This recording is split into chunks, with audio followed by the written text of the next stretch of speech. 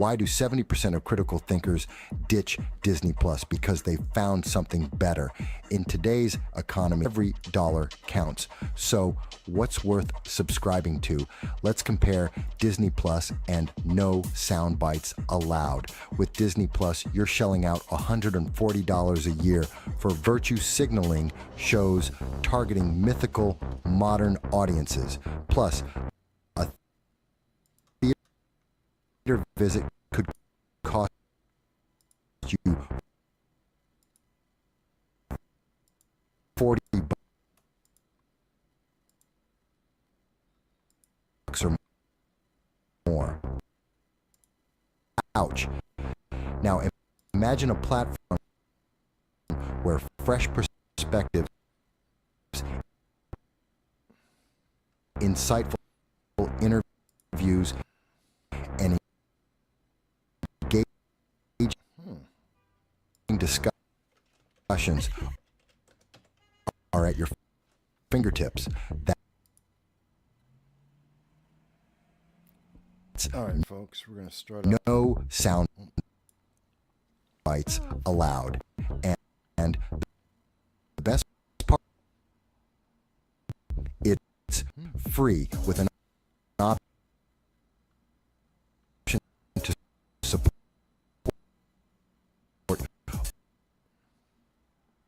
only if you choose, while Disney virtue signal check boxes bites allowed offers real talk analysis, perfect for those who crave depth and break the bank for entertainment. Subscribe to No Soundbites Allowed and enjoy meaningful content without lag. Okay, that's a little weird. Well, that was a little weird with the intro. I'm not sure why it was doing that. It shouldn't have been. There may be an issue with the system. I don't think there is, but I hope everyone is doing well. Hello and welcome. Thank you for joining us. This is No Soundbites Allowed. I am your host, Michael Voss, the political dragon here in our offices in the Bronx, New York. It is October 27th. It is 2:30 p.m. Eastern Standard Time, and I'm happy to be able to join you. We're 8 days away from the 2024 election, and there is a lot that is happening both in the United States and around the world that will affect each and every one of our lives. And we're going to be happy to have that conversation with you to make sure that you can make up your mind on everything, on what you need to do to be able to do the best you can in these very challenging days. Now, I apologize if my voice sounds a little bit off. I think I'm getting a cold or I haven't had enough caffeine. I can't quite figure out which one is the case. But we'll move on through no matter what. But what I want to say is the reason why we do this every week, we've been doing this for well over 1,300 videos, live streams, news events, because we believe in the First Amendment. We believe it is a right for everyone in the world that you get to speak about the issues that affect your life, whether or not your government enjoys it, whether or not the internet overlords like it.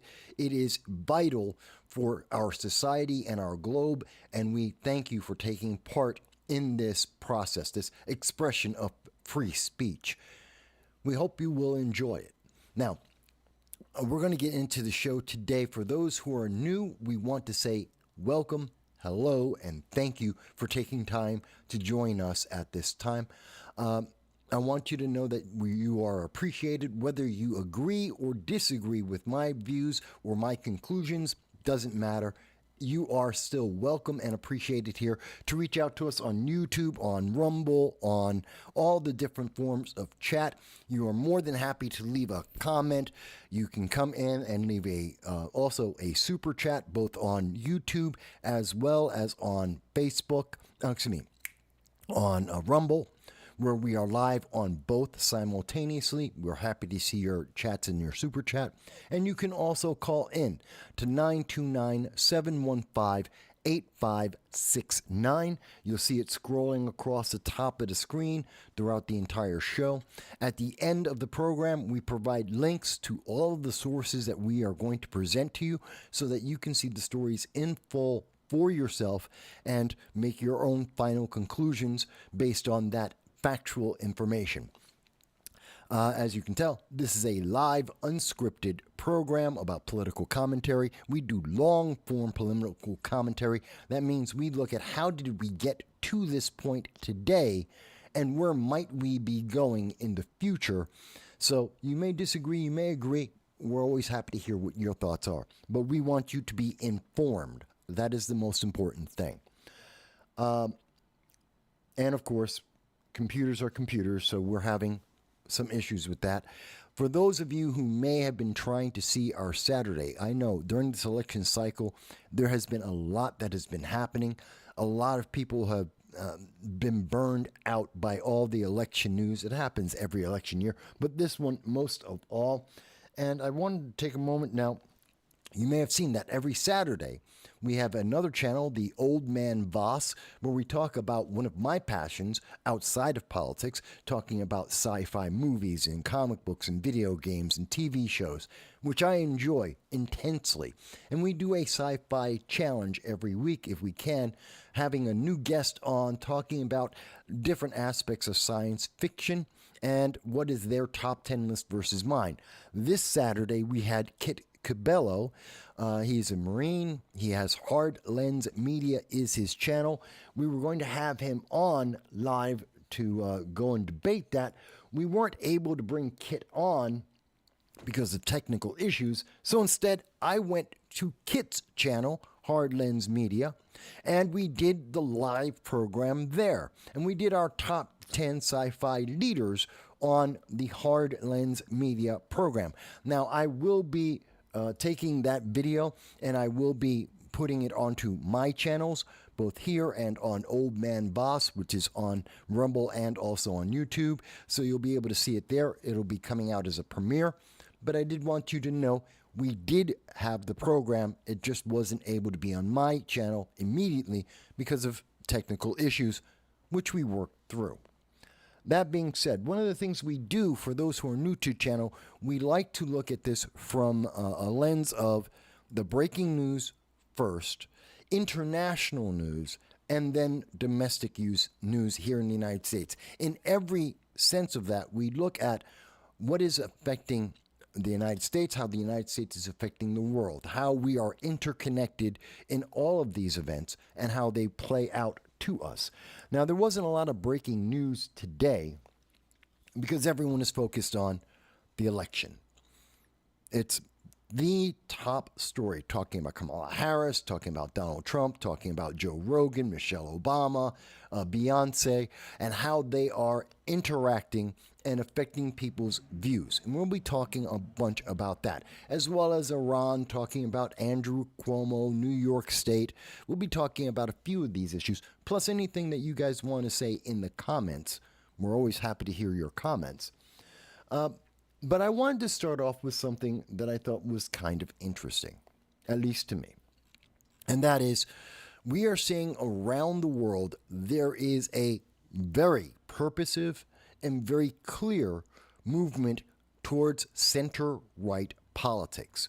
Throughout all of Europe, the EU, which many Democrats have been pointing to as the direction that the United States needs to go into, the far left often quote and point at Europe being the model that the United States needs to emulate more and more. Well, that model has changed. That viewpoint in Europe has changed. It has gone from a far left, more socialist point of view, and it has been, well, in the United States, we would consider them moderate Democrats, but they have been taking on that viewpoint. They have been abandoning many of their far left policies, many of the progressive ideology that they have been following for decades, and they are slowly but very surely and very clearly getting rid of it because it doesn't work. It has never worked to their advantage. It has only been a problem, a plague on each and every one of their countries and the EU as a whole. And we're seeing it again.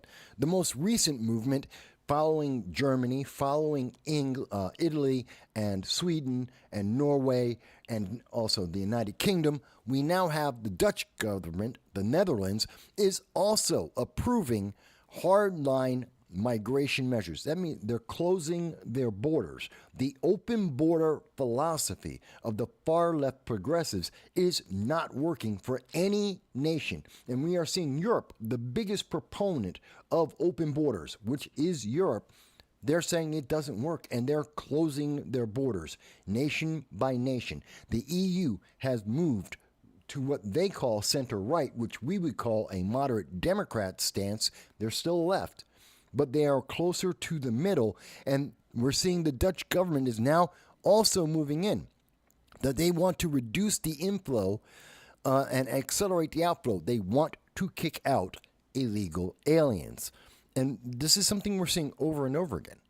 The Netherlands, according to Newsweek on October 25th, 2 days ago, Friday, the Netherlands has become the latest European nation to take a hardline stance against illegal immigration by announcing a raft of tough measures, including the reintroduction of border checks. They're closing their border.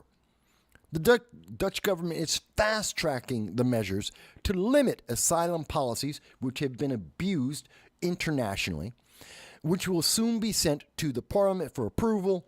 Key proposals include tightening family reunification rules for asylum seekers. So saying my third cousin is my member of my family, my third cousin twice removed, and he needs to come into this country just like I did because of asylum is no longer a justifiable reason. Shortening the temporary visa durations. You don't get to stay in my country for 10 years on a temporary visa. No, it's going to be more like 1, 2, 3 years. It's shortening that down. You don't get to stay here extended and then claim, well, I live here now. You can't kick me out. And designating some areas of Syria as safe, allowing authorities to deny asylum. So just because you're in the Middle East, and in particular Syria, which has had a civil war ongoing for over a decade, does not mean you get to go and waltz into my country. You don't have free passage just because you're in a region of the world that is problematic. You actually have to have a legitimate asylum claim. It's not enough to just say, my country sucks. I want to come to your country because it's better. And so we are starting to see this over and over again. Now, I do see some comments here, and I do want to say, user has been banned is the first one to comment today. Thank you, user. And user says, Kamala's face swap with an obituary pic of McDonald's. There's been a lot of memes out there making fun of Kamala and her work at McDonald's, her supposed working at McDonald's, and they've been taking her face. It is it's not a real image. It is a edited, doctored image, if you have seen it, which shows Kamala Harris in a blue McDonald's uniform from, that'd be about the 1970s, 1980s, and it shows her in that uniform. That's not real. So if you've seen it, it's not a real image, but it has been going around since Donald Trump did go to McDonald's, worked there for about 15 minutes, serving people fries. That was a staged event, but even so, he did work the fry machine. He did serve people some of those fries. He put in more time at McDonald's than Kamala Harris has. So thank you for bringing that up. It is a funny event. But it kind of goes with what we're seeing here in the United States, where we're seeing more people are focused on what's happening domestically, on making our nation work. And we're seeing that many of other nations are looking at the problems with the open borders that take away jobs from individuals, that make our nation less safe, open borders that have allowed unfettered access to the United States, and that has destroyed our infrastructure. And there are politicians that get it, that are closer to the average citizen, and some have no clue what's going on in our lives. You know, some of them have refrigerators full of ice cream, Nancy Pelosi, who live on palatial, walled off houses and complexes, apartment complexes that cost $15,000 a month, AOC, and Chuck Schumer, and they have no connection to the average American citizen. And that's why they're not getting it.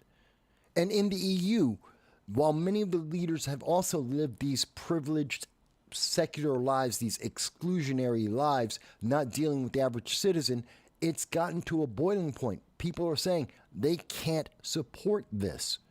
Just having people enter your nation randomly, constantly, taking all of your resources, all of your taxes, destroying your infrastructure is not a benefit.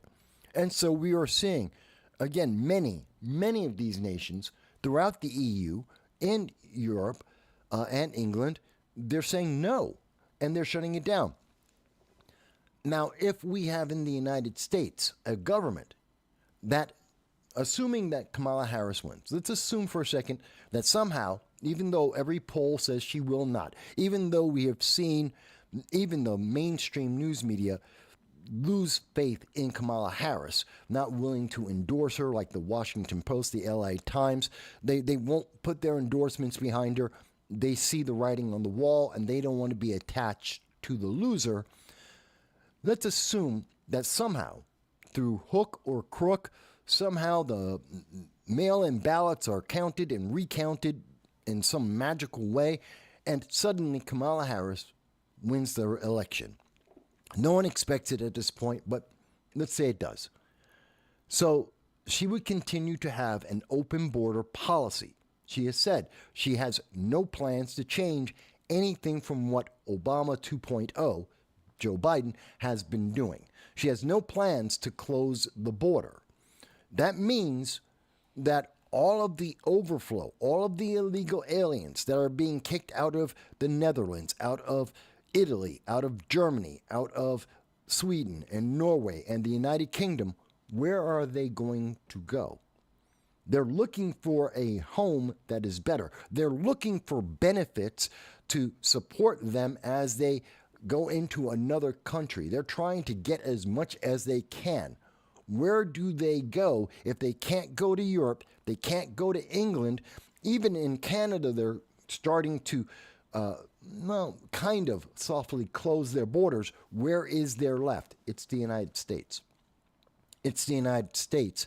If we have a left-leaning government, if we have Kamala Harris and control of the Congress and the Senate under Democrats, they're going to maintain an open border policy for as long as they can. Whether it's Kamala in or whether they have control of the House and the Senate, they will keep the border open as long as they can because, again, just like she said to Anderson Cooper, Kamala Harris said to Anderson Cooper in a CNN town hall just a couple of days ago, she said, the goal is to have a path to citizenship for these illegal aliens that have not been vetted, that have entered the nation illegally, breaking our laws, that are breaking our infrastructure. She wants to make them into citizens who will be beholden to the Democratic Party to maintain their power, because every one of those illegal aliens knows their citizenship is tied directly to Democratic control. And if they don't have Democrats in control, they may lose that temporary citizenship status. They may be kicked out of the country. They will lose all the benefits that they have received on taxpayer backs. And therefore, they want to support Democrats. So this is a plan, a scheme, a long-term scheme to benefit Democrats and maintain their power base. This isn't in the best interest of the United States. It's not in the best interest of our cities, like New York City, Boston, Chicago, Detroit, Baltimore, L.A., Aurora, Colorado. We can go Austin, Texas. You can go around the nation.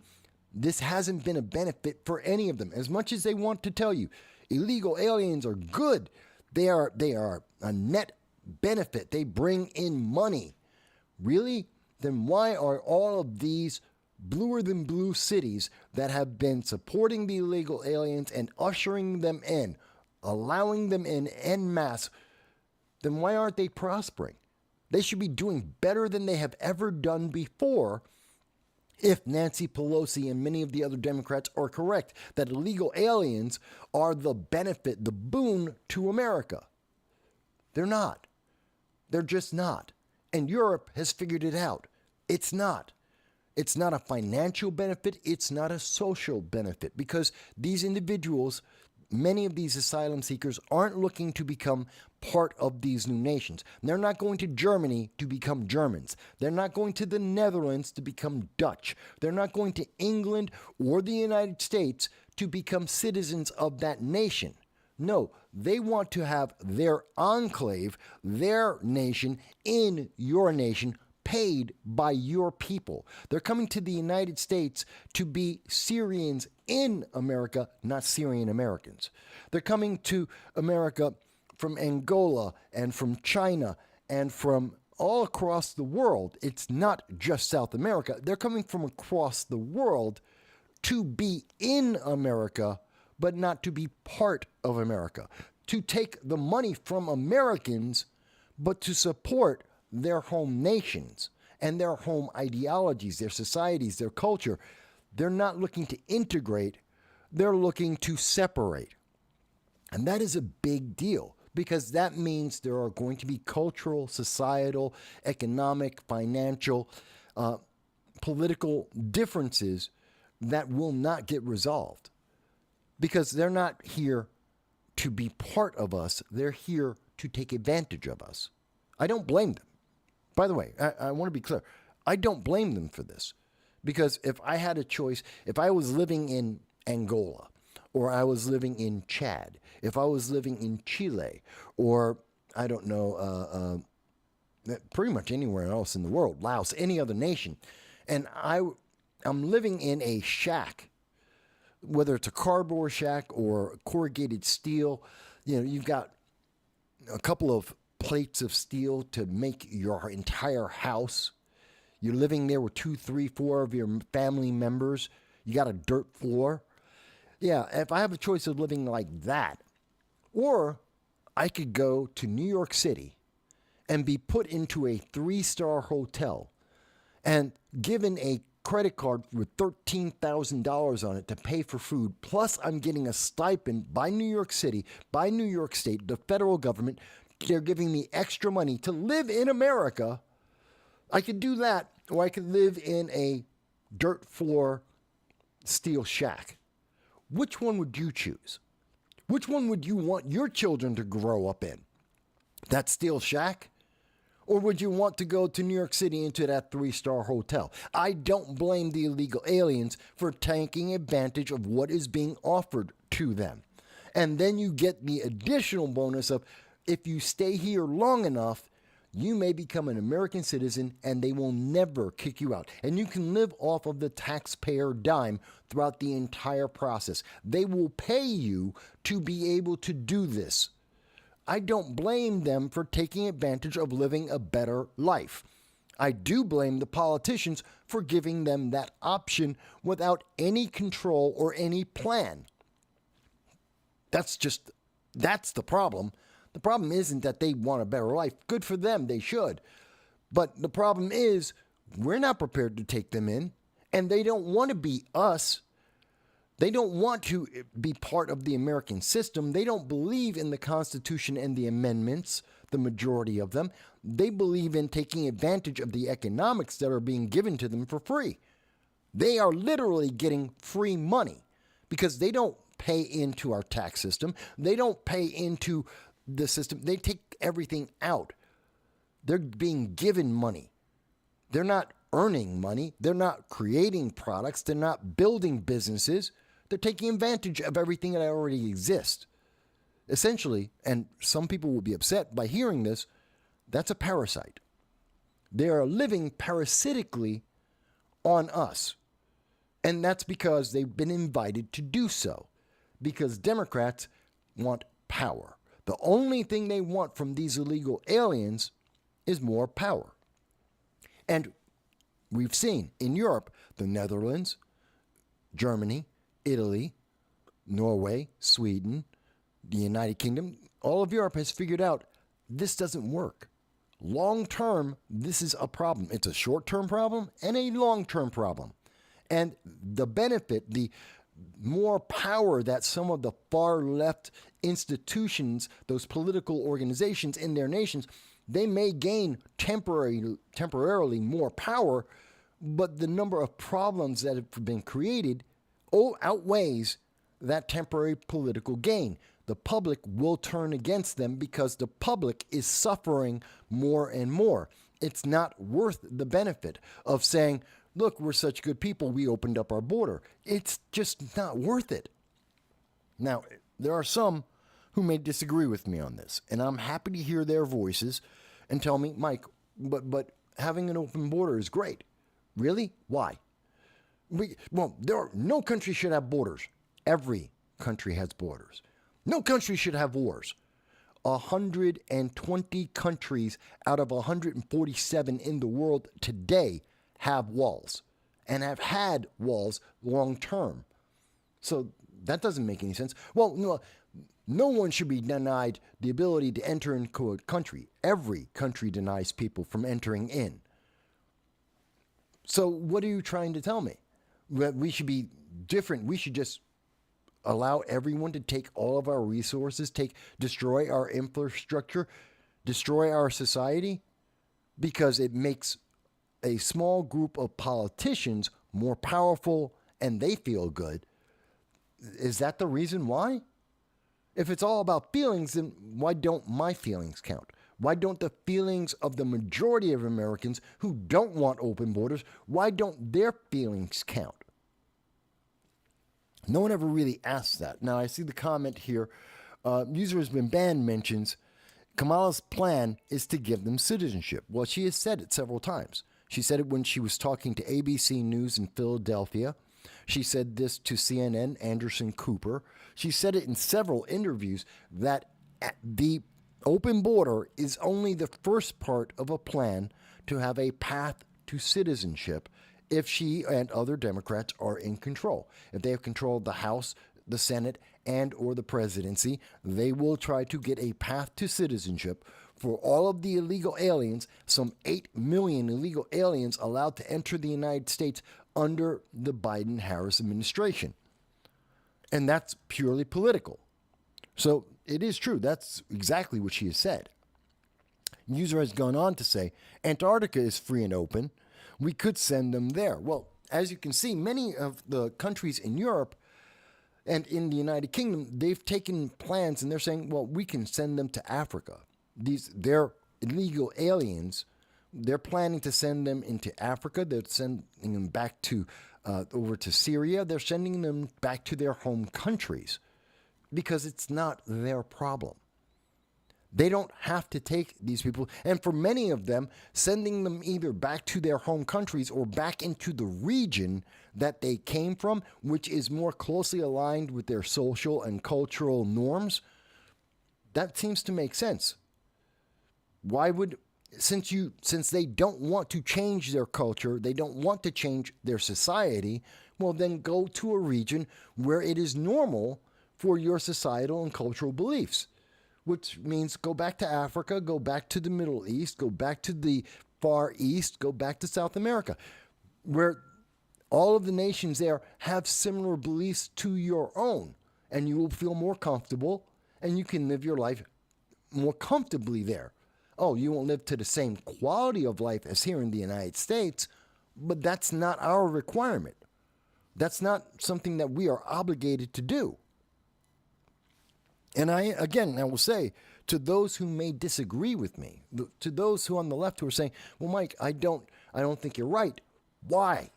I have to ask this question, and this is a question we should be asking as we go through the next 8 days before the election. If you haven't voted, and most people have not, 80% of people have not voted yet, the question that you have to ask as you are going into that voting booth, and before you just vote straight down the line, whatever party you may be, take a moment and consider what the consequence of that is.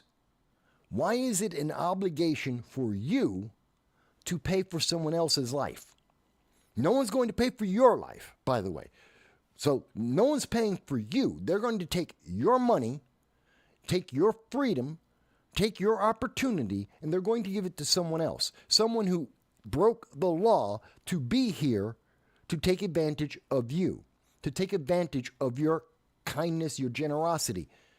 Why is it an obligation? Why must you make sure their quality of life is higher than your own quality of life? Because I'm not living in a 3-star hotel. And I'm absolutely sure 99% of the people who are watching this video, either long-term or short-term, 99% of you aren't staying and living in a 3-star, 4-star, 5-star hotel right now. I am absolutely sure 99.5% of everybody who is watching this video right now, you're not getting $60,000 per person in your family, not per family, per person in your family. New York State, your local state, the federal government are not giving you checks paying for $60,000 per person in your family. They're not doing it. Even if you're getting food stamps, even if you're getting government aid, they're not giving you that much money. I guarantee it. You're not getting a credit card worth $13,000 on top of all the other aid you are getting. The government is not giving you a $13,000 credit card saying go and buy lunch every day. You're not getting that. You're paying for it, but you're not getting that. So why do you want to give it to someone else? Especially at this moment where we are in a recession. We are absolutely in a recession at this time. We have been since August of 2022 when they changed the definition of what a financial recession is, so that they didn't have to say that the Biden-Harris administration brought America into a recession. They literally changed the economic definition so they didn't have to admit that. And that recession is going to continue until at least, at the soonest, 2026. Doesn't matter who gets elected, whether it's Trump or it's Kamala Harris, you will see that the United States will continue to be in a recession throughout all of 2025. It is beyond anyone's ability to change that year within 2025. It'll take at least a year, if not more, to get out of the recession we currently have been in for over 2 years. Now, John Cordisco says, but Mike, yeah, I know, I get that a lot. A lot of people say, but. No, but this is the reality. This is the fact. This is the truth. So if you're, I want you to understand, Trump may, and I am voting for Donald Trump. I do believe he is the best candidate right now. Not Jill Stein, not Dr. Cornel West, not Chase Oliver, not Kamala Harris, not RFK. Yes, Donald Trump, I believe, is the best. Absolutely. Hands down, he is the best candidate. And even he, with his business acumen, whether you like it or not, he has business success. He successfully was president for 4 years. We did prosper under him in the past. And even with him trying to make the many changes he has told us about, he's not going to be able to end the recession in 2025. It'll be at the earliest 2026. And throughout the show today, I'll explain why I think that's the case.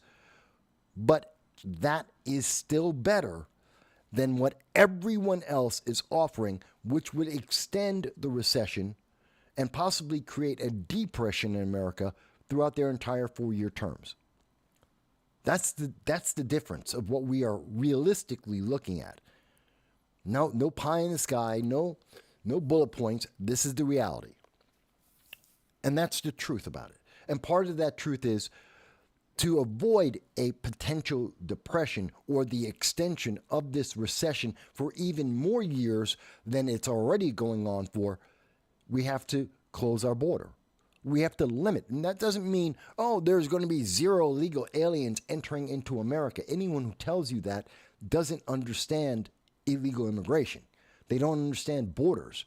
Every country has illegal aliens that enter in. You cannot secure every inch of every border in any nation, no matter what their size is. It's impossible. There's always a way to break in. The question is, how many are doing that?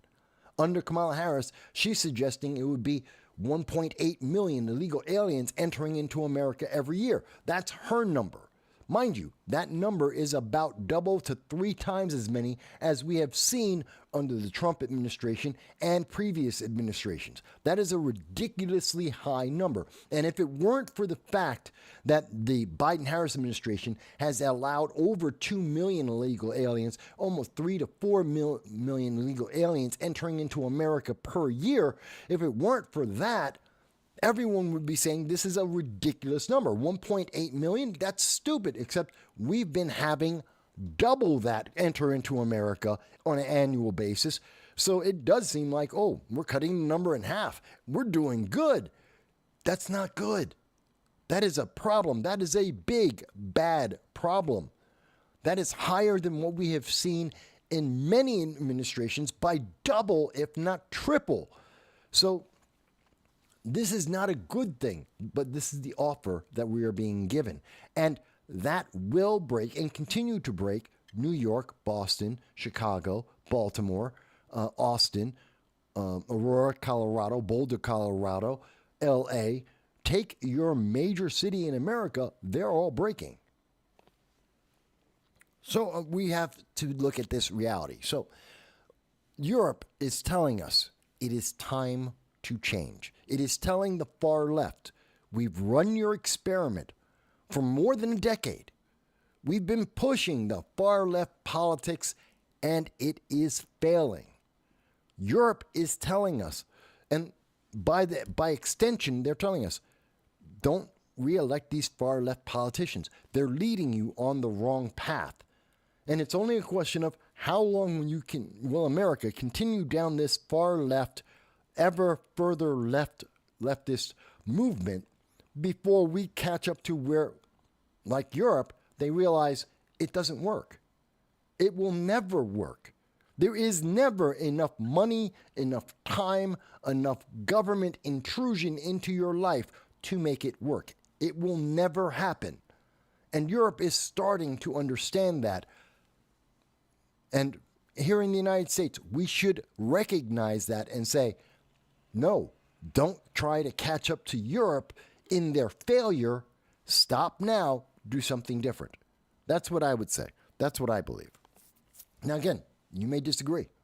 And I'm happy to hear, whether it's in chat or super chat or call in, I'm happy to hear your voices and tell me, Mike, but you don't understand. Okay, what don't I understand? What have I said that isn't correct? The facts, all the facts I've given you are correct. My conclusion is, don't keep moving left. How is that not correct when that's what all the evidence, all the facts, the empirical data tell us that? Let me go on. Because our election isn't just going to be affected by the open border. It's not just a question of whether or not we keep open borders, which will absolutely continue to put pressure on our economy and continue to allow America to be in a recession, possibly into a depression. What else is going on? Well, looking internationally, and this is coming from Reuters from yesterday, the 26th in the evening, Israel and Iran have been trading blows.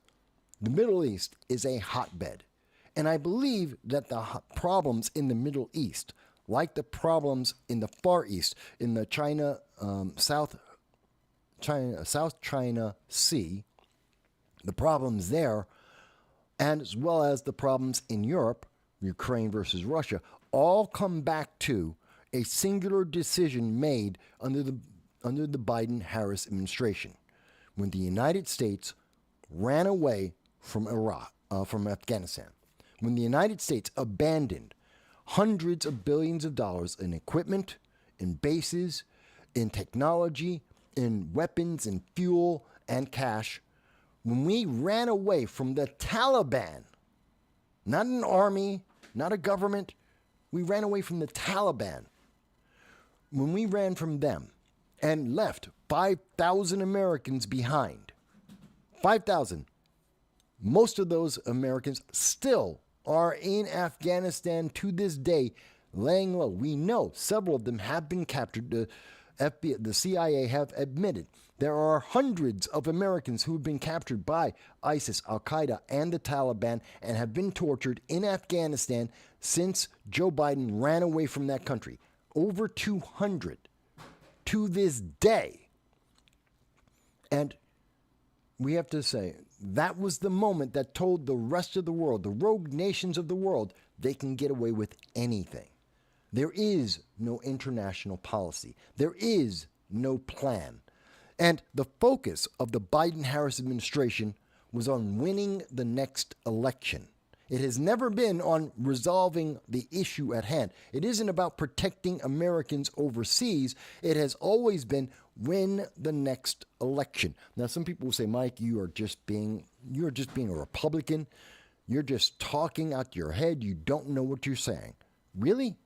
Because we know for a fact, September 1st, 2021, Joe Biden said that there were 100 Americans that he was abandoning. So he started the process saying, I'm going to abandon Americans. The question is, how many am I going to abandon? He thought that that was a fair exchange. Now, you ask me, I don't think leaving any civilian behind is worthwhile. No, I don't believe. Zero Americans should be abandoned ever, period. But he said 100 was okay, and he thought he would get away with it.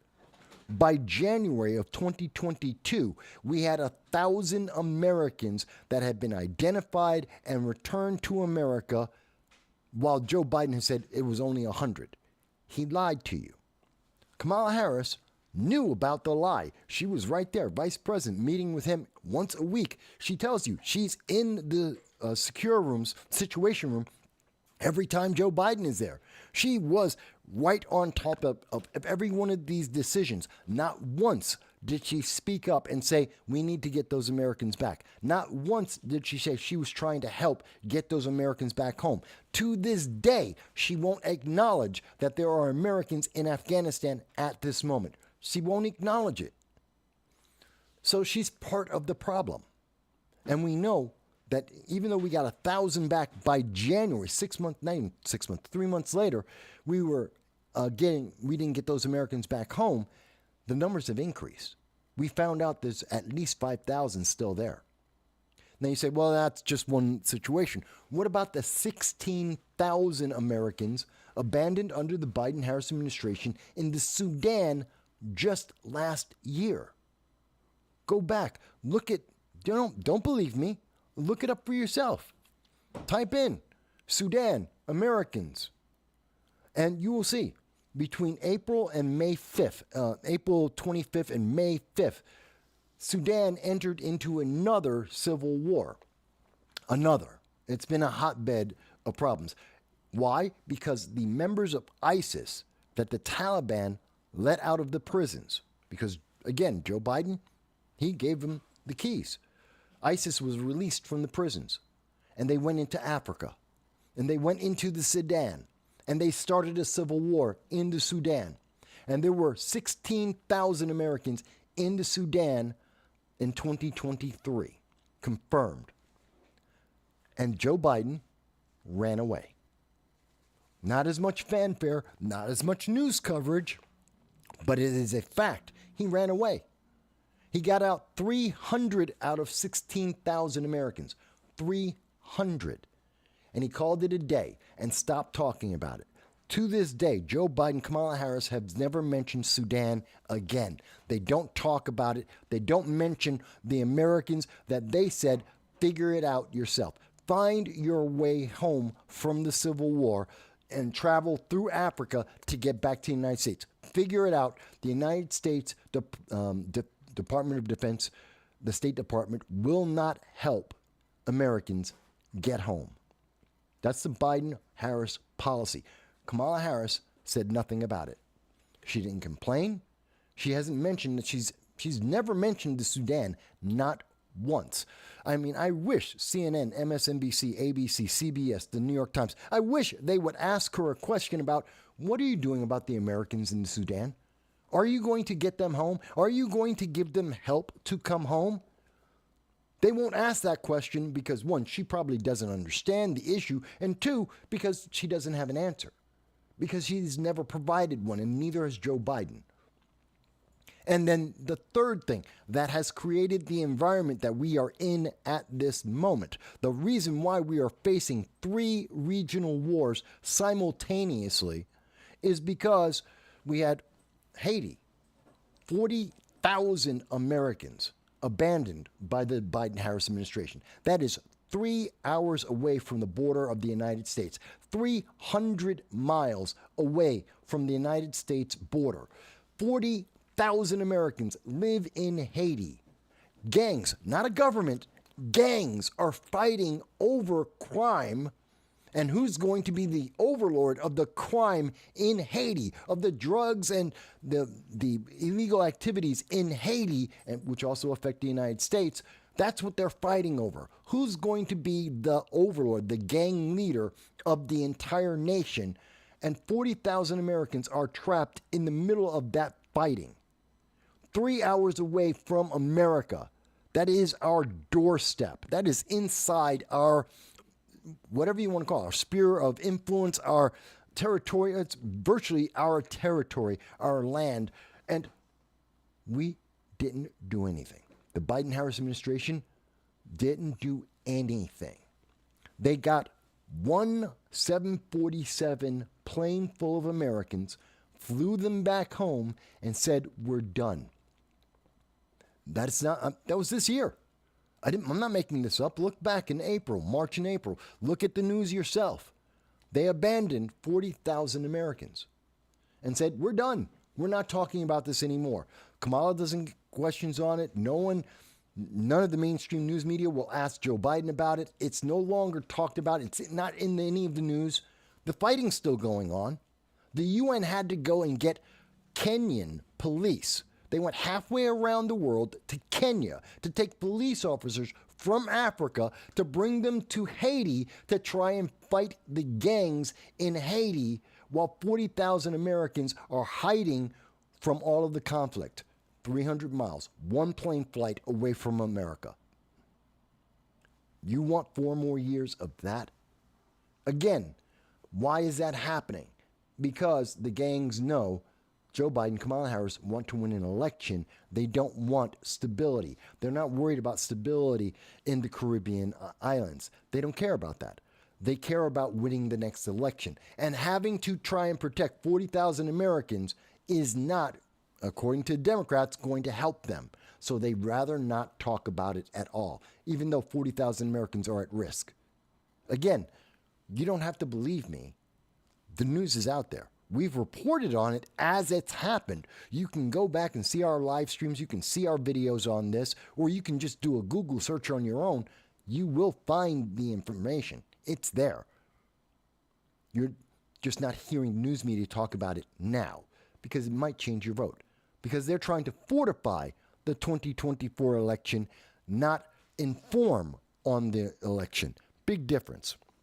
And so we're seeing with Iran, seeing all of that happen, Iran said, well, this is the time that they can attack Israel because Joe Biden, Kamala Harris are so busy trying to win the next election, they don't want to be involved. Iran has a free hand. This is as important to Iran as when John Kerry made sure, announced to the world, the Iran nuclear deal.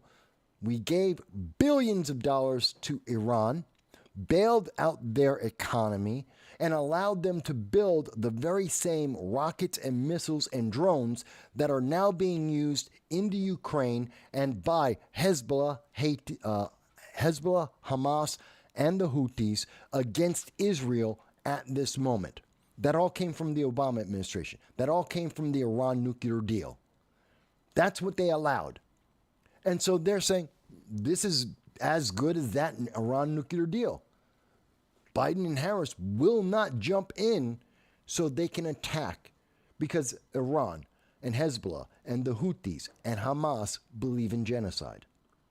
They have promised genocide. They have written about genocide. They have done public speeches about this. They have actually taken actions like on October 7th of 2023 to commit acts of genocide. This is the reality. And because of the weakness of Biden and Kamala Harris and their inability to show strength and support our only ally in the Middle East, Iran, for the first time in the history since the Ayatollah took over Iran in 1980, for the first time, Iran directly attacked Israel. Not just their puppets. We're not talking about another barrage from Hezbollah or another attack of civilians by Hamas. We're not talking about the Red Sea being bombed and the Houthis sending over rockets. We're talking about Iran itself directly fired on Israel. Something they have never done before because they were always afraid that the United States would get involved, and they could not withstand that. But they think under the Biden-Harris administration, under the current view of the far-left Democrats, they can get away with it. And they did. And they did. So they did it a second time. A second time that Iran attacked Israel. You don't have to like Israel. I'm not telling you to like Israel. I'm not telling you to agree with every single step that Israel has done. Although virtually everything they have done in terms of October 7th has been retaliation. It has been defensive. You may think they have gone overboard on that, but they are all under the terms of retaliation. They were attacked by Hamas, their civilians, and our civilians were attacked by Hamas. Hezbollah attacked Israel. The Houthis attacked Israel. Iran attacked Israel. Not the other way around. Not the other way around. And remember, we should be involved in this. Iran knows we should be involved. Why? 32 Americans were killed on October 7th. 32. 22 Americans were taken hostage on October 7th. 22. We got 3 of them back. 2 older women and a child. That was in November of 2023. And Hamas has refused to give us a single other civilian. We know that 2 of those American hostages, now we're down to 19. Of the 19 that remained, 2 were killed by Hamas. Not by Israel, not by anything, by Hamas directly. The most recent being a month and a half ago, a 22-year-old American shot just before he could be rescued by Israel and sent back home to his loving family. To spite Israel and the United States, Hamas killed him rather than allow him to be rescued, knowing fully well that Joe Biden and Kamala Harris would do nothing about it, would just let it go, wouldn't even speak about it. This is their number one obligation. The president is required. It is an obligation, not just by oath, but by duty, to protect every single American citizen overseas, to protect the American people. That is the number one job of the government. Every government. I don't care what kind of government you want to talk about. The number one thing they are supposed to do is to protect the people. And Joe Biden did nothing. Kamala Harris said nothing, did nothing, as Hamas murdered a young American, 22-year-old, on the verge of him being rescued and sent back to his family. And they did nothing. This is why Iran attacked Israel for the second time. Because they knew they could. Because they knew they could get away with it. Because this isn't Trump. This isn't any other president might have done something. Trump absolutely would do something. But we have Biden and Harris in. And they're not willing to do anything because they might not win the election. Because it is more important to them to win the election than to actually support the American people. And so Iran and Israel have gone back and forth, and people have said, well, this could escalate the situation. No, it won't. No, it won't. Because we're too close to the election. The reason why they've been trading blows now is kind of like what you see just before a ceasefire or the end of a war. You see an increase in the amount of activity of fighting. You see an increase in the number of attempts to take more land or to beat the enemy. Why? Because it's all over. They know they're at the end. This is it. Whatever they can get for this last moment, that's it, and then they won't be able to continue to fight. We all can see that Trump is going to win. Knowing Donald Trump, in the 4 years of Trump being president, Iran knows what they can expect. They will be cowed. They will be limited. They will not be able to have the free reign they have right now. Trump isn't worried about the next election. He's worried about protecting America and American citizens and American interests. He's worried about protecting our allies, which is what he did the first 4 years, and he's doing it, and he's promised to do it again. No one in the world doubts those are his objectives. You may not like those objectives. You may disagree with the way he fulfills those objectives, but no one doubts these are his objectives.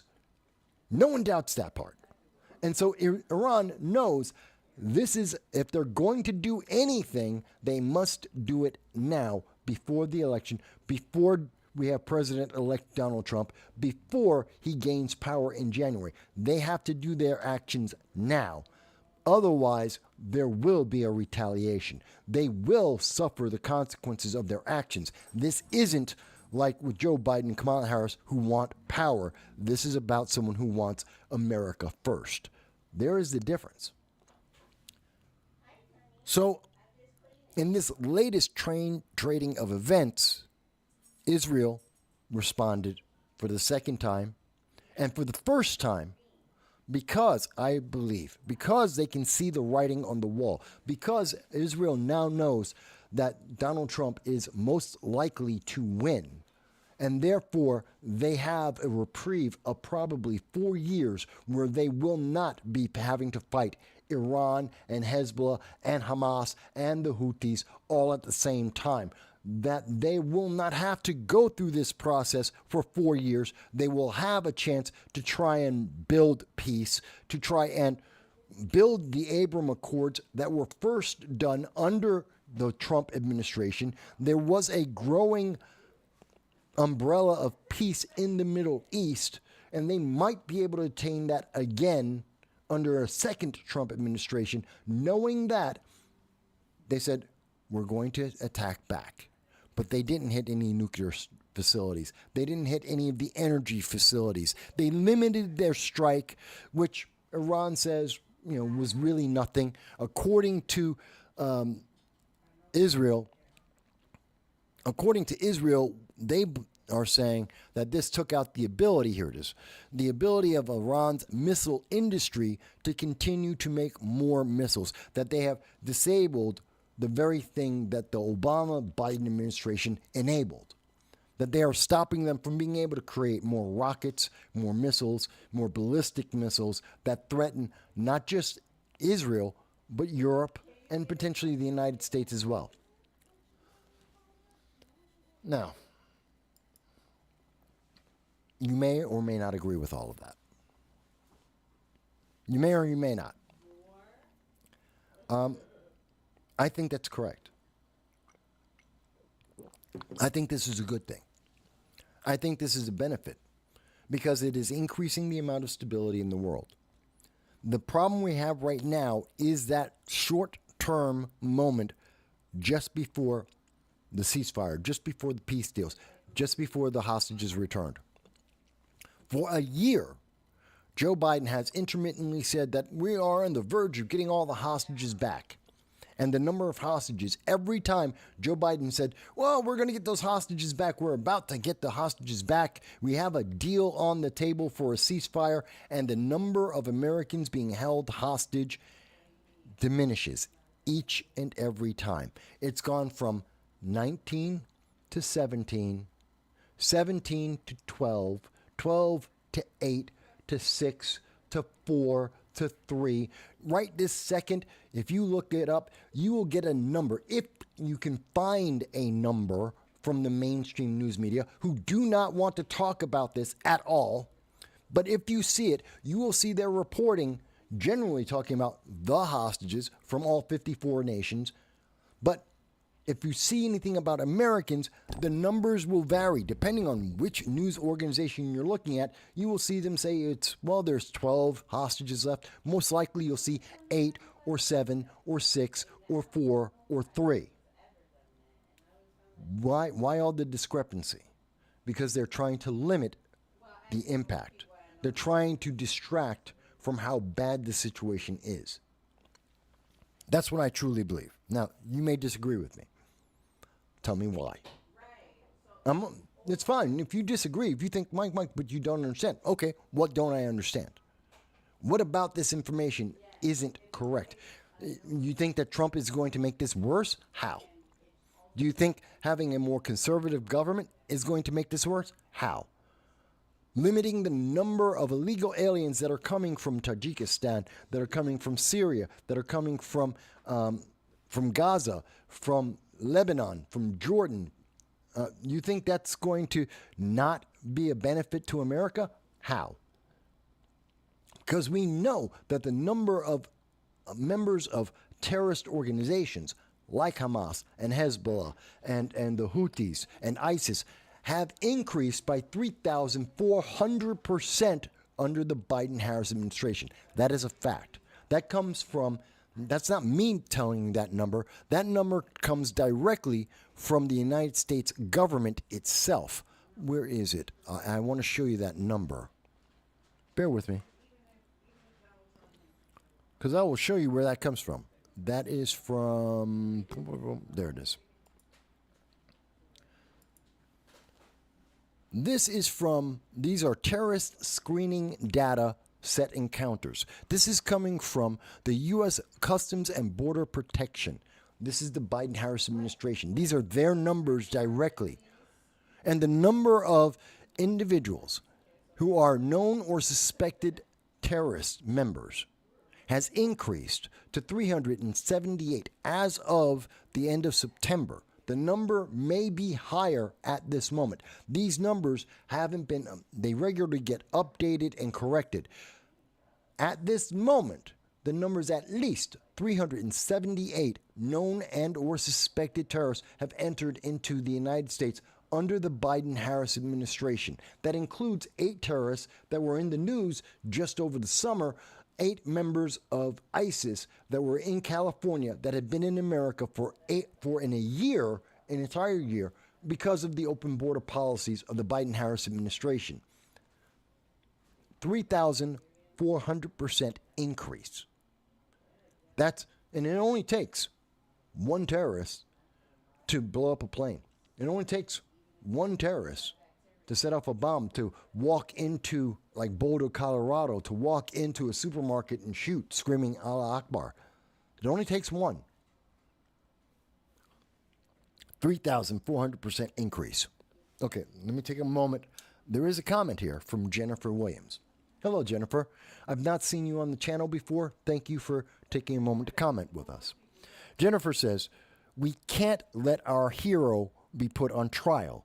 He's been charged with conspiracy to defraud the United States, conspiracy against rights, forgery. It would be beyond embarrassing, and we'd all look shameful. I believe you're talking about Donald Trump and some of the charges that have been, or alleged charges against Donald Trump. And I think most of those charges go away. I think even Democrats have accepted and believe it's not real, that there is no substantial charge against Donald Trump. It is a lot of political theater. These are charges that only exist because Democrats think they can win. These are not charges that will stand up. We've already seen the Supreme Court say several of these charges should never have been placed against him because it falls under the prior presidential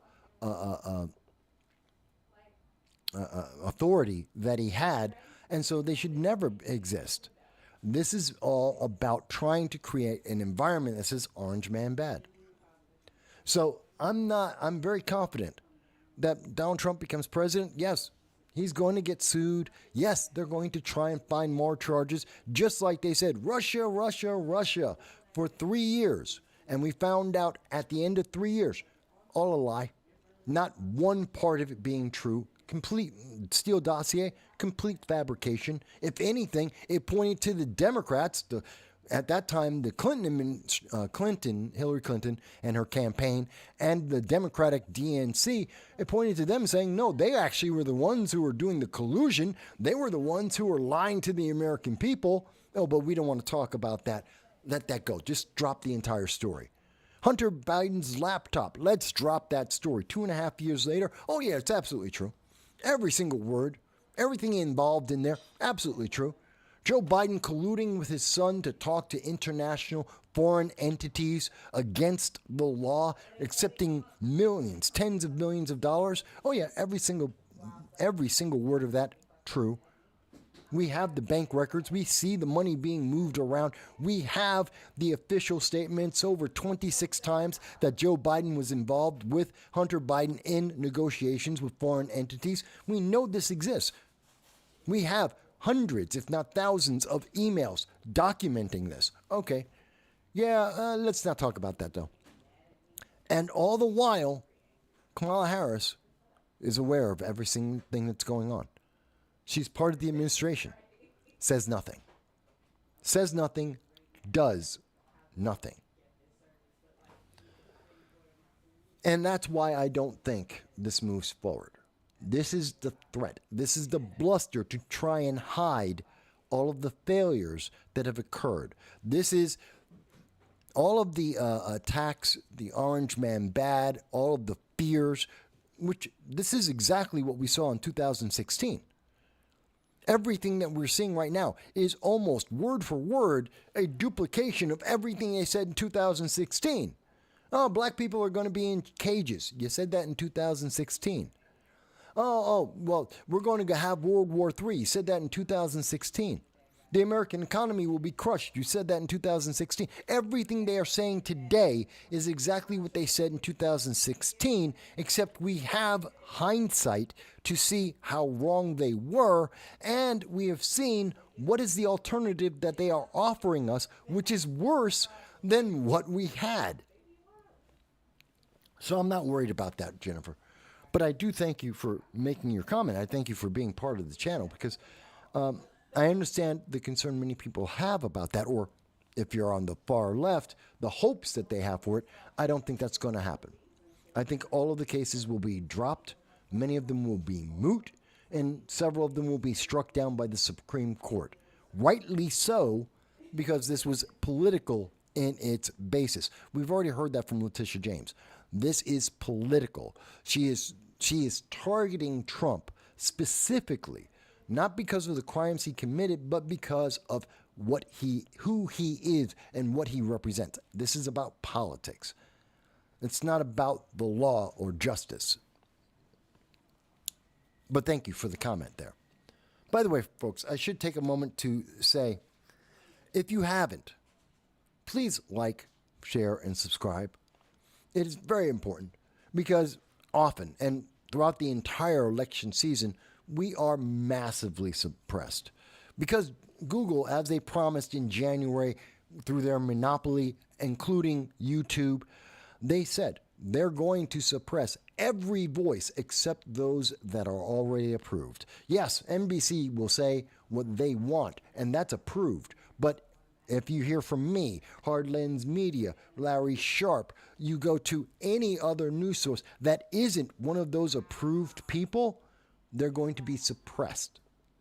Joe Rogan was suppressed.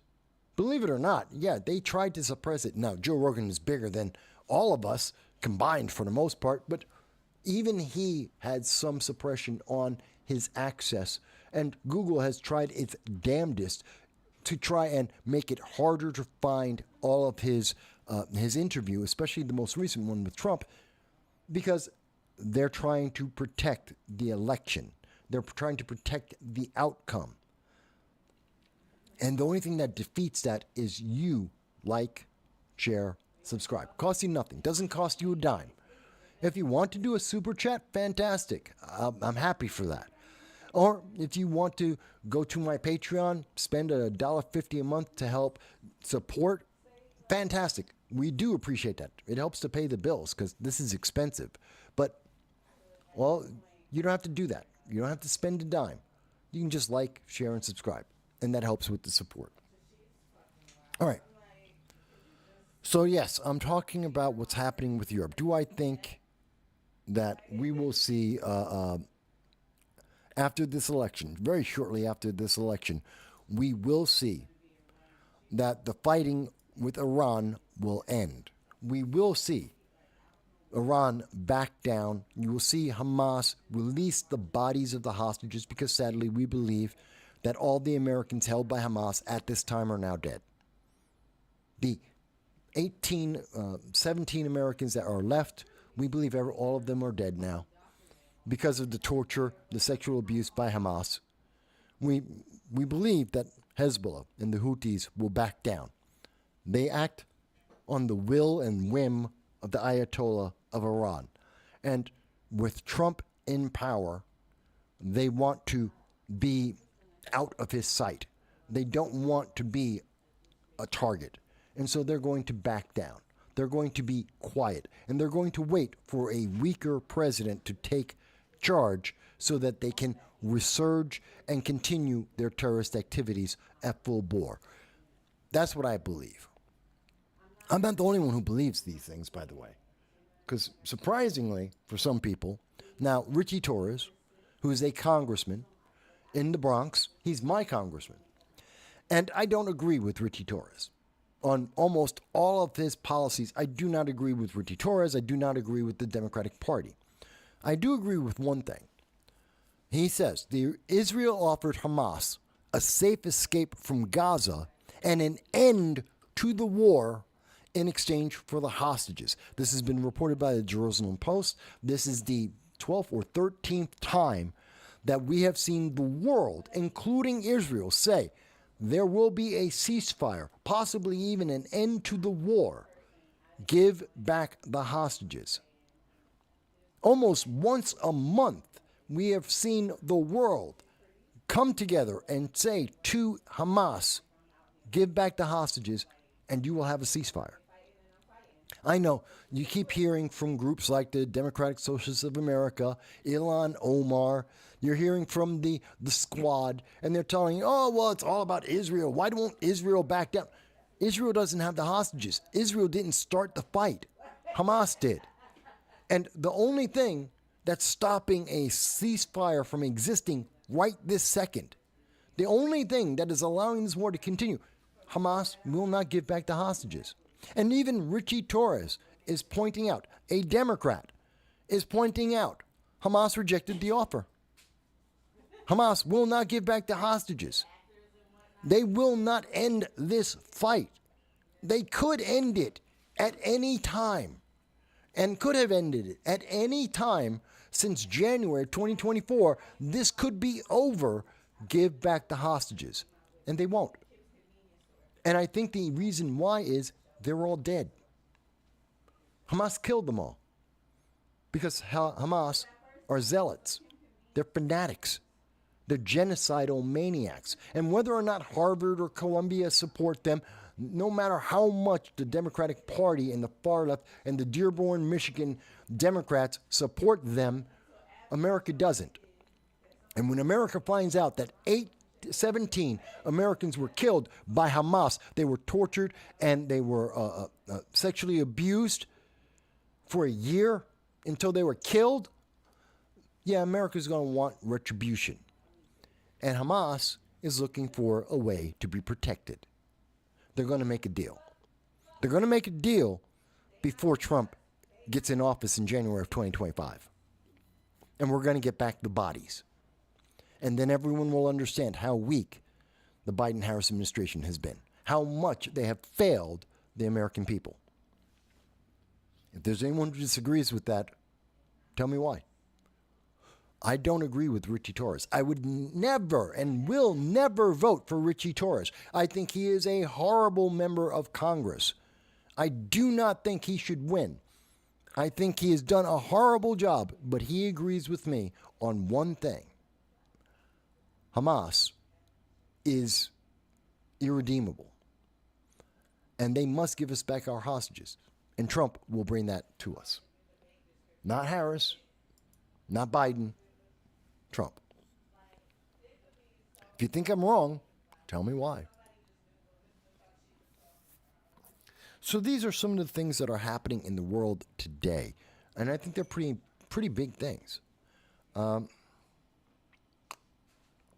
Excuse me. Again, my voice, I think I'm getting a cold. Got a headache. I don't know. Could be. But I truly believe that what we are seeing happening with the election is going to determine how we interact with the rest of the world, whether it be China, Europe, Russia, Iran, the Middle East. It's all centered around what's going to happen with this election. The world looks at Kamala Harris and considers her weak. The world looks at Donald Trump and considers him strong. I often have this argument. A friend of mine is Larry Sharp. And I talk with Larry. I've known him for, 8 years, almost 10 years now. And when we get together, Larry and I will have a conversation. We're talking about the election.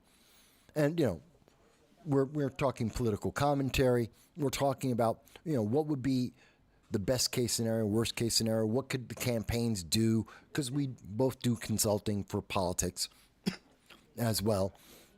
And we say, well, what would you recommend to this campaign? Could they turn it around? What would be the strategies they would use to turn it around? We have these conversations. And often I hear my friend Larry say, you know what? Donald Trump shows strength. The world recognizes Donald Trump is strong. He's a strong leader. He's very authoritative, not authoritarian, but authoritative in the way that he speaks. The problem for Trump is, the one thing that's been holding back Trump is empathy. That's his biggest problem. That is his biggest weakness in terms of election, in terms of getting along with world leaders, is he's not very empathetic. My thing is, he doesn't have to be. He has been, and I believe will be, the President of the United States. He can talk softly and carry a big stick. He can talk loudly and carry a big stick. He's the American president. He needs strength. The world reacts to the strength. And whether you like him is irrelevant to the fact that he gets the job done. He is efficient. He is effective. And in being effective and efficient is strength. Those things come together. My friend Larry said, but empathy is important. People have to like him. It's kind of like with Obama. People want to have a beer. They wanted to have a beer with Obama, except Obama doesn't drink beer. He drinks wine. He's a leftist. But they would want to have a drink with Obama. They liked Obama. Okay, but Obama was weak. Obama was a failure. He was inefficient. He was ineffective. I don't care about having a drink with Obama. I'd rather have a strong president that is effective and efficient. Now, that's my point of view. My friend Larry Sharp, who's a libertarian, has a very different point of view. And our political commentary reflects that. I'm not saying that my friend Larry is wrong. I'm not saying he's right. I'm saying different. But to address that empathy, we have seen that there has been a change. And that change has been that Joe Rogan had Donald Trump on. And Donald Trump spoke with Joe Rogan for 3 hours. That was incredible. That was massive. And the world took notice. Now, as of this moment, what do we got? 29 million views. Let me refresh this just to make sure. To give if you want to get your... get out of here. I don't want this. Sorry. Give me 5 seconds here. to get this off. I hate these commercials. I know, we all hate these commercials. I don't even get commercials. I wish I could. Okay. So, they're not paying me for any commercials, so they don't get to have a commercial on my channel. So I see that it's been, 29 million views. This is in 24 hours. 24 hours, and Donald Trump has gotten 29 million views on YouTube alone. That doesn't count what's happening on Spotify, any of the other rebroadcasts. Just on the one channel, 29 million views of Donald Trump talking for 3 hours with Joe Rogan about Donald Trump, about empathy, about the very thing that my friend Larry Sharp was looking for. It gave him everything he wanted. He talked about third parties. He talked about RFK. He talked about Maha. Now, let me take a step here. Some people you may have heard about this idea that's been talked about a lot in the third party realm. A lot of third party candidates and independents have been talking about Maha, which is kind of a take on MAGA. Whereas MAGA is Make America Great Again, Maha, which is coming from RFK Jr., is Make America Healthy Again. That's what Maha means, M-A-H-A. And when Donald Trump took in RFK into his wing as part of the 2024 campaign, the Maha movement that had always been part of RFK Jr. has now become part of the MAGA movement, of the Donald Trump movement. It's been incorporated into there, which has been a benefit for third parties, has been a benefit for everyone who's worried about health care in America.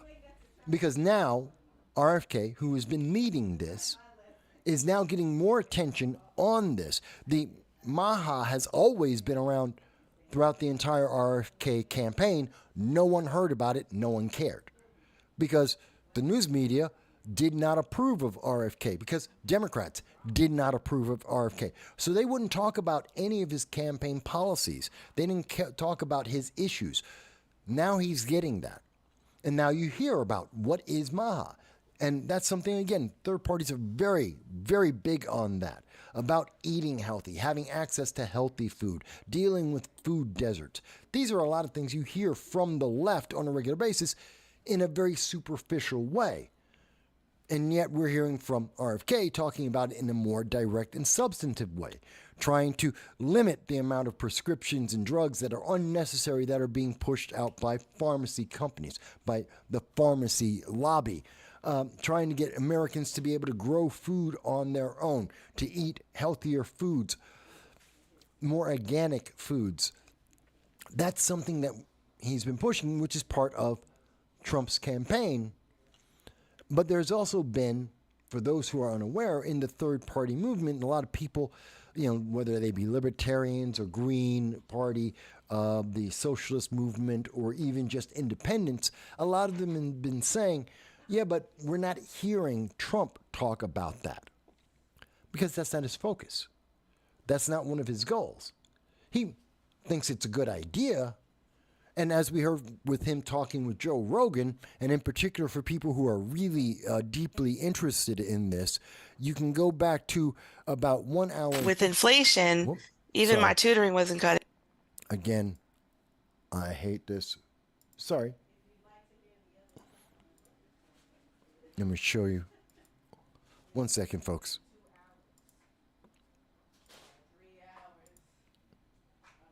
Okay, so going back to, if you go to, and again, the links will be in the description, but if you go to 1 hour, 58 minutes into the conversation between Joe Rogan and Donald Trump, that's where they're talking about the Maha movement. And they're talking specifically about how is Donald Trump addressing this? Because this isn't one of his focal points. It's not a focal point for most Americans.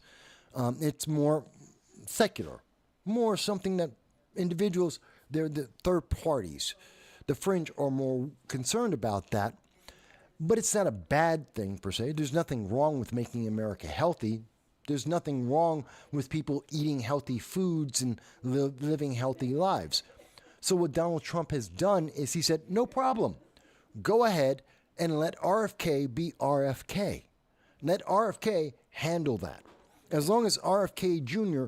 doesn't interfere with the energy development that Donald Trump does care about, that directly affects the economy, that directly affects inflation, that directly affects whether or not America will be in a recession or go into a depression, as long as RFK stays away from that and he wants to promote healthy American lifestyles, Donald Trump is more than happy to allow him to do that and give him the ability to do that. I know there's a lot of people who are interested in that.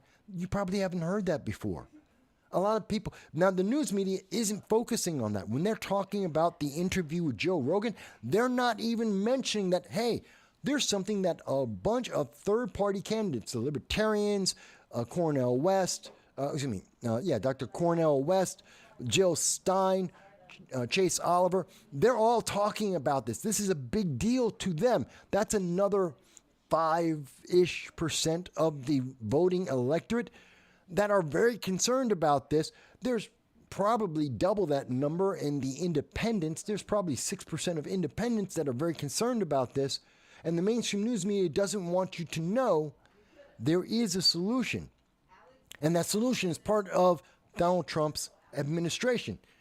He already has someone in place to address that concern. It's not Donald Trump because that's not his focus. But he has delegated the responsibility and delegated the ability, the scope of this. He has a Maha-Czar. And that Maha-Czar is RFK Jr. And it doesn't matter that RFK Jr. is a Democrat. I know he's independent now. He's a Democrat. RFK Jr. has always been a Democrat. Look at his policies, his isolationism. You look at overall what he was campaigning on, he's a Democrat. He does have some individual ideas that might be interesting, but he's a Democrat at heart. And even as a Democrat at heart, a classic liberal, he found a home not in the Democratic Party, but under Trump. So for people who are very concerned, and there are, I know, I've watched, I spend a lot of time watching the other side, to listen to progressives, to far leftists, to moderate Democrats. I watch political commentary from everybody out there, from Hard Lens Media to Larry Sharp to Roland Martin. I'm listening to all of them on a regular basis. And I hear people really, in their circles, really care about this. Well, you're not hearing anything about that. Joe Biden, Kamala Harris, they got nothing on Maha. They don't care about it. They don't care about making America healthy. They don't speak about that. They are concerned about making sure that they mandate your health care. That's what they're worried about. They're worried about Obamacare, which is a mandate on your health care. They're worried about the jab, which was a mandate on your health care. They will promise you that it's your body. You can do whatever you want as long as it's within the realm of what they have decided for you. You have all the choices that they've given you. You can choose anything you want as long as it's within their control as Democrats. Not that you have freedom, not that you have choices. They're not trying to help people get healthier. They'll talk about it, but they actually have no programs targeting that. They don't have any policies targeting that. They don't have any individuals talking about that. Michelle Obama occasionally will say, well, kids should be healthy. Michelle Obama is not elected. She's never been appointed to a single position. Michelle Obama is a very famous individual. She's a political celebrity, more so a celebrity that is attached, aligned, adjacent to politics because her husband is a former president. She has no political power. It doesn't matter what Michelle Obama wants, what she says. It's like her hashtag to Boko Haram. It did nothing. It was all about virtue signaling. It was style over substance. She didn't help those African women get back home. Boko Haram did not release the girls that they took. Why? Because Michelle Obama has no power and no influence, and Barack Obama had no interest. Therefore, America didn't have interest. She talked up a very nice game. She did nothing. Same thing about healthcare. She talks up a great game. There is no policy to follow up her words. There is no Democrat championing her position. They're not worried about that. But what we are seeing is there is that potential, that is that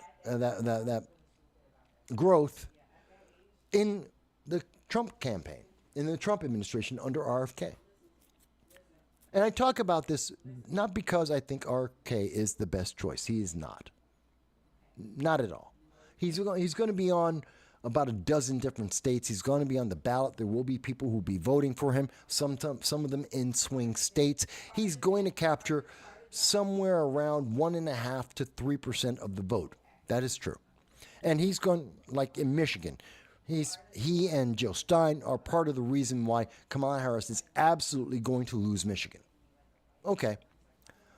But I do think it's important to understand this is telling us what we can expect.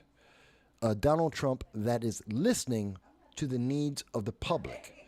Now, it may not be his primary focus, but it is part of his focus.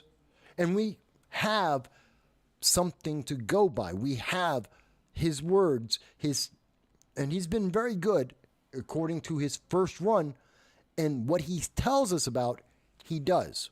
Not everything, not 100%, but he has accomplished much of what he promised he would focus on. And we are getting more of that.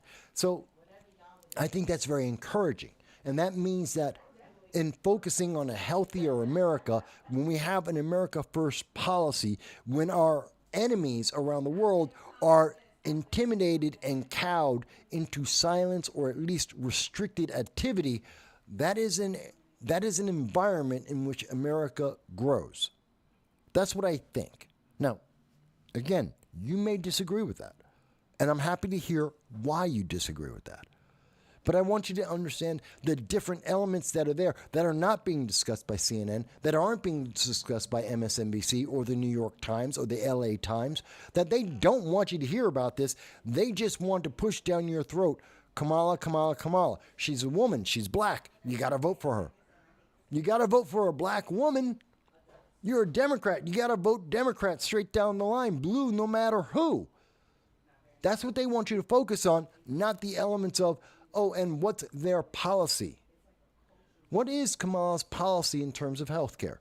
It's not the biggest issue for me. It's not the biggest issue in America.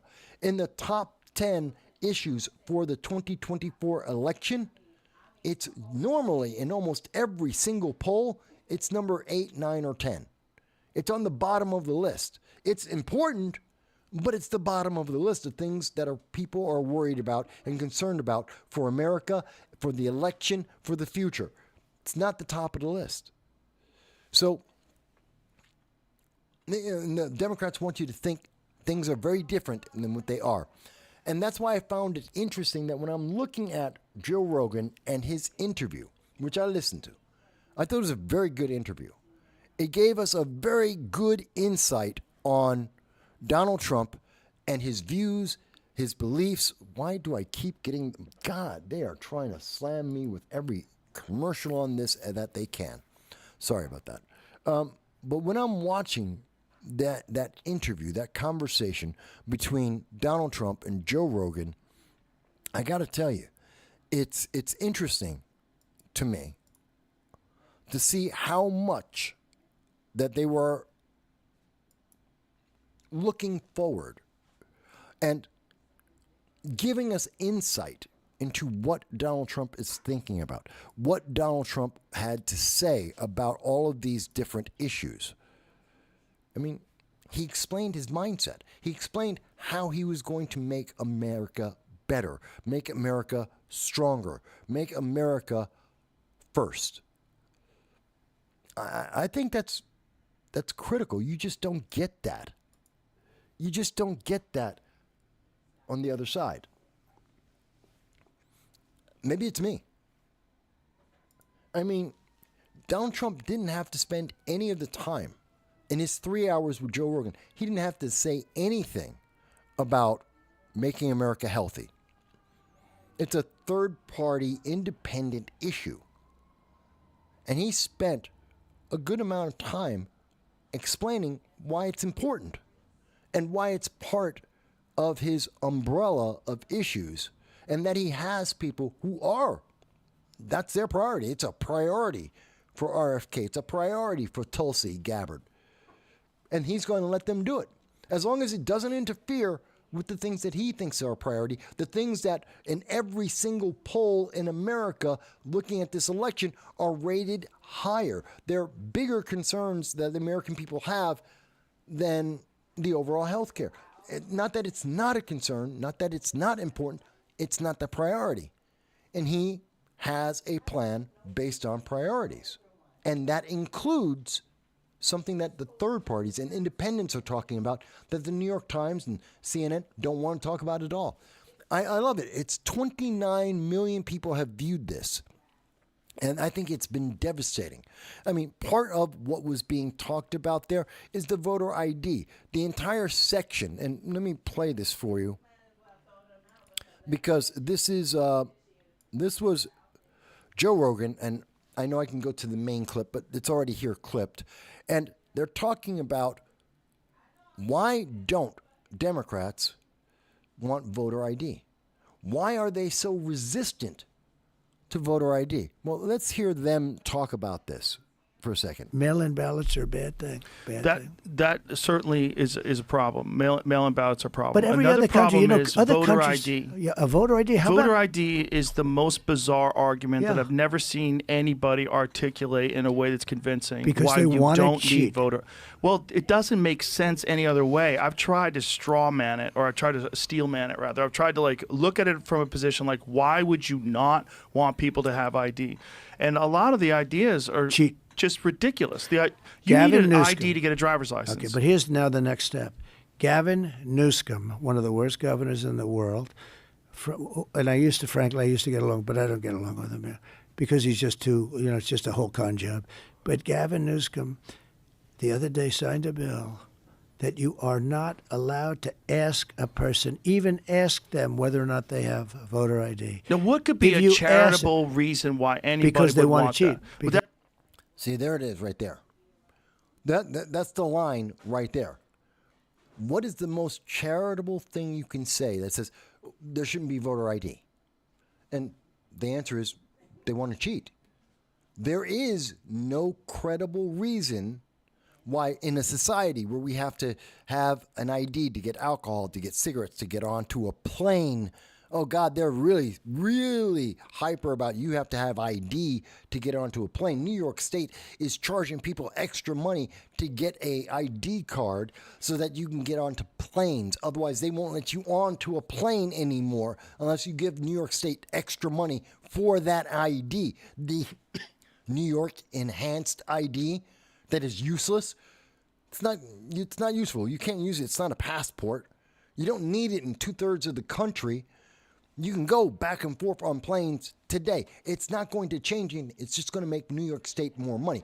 Democrats are going to make more money trying to say you should be afraid and you need an ID to get onto a plane to take a vacation. You need an ID to rent a hotel room, to open up a bank account, to start a job. But you don't need it to vote?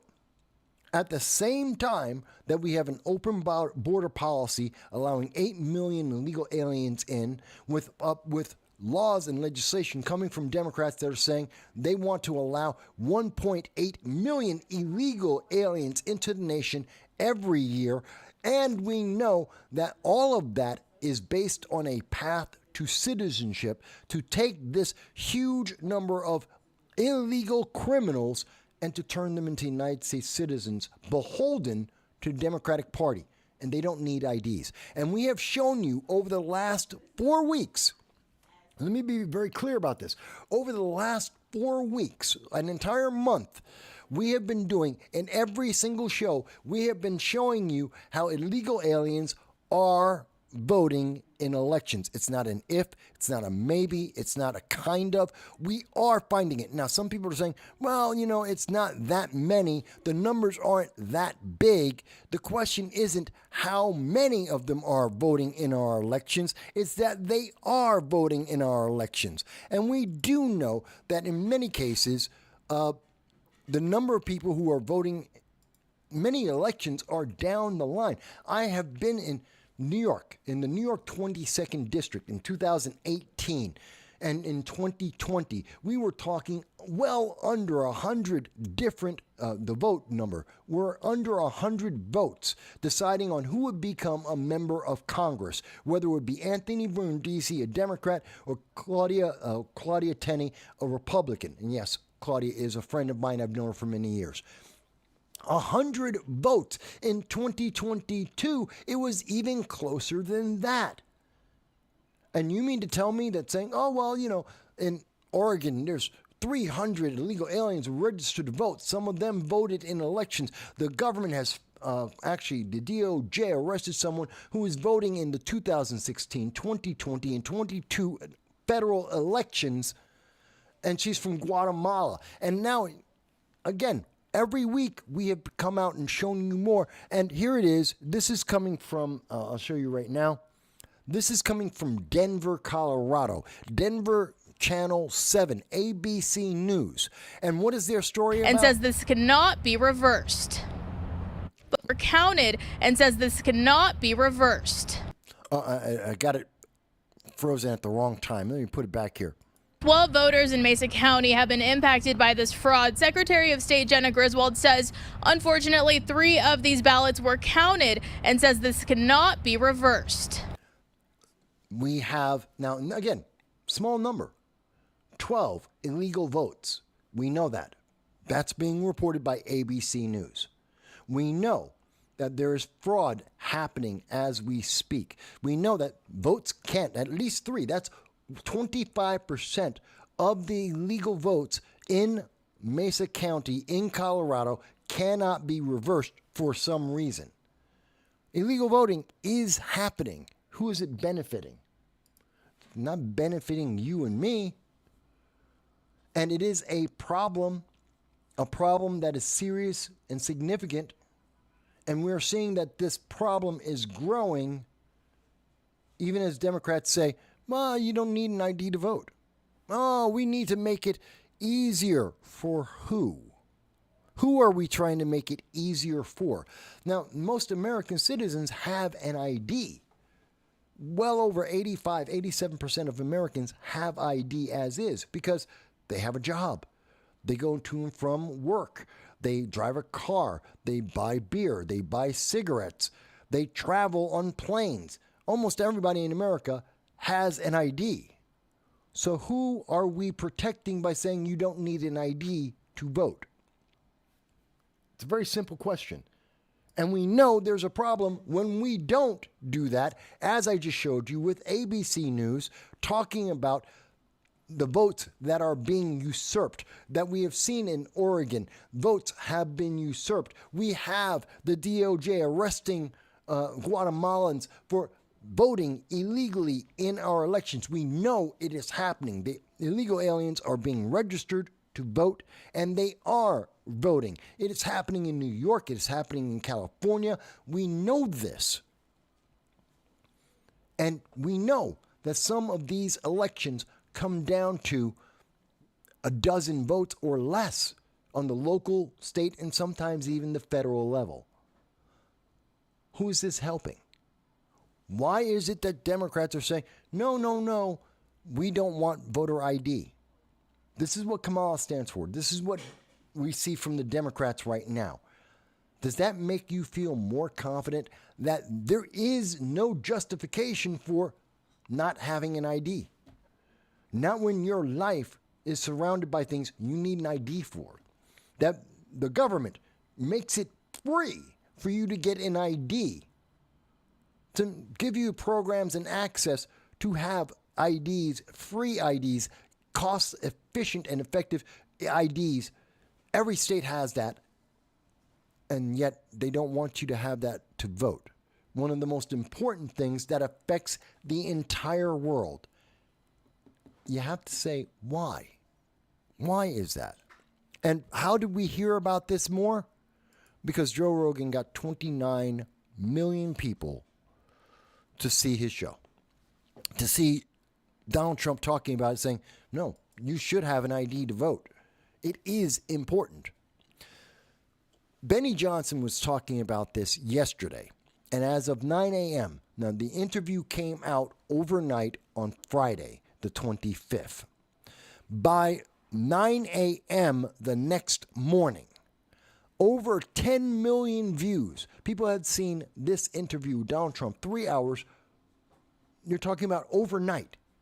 3 in the morning, 4 in the morning, 5 in the morning. People were staying up to listen and see this. 10 million people viewed that.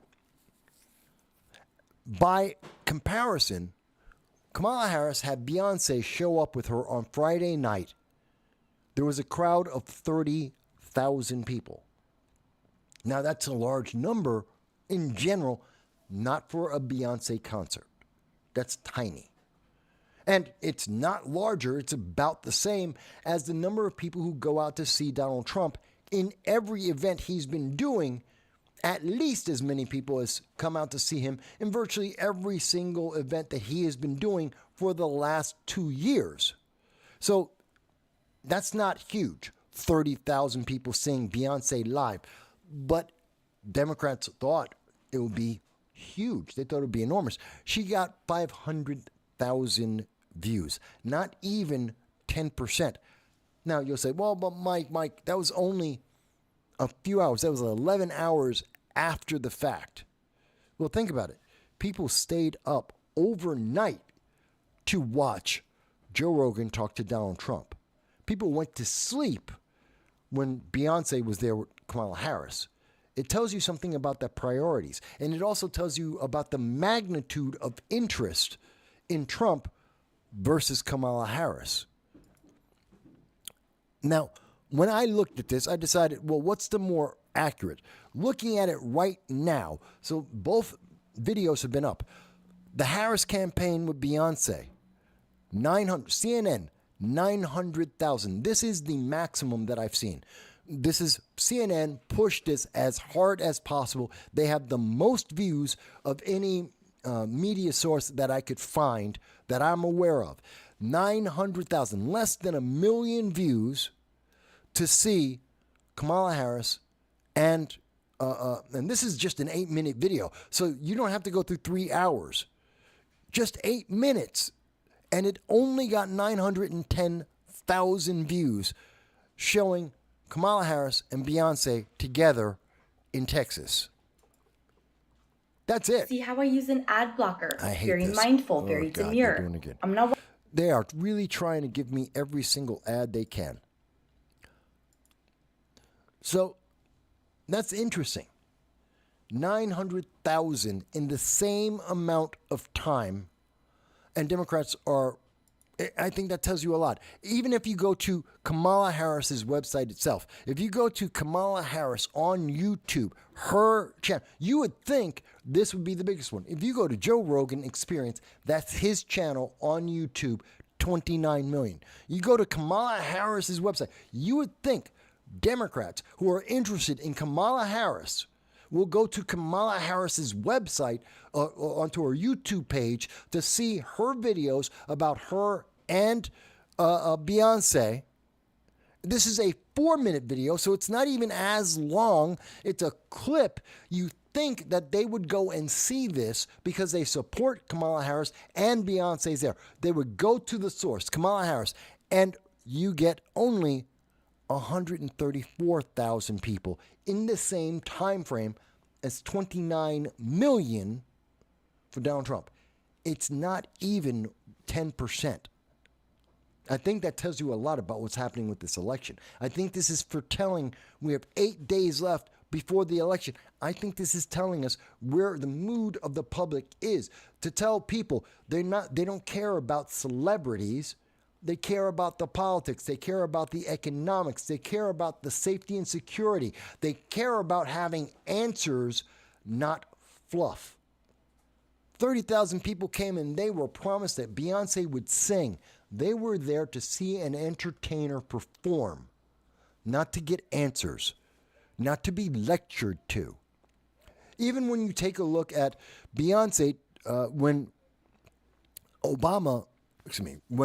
Kamala Harris had a event with Michelle Obama, again, you would think people would go to Kamala Harris's website to see this. This is where they would go to see this event, an hour and 29 minutes, not that long. 300,000, 378,000.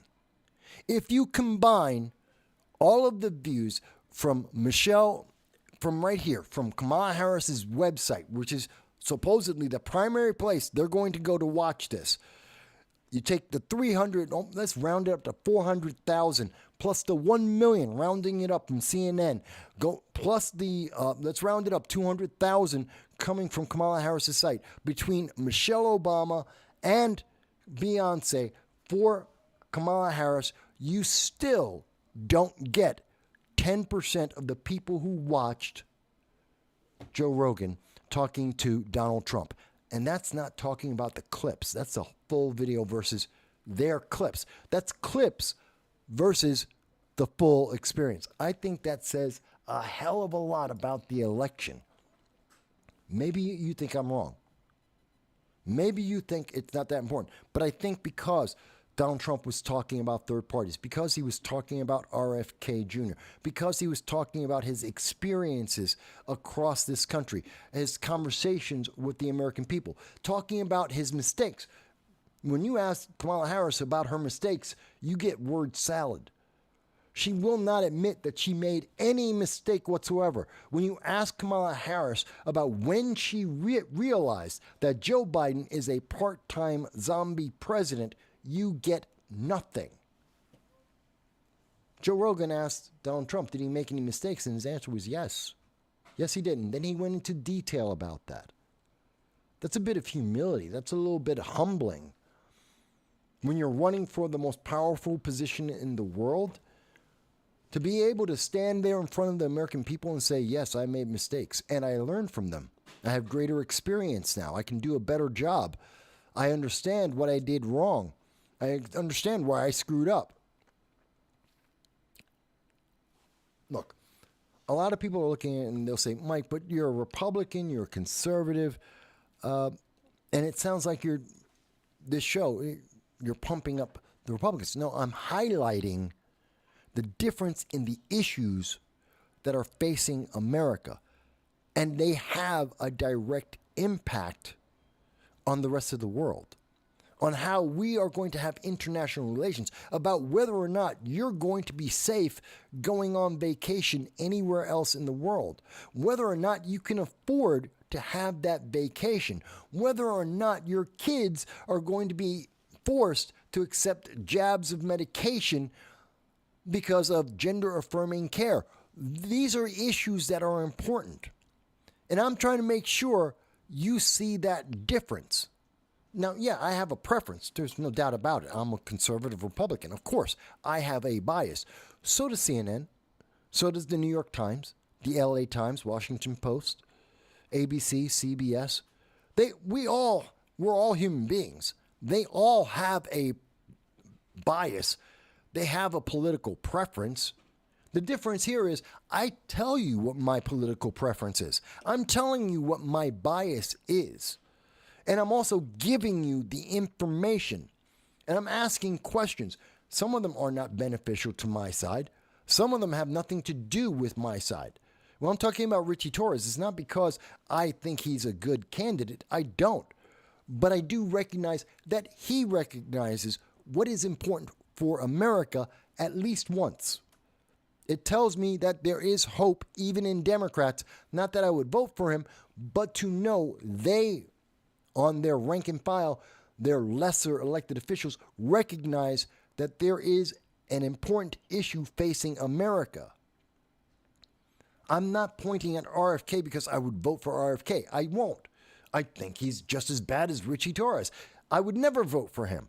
But I do recognize that he has a priority in an issue that is important for America, that it is one of many priorities we do need to address to make our country great again. It is something that should have a discussion and should have a part in our government, and that there is only one side that is willing to do that. The other side is saying, you can't talk about that, just obey. And then there's one side that says, here it is. Whether you like it or not, here it is. Let's talk about that. You're not required to agree. You're not required to obey. Let's have that conversation. Maybe this makes things better. Maybe it doesn't. Let's try it out. Let's have that conversation. The other side says, Kamala, the Democrats, the progressives say, no, you can't even have that conversation. It's done. Just obey. Be silent. Be suppressed.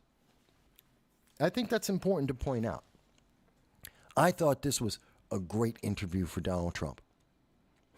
I thought it was, I know some of my friends out there, some of the other political commentators, and I'll go back to my friend Larry Sharp.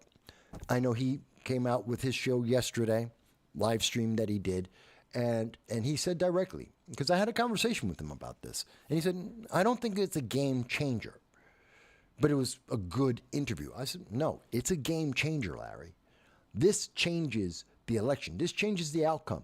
And I think we're going to see in the polling, and we've already seen in the polling, it's changing the election. And the fact that Kamala Harris won't do an interview with Joe Rogan, she's going to go on Shannon Sharp. Do you even know who Shannon Sharp is? Do you even care? He's an ex-NFL football player. Do you care what an ex-football player thinks about politics? Who cares? What's that got to do with anything? He may know a lot of celebrities. He may be able to have some great celebrity interviews. Fantastic. I talk about movies and sci-fi.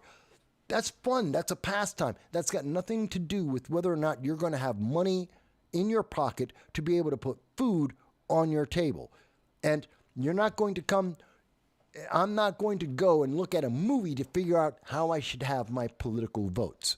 Shannon Sharp is not the same thing.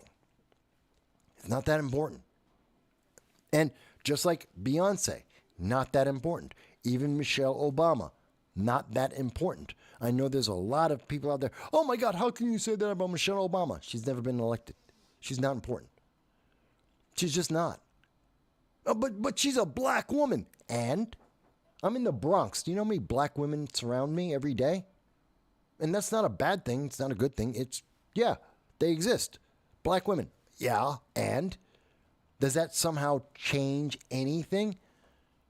Oh, it's significant because we hear progressives give it a higher ranking, a higher priority. It's a higher equity. They're human beings like anyone else. Some of them are good, some of them are bad, some are successful, some of them are not. Some have good ideas, some have bad ideas. That doesn't mean anything. And in terms of politics, she's not an elected politician. She's never passed a law. She hasn't even advocated for laws. She has ideas. You know, when you look at Michelle Obama, you can't name a single policy that she passed. She's never presented a policy. She hasn't presented legislation. I'm not saying that she's dumb. I'm not saying that at all. That has nothing to do with intelligence. She's ineffective. She's inefficient. Her stardom comes from the fact that she's married to a former president. She's black and a woman. Those aren't reasons. Those are check boxes. Those are characteristics. What intrinsically is so great about Michelle Obama? She's smart. No doubt. I do not take that away from her. Of course she is. She's a very intelligent woman. She's a good lawyer. Maybe. She barely ever used her law degree, but she got a law degree. I'm not saying she's stupid. What's that got to do with politics? What's that got to do with the economics of the United States? You paying your bills, getting food on the table, being able to get a job. raising your kids, education. What's it got to do with any of that? Nothing. Absolutely nothing. Her stardom is artificial. Her stardom is because CNN says she's a star. And you should respect her. You should look up to her. Why? She married a guy who was president. That's her claim to fame. That's not really relevant. It's not important. Definitely not on the magnitude of importance that we're told it must be. It must be important to you as a black man. And I know they are pissed off at black men right now. They are absolutely pissed off. What was it? Michelle Obama herself was saying, come on, update. It was Michelle Obama herself saying that black men, why is this not updating? Now my computer isn't updating. I'll wait for that update. Michelle Obama herself is saying that she's disappointed in black men and voters because we're not supporting Kamala Harris. Why should we? And why should I care that Michelle Obama is disappointed? Who cares? I don't care if she's disappointed. Here it is. Here, Michelle Obama says that she's a little angry at the hesitation to vote for Harris. She's speaking to black men. She's speaking to black women in particular. Speaking directly to the stark gender divide that polls show is a feature of this presidential campaign. There's always a gender divide in every election. Everyone who follows politics knows this. There's always a gender divide every year. So this is no different than any other year. But this year, Kamala happens to be a black woman, so it's a big deal. It was a big deal with Hillary Clinton too, but there's always been a gender divide. It's not new. Going on. Michelle Obama railed against, quote, the lie that we do not know who Kamala is or what she stands for. But we don't know who Kamala is. We don't know what she stands for. When she has been asked, Stephen Colbert, what are you going to do if you become president? She didn't have an answer. She's been asked that question multiple times. She has never provided an answer. What is different about Kamala Harris as administration than the Biden administration? She's never answered that question. Oh, we know she grew up middle class in Canada. We know that she was a DA and an AG, and she got her introduction to politics through an affair. We know these things about her. We know that, she became the vice president because she filled the checkbox, the limitations of the Biden administration, saying that he had to pick a VP that was black and a Democrat and progressive.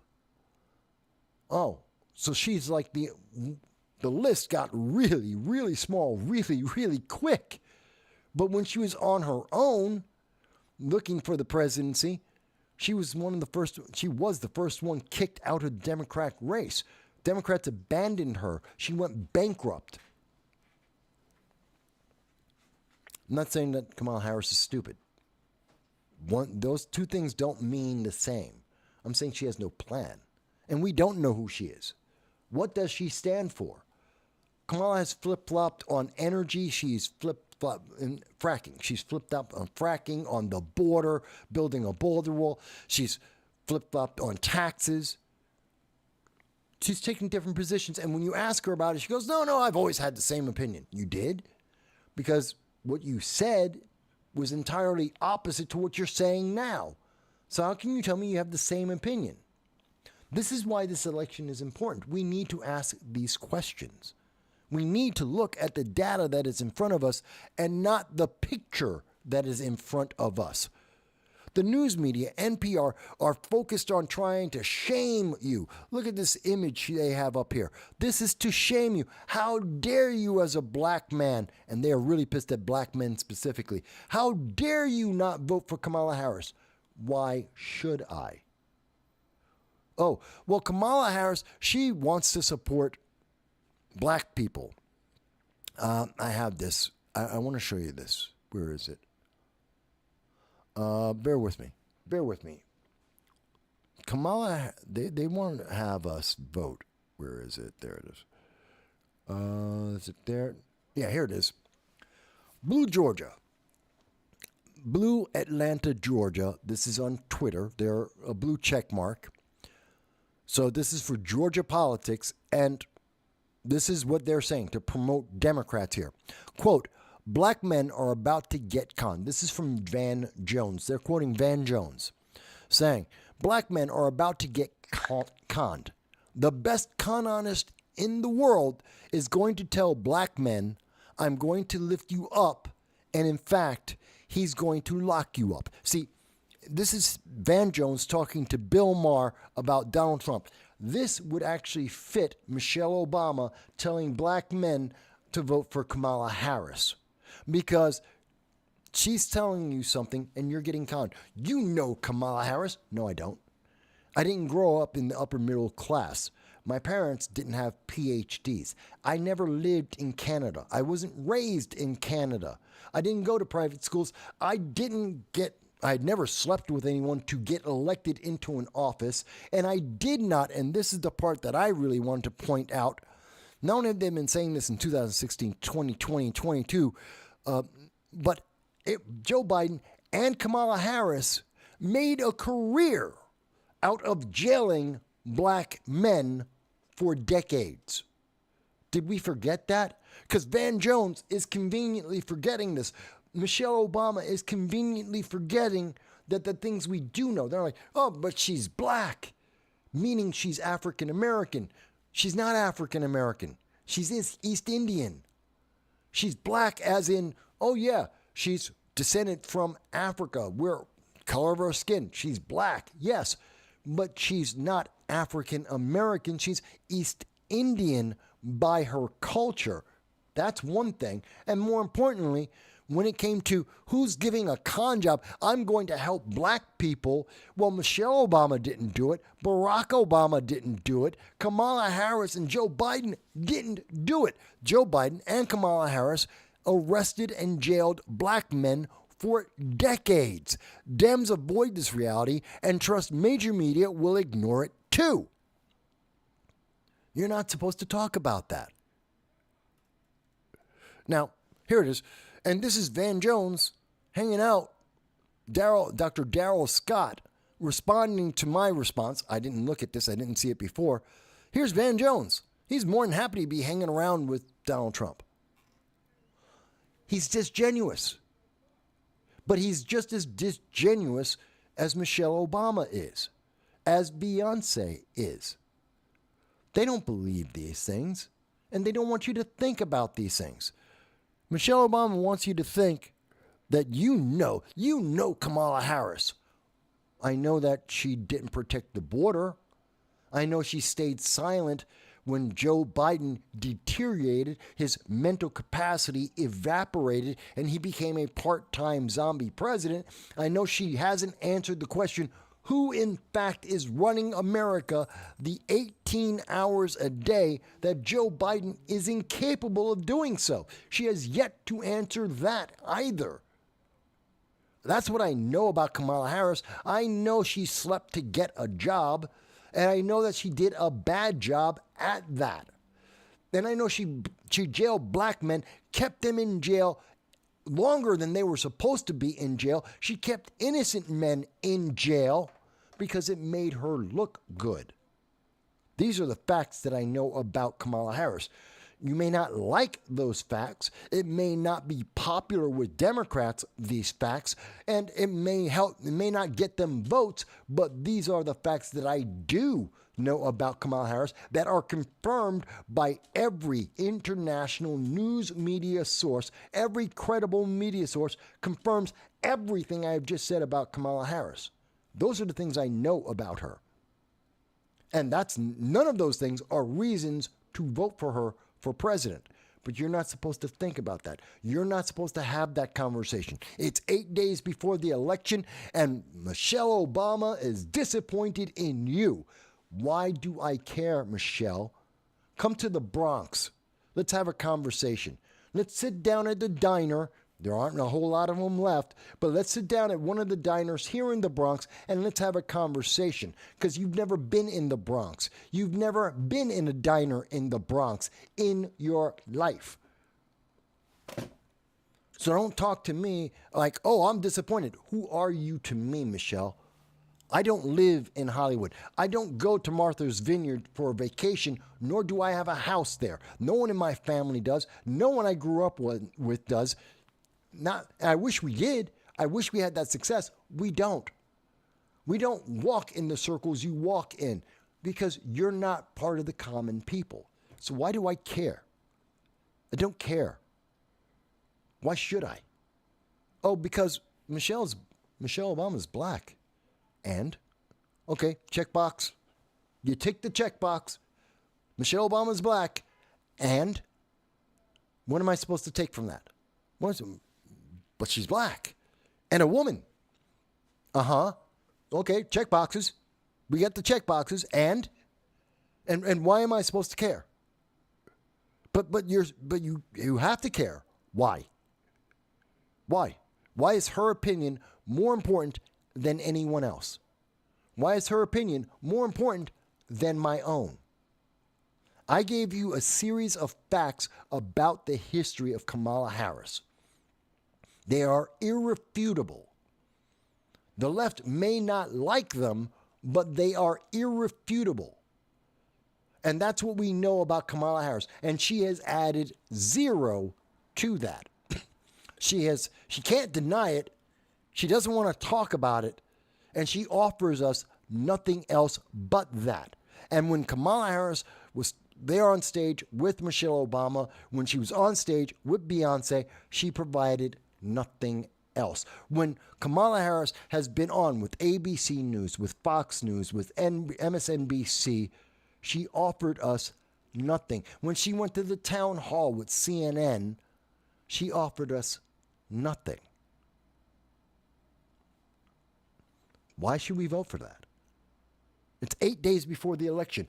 Now, I missed comments in there. I apologize. Oh my God, I missed a bunch of comments. Oh my God, guys, I missed a bunch of comments. Let me stop and answer some of the comments. I apologize.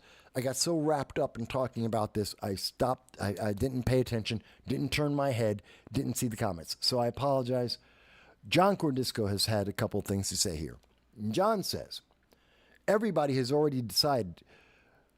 The so-called undecided are lying.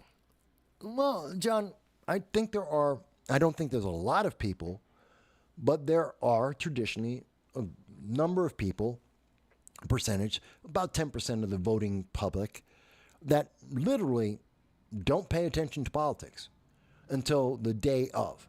There's about 10% of the population in the last week make up their mind.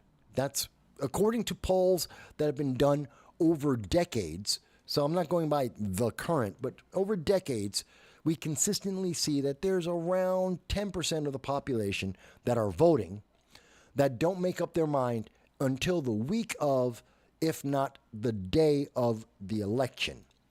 Now, that is enough people to change an election. That can change it. So it's not fair to say everyone's made up their mind. No, there are enough people who haven't made up their mind that are going to make up their mind this week that are going to be enough to change the election. I don't think that most of those people would change their mind in a way different than we have been what the trend is. And that trend is Donald Trump is winning. Kamala Harris, the more she speaks, the less interested people are, because as we do learn anything, and the few things that we have learned about her, they are absolutely unappealing. So John goes on to say, they're pissed. Kamala Harris, Beyonce, the far left, they're pissed because black men were used for years and they finally caught on. Well, I have to say, it's not just black men, black women too. And Hispanics, male and female, women in general, basically anyone that the left would call a minority, and I hate that because I'm not a minority. I'm not. There are more black people in the world. There are more Asian people in the world than there are white. just a fact. But I'm not a minority. I'm a minority in America, yes. But that's not the same thing. But let me go on. But anyone that the left would define as a minority or a protected group, well, they're the ones that have been used for years. Democrats say, oh, we're going to protect you. We're going to help you. And then they ignore you over and over again. It's only when it's politically expedient, only when Democrats need that vote do they offer anything. Kamala Harris herself, she came out with a program. She's promised that she's going to give $20,000 loans to black men for creating new businesses. Mind you, she knows that's a lie. We covered this on the Liberty First Foundation 2 weeks ago. 2 weeks ago on the Liberty First Foundation, the Wednesday Roundtable. You can go back and watch the live video. Mike Marshall and myself were talking about this. And it's Kamala Harris's policy. She came up 2 weeks ago and said, well, I'm going to give black men $20,000 to help build a business. It's titled the Black Men Entrepreneurial Plan. So it's specifically for a specific class of people. It is illegal and unconstitutional what she's offered because she's targeting a specific class of people. It's discrimination. It violates DEI. It violates equal opportunity. And it is buying votes. No question about it. She's trying to buy votes, trying to buy black male votes. And it's criminal and unconstitutional. Most people don't realize, oh yeah, she can't do that. And the reason why she promised this, as we discussed on the Liberty First Foundation Wednesday Roundtable that I published simulcast live, she's providing that to people because she knows it will never happen. The second she tries to pass that, the second she tries to give out the first check, it's going to be brought to court. Not necessarily by Republicans. It could be some independent white guy who says, I want to start a new business. I'd like $20,000 to build my business. Maybe it's going to be a white woman or an Asian woman who says, I'd like $20,000 to start a business. Why is the government picking and choosing American citizens to give this to? That's illegal. That's discrimination. And it is. And she knows that. She's a lawyer. She's worked in the law, DA. She's enforced discrimination laws before. She knows it's illegal. Her team knows it's illegal. And it will absolutely be sued because absolutely there's that Asian woman who wants $20,000 to start a business. She should, if you're going to give it away, why not give it to her too? What about the white guy who wants to start a business? Give it to him too. Why? They might be successful. They might be able to employ hundreds of thousands of people. Why would we deny them that? That's not the job of the government. So she knows she will lose in the courts. It's unconstitutional. It is illegal by definition. She will never have to give the black men the $20,000 that she promised.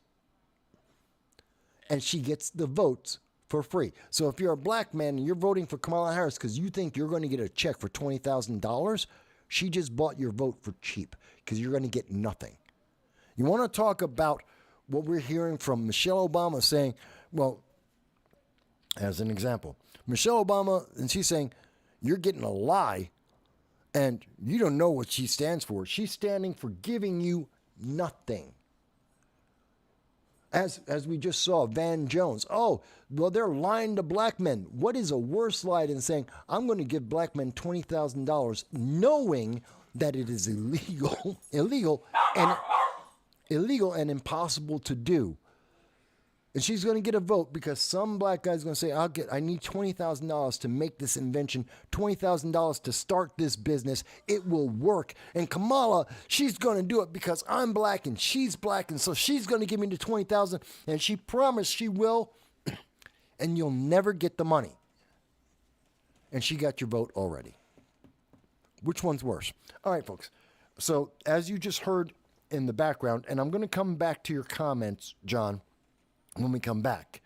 But what we're going to do is, you heard my dog. It's been, right on time, 2 hours, 15 minutes that we've been on. So we're going to take a quick break. We're going to be talking more about the election. We're going to be talking about the promises that were made to you and the outcome of this election, the outcome of the politics. We're going to be talking a little bit more about all of that. We're going to talk a little bit about New York State. Did you know Andrew Cuomo, who was found to have committed 11 sexual assaults against women, who killed 16,000 American citizens based on his orders, he's getting back into politics. He thinks he can win New York City's mayoral race. He's got 22% of New York City voting for him. You want to talk about that? Does that make sense to you? We're going to talk about all of that when we get back from the break. I'm going to be back in an hour, so 5:45 we will be back, and we'll pick back up where we left off. That's 5:45. In the meantime, you can listen to this interesting conversation about this case, and the more and more I learn, the more angrier I get. News. I look for these little things that, and other reporters should have also picked up on it and go, hey, there's an oddity. Why aren't we talking about it? Hello, everyone. So can you get us up to date, Crystal, on what the status of the court the court hearings are?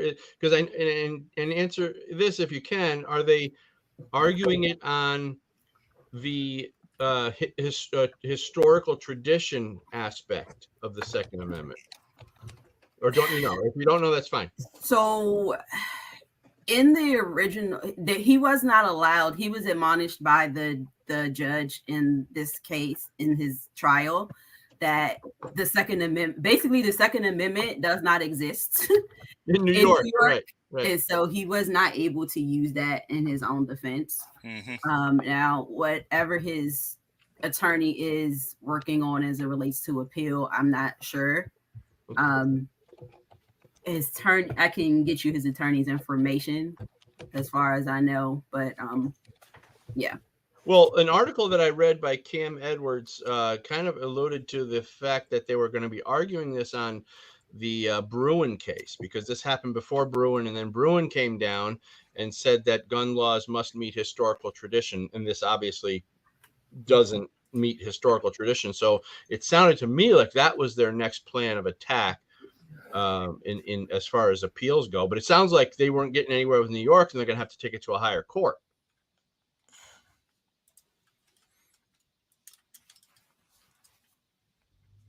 She's muted. Oh, am I muted? There you go.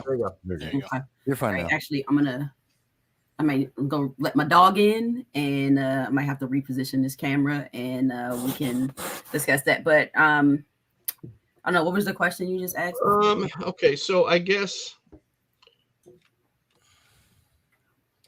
are they going to have to take it to a higher court? Oh, is it? Yes, and he figured that was going to be going to have to happen. He figured that he was going to lose in New York state, and then have to go through the whole appeals process. And he, prepared himself for the fact that he was facing, I believe, 18 years max. And he ended up, they offered him a plea deal for 3.5 years. He refused, turned it down, right? Yep, as he should have.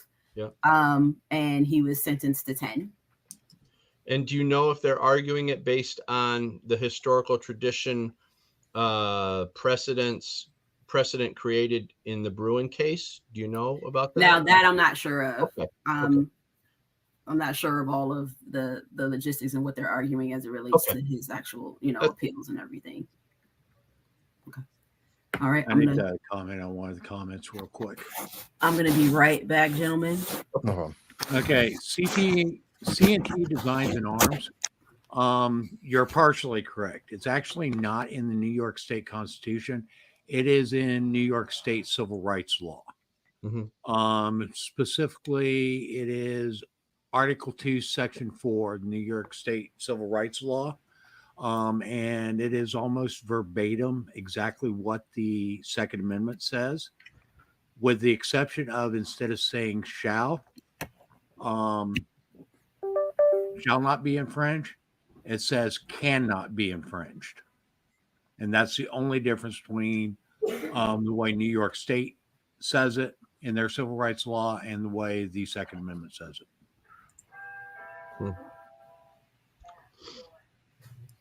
Yeah, this case is very upsetting, and I heard about this. Actually, I've been on a podcast with Dexter once before, and I've also seen him talking with Larry Sharp, libertarian, before the trial even started. And I can say this is everyone in America should be aware of this case because it is precedent setting. Having a judge say that the Second Amendment does not apply in the courtroom, that state law supersedes federal law in a courtroom, that should trouble everyone. No matter where any one individual may find the statutes and the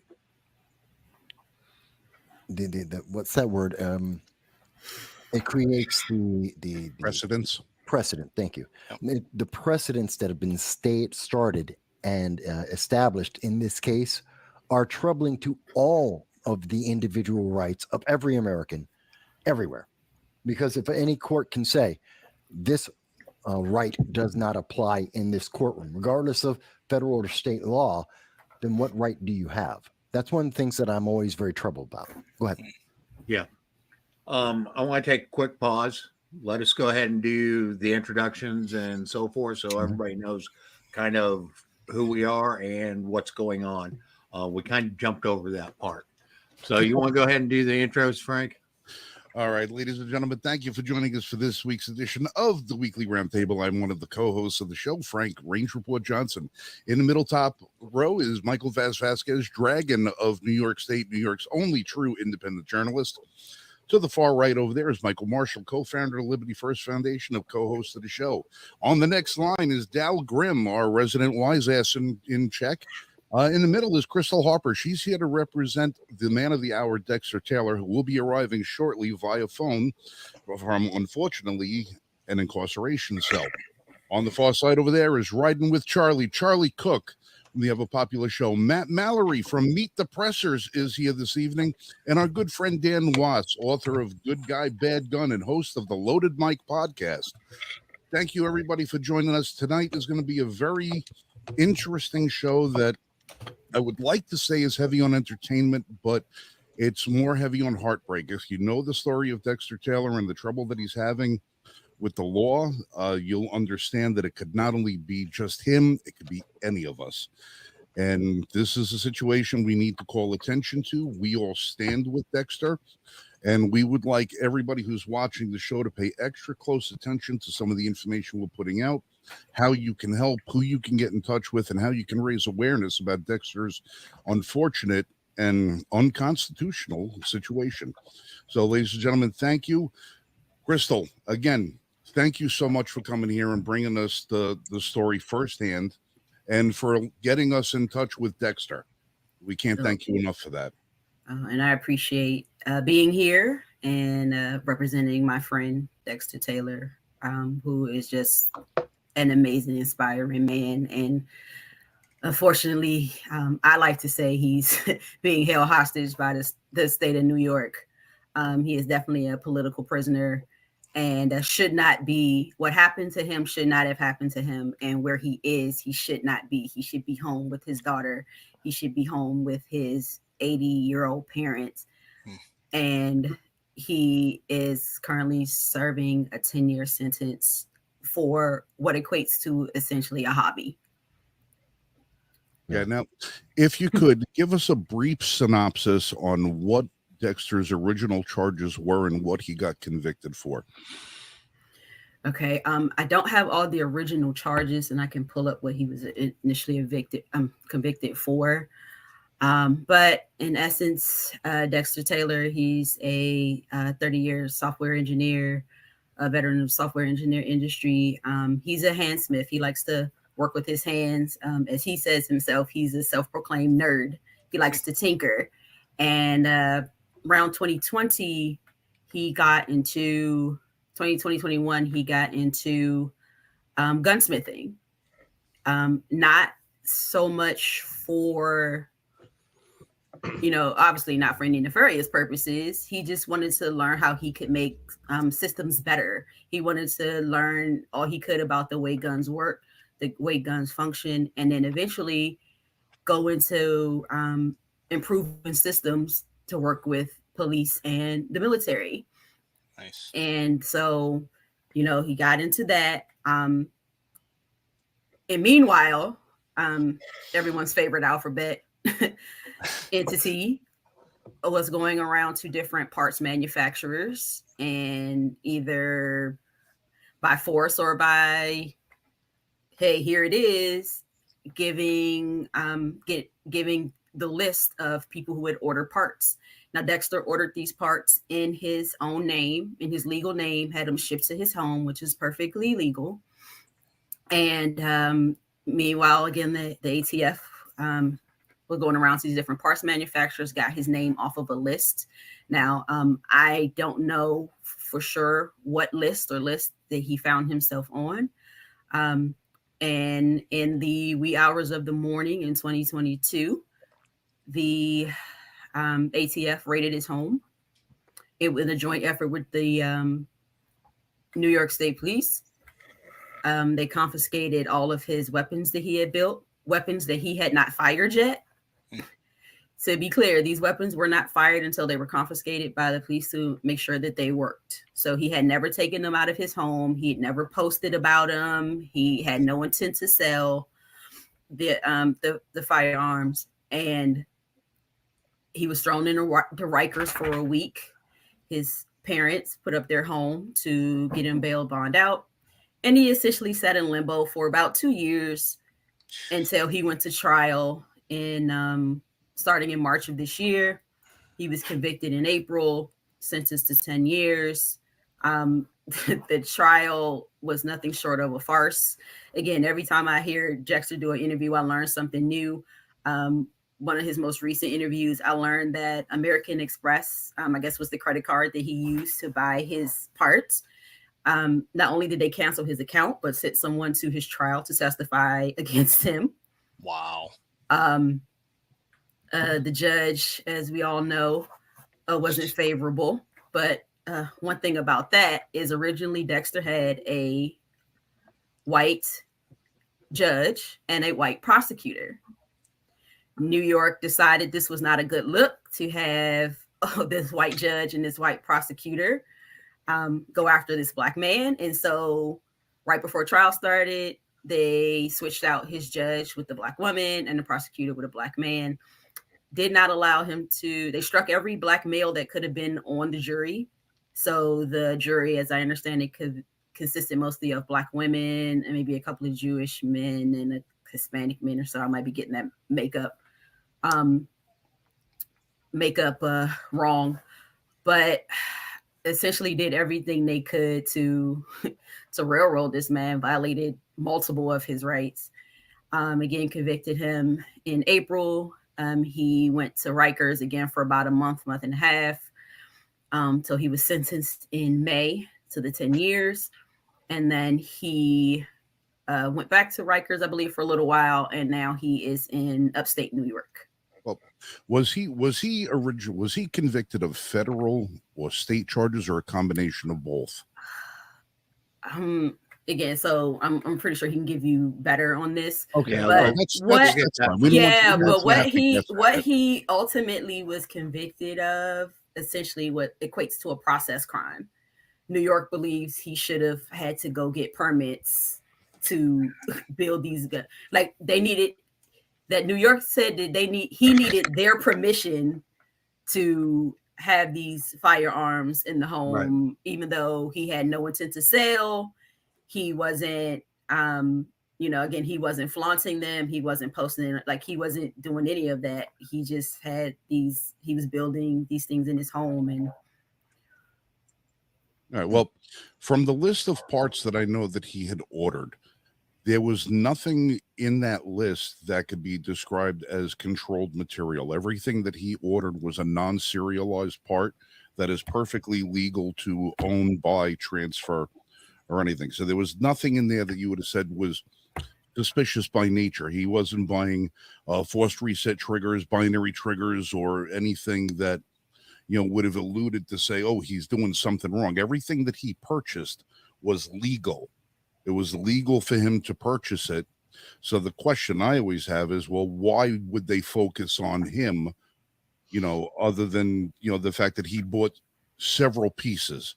You know, it seems that it was just kind of weird that they would focus so much of their attention on him and then force a raid on his home. No, go ahead, Vez. Yeah. I know there was another, I've heard Dexter talk about this a couple of times before he went to the trial. And I know that New York State realized that this is a weak case, that they're going to win because it's New York State. And they did. But it's a weak case because their argument is essentially the sum of the parts is the crime. That literally you have, and you could use this same argument against anyone in America. The sum of the items you have to clean your cleaning products in your bathroom, in your kitchen, in your house, that could make plastique.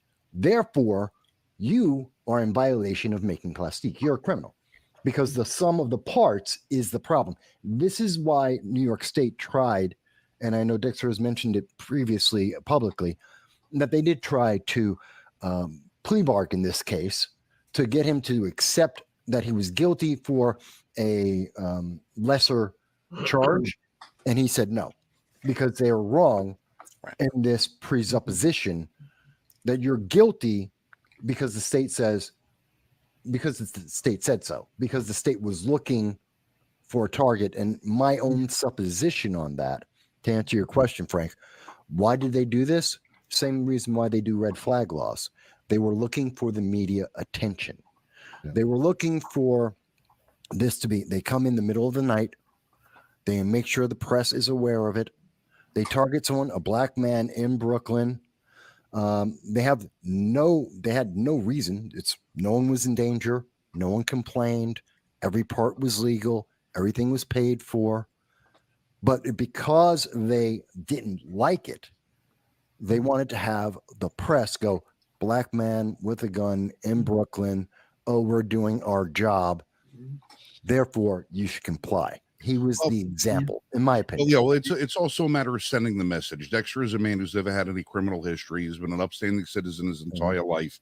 And if they can go after a guy like that, they can go after anybody. Dan Wass, what's your take on any of this? Do you have any questions you want to talk to Crystal, ask Crystal about? Yeah, hold on a second.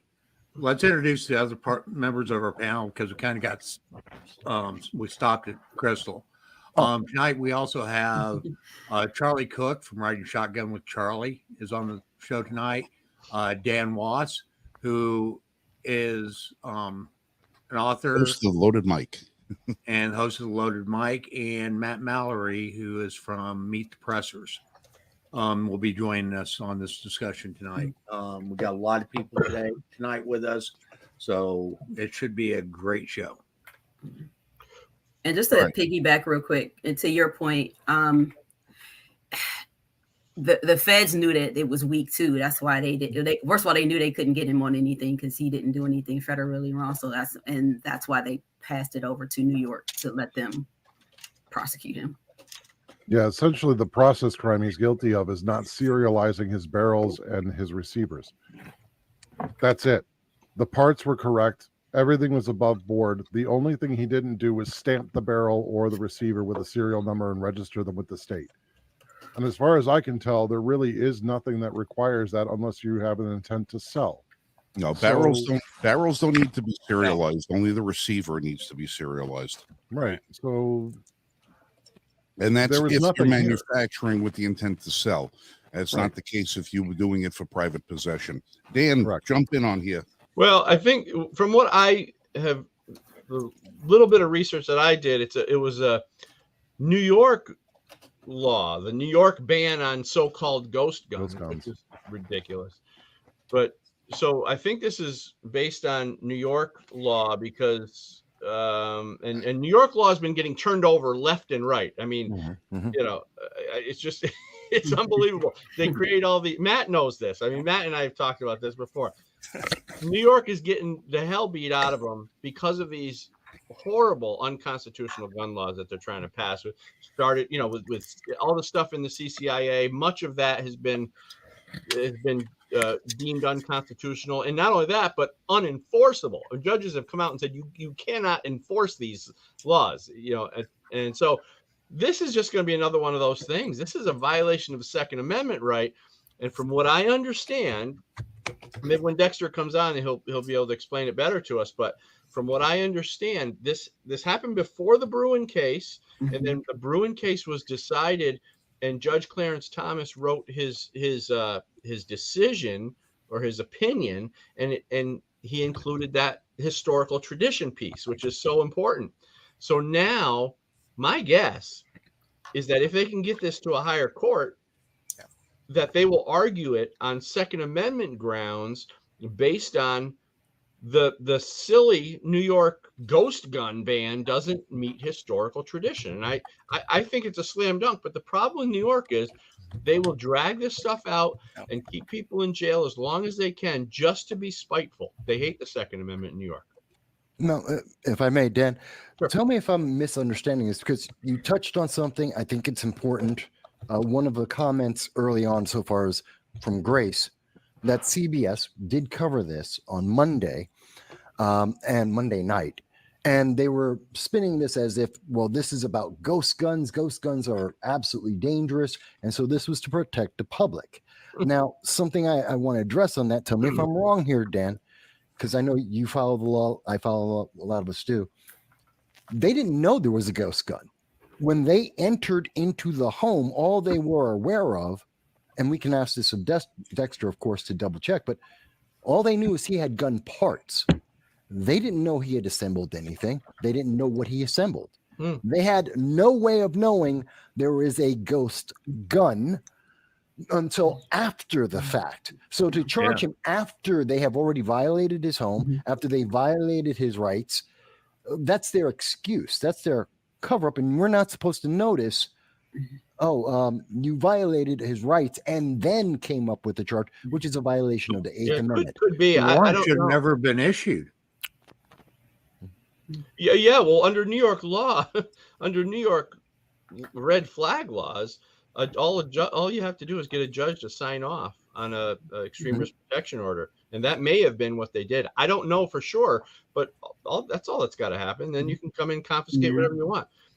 New York is awful, and New York red flag laws are so vague that you can have practically anybody accuse you of anything and anonymously. It's crazy. So this is all bad. It's all from the red flag law to the unserialized parts. It's all everything that they're accusing him of is they're taking unconstitutional action here. And I hope he's got a good lawyer, because it looks like a slam dunk to me if he can get it to the right judge.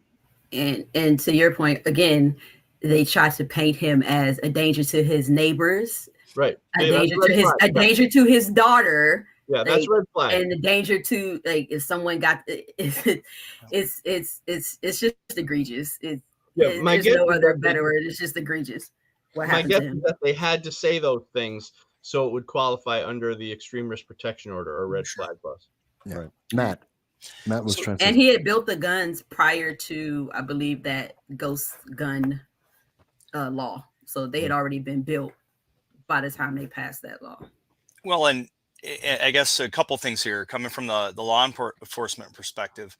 They're there to gather evidence. So you have a Fourth Amendment right to search and seizure if you don't give up that right? So unless they have a warrant, then but now we've got New York with the red flag, which is, obviously due process is out the window. It's one person arbitrarily saying that this person can now have all of their rights stripped. You're not facing your accuser. You don't have the process of speedy trial. You don't have your, you don't have, I mean, there's so many rights that they're taking away with ERPO and red flag or emergency arrest protection order.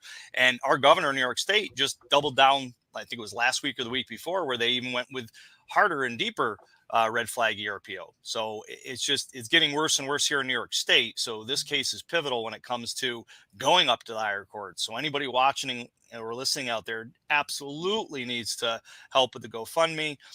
Give, Send, Go, I think was the link, as well as any organizations that are getting on board or fighting against New York State or other commie states. We're behind enemy lines here, and the only way to actually get stuff like this never to happen is teach these government agencies that they're overstepping.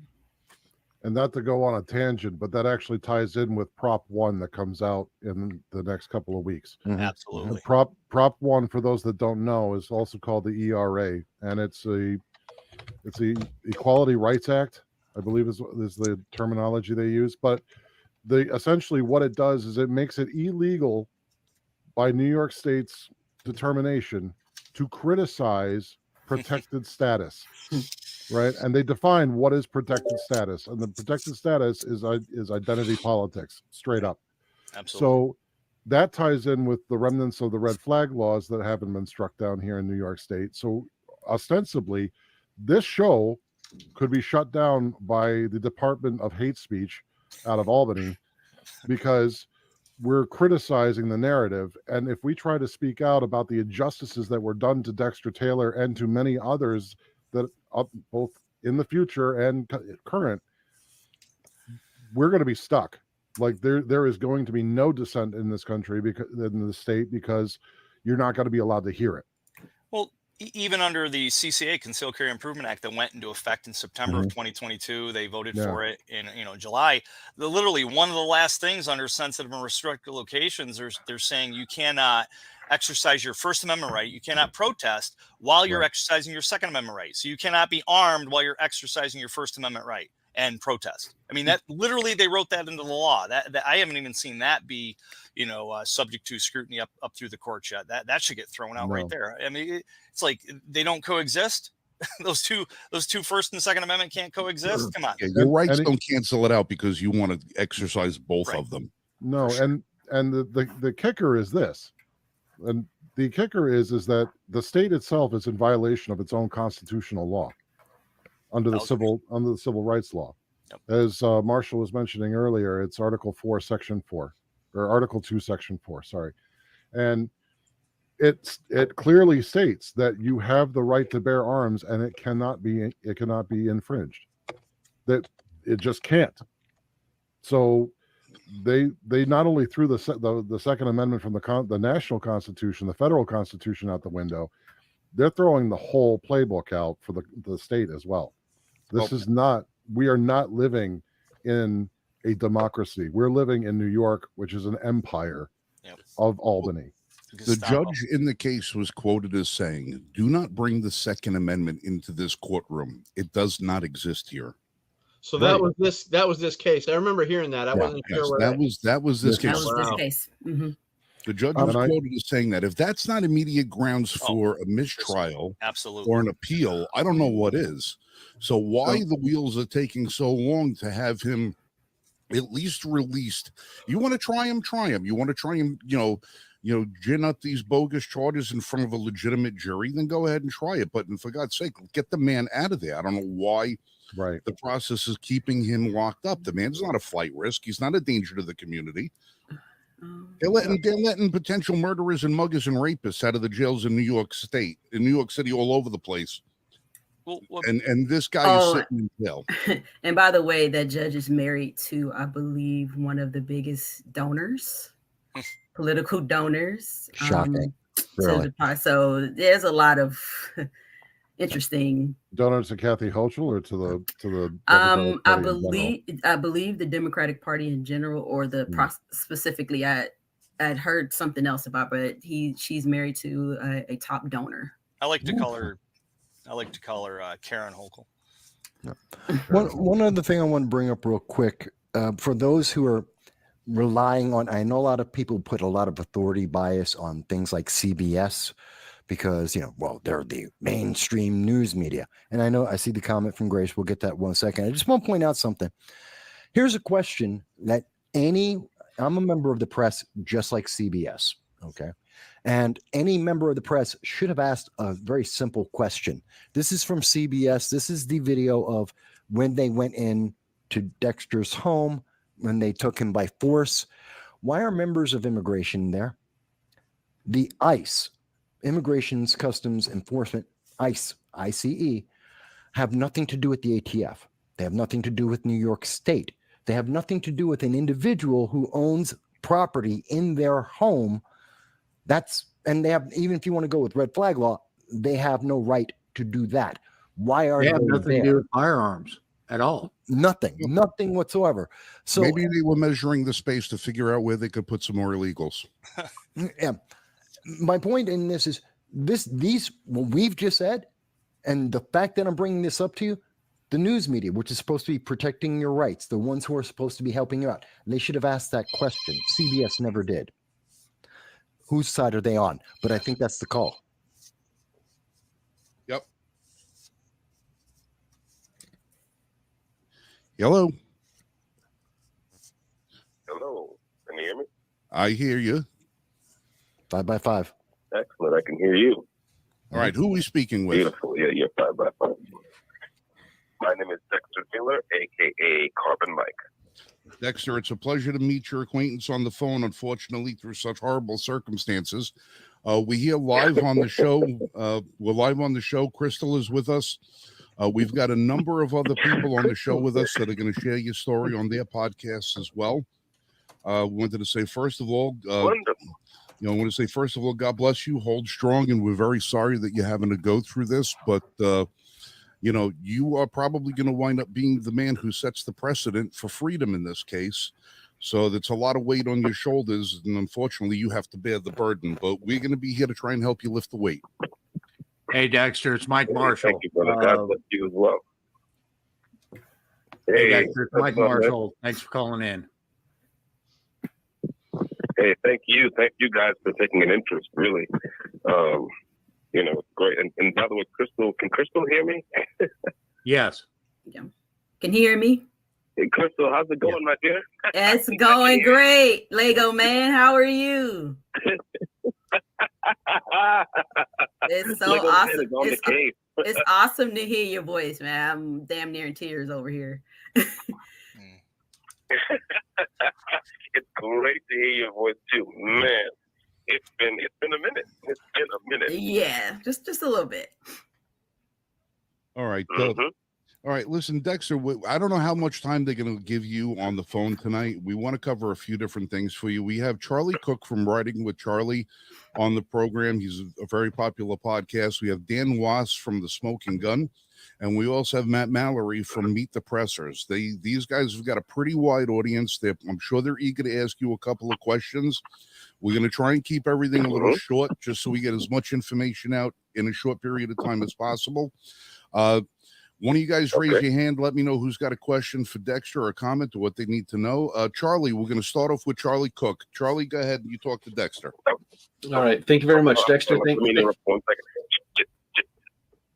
I'm very sorry. I just want to let you guys know that there is a limit to how long a single phone call can be. But we are certainly free to terminate the call when we get the 1 minute warning and call you back if we have any unfinished business. It's perfectly fine. So effectively we have as much time as we need. So that's all I want to say. Yeah, that's great. We'll work on that. All right. So Charlie Cook's got a question for you. So Charlie, jump on. All right. I'm going to start with the easy ones. First of all, thanks for taking the time, Dexter.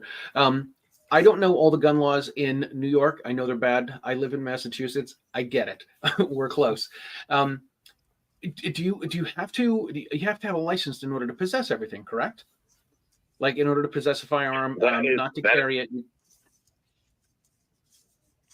That is correct. In order to possess a firearm, not only do you have to have a license, but you have to, for every firearm you buy, like for example, let's say you do all your paperwork and what have you, then for every additional firearm you buy, right, you have to go and ask New York for permission.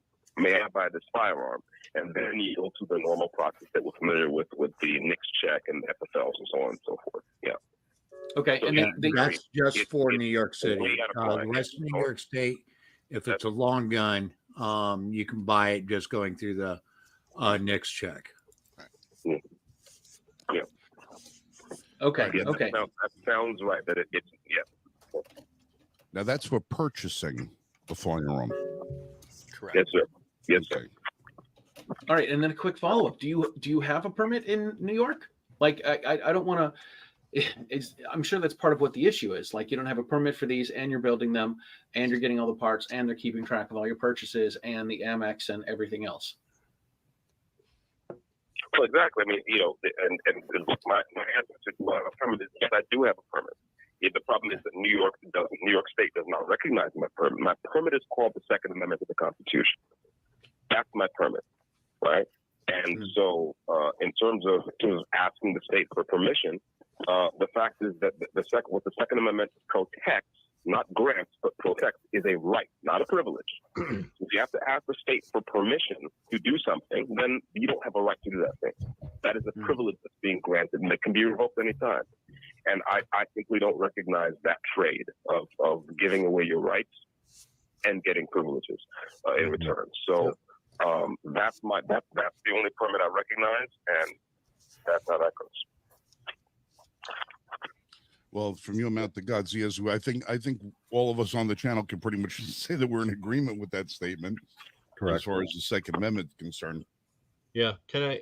Go ahead, Dan Walsh, jump in.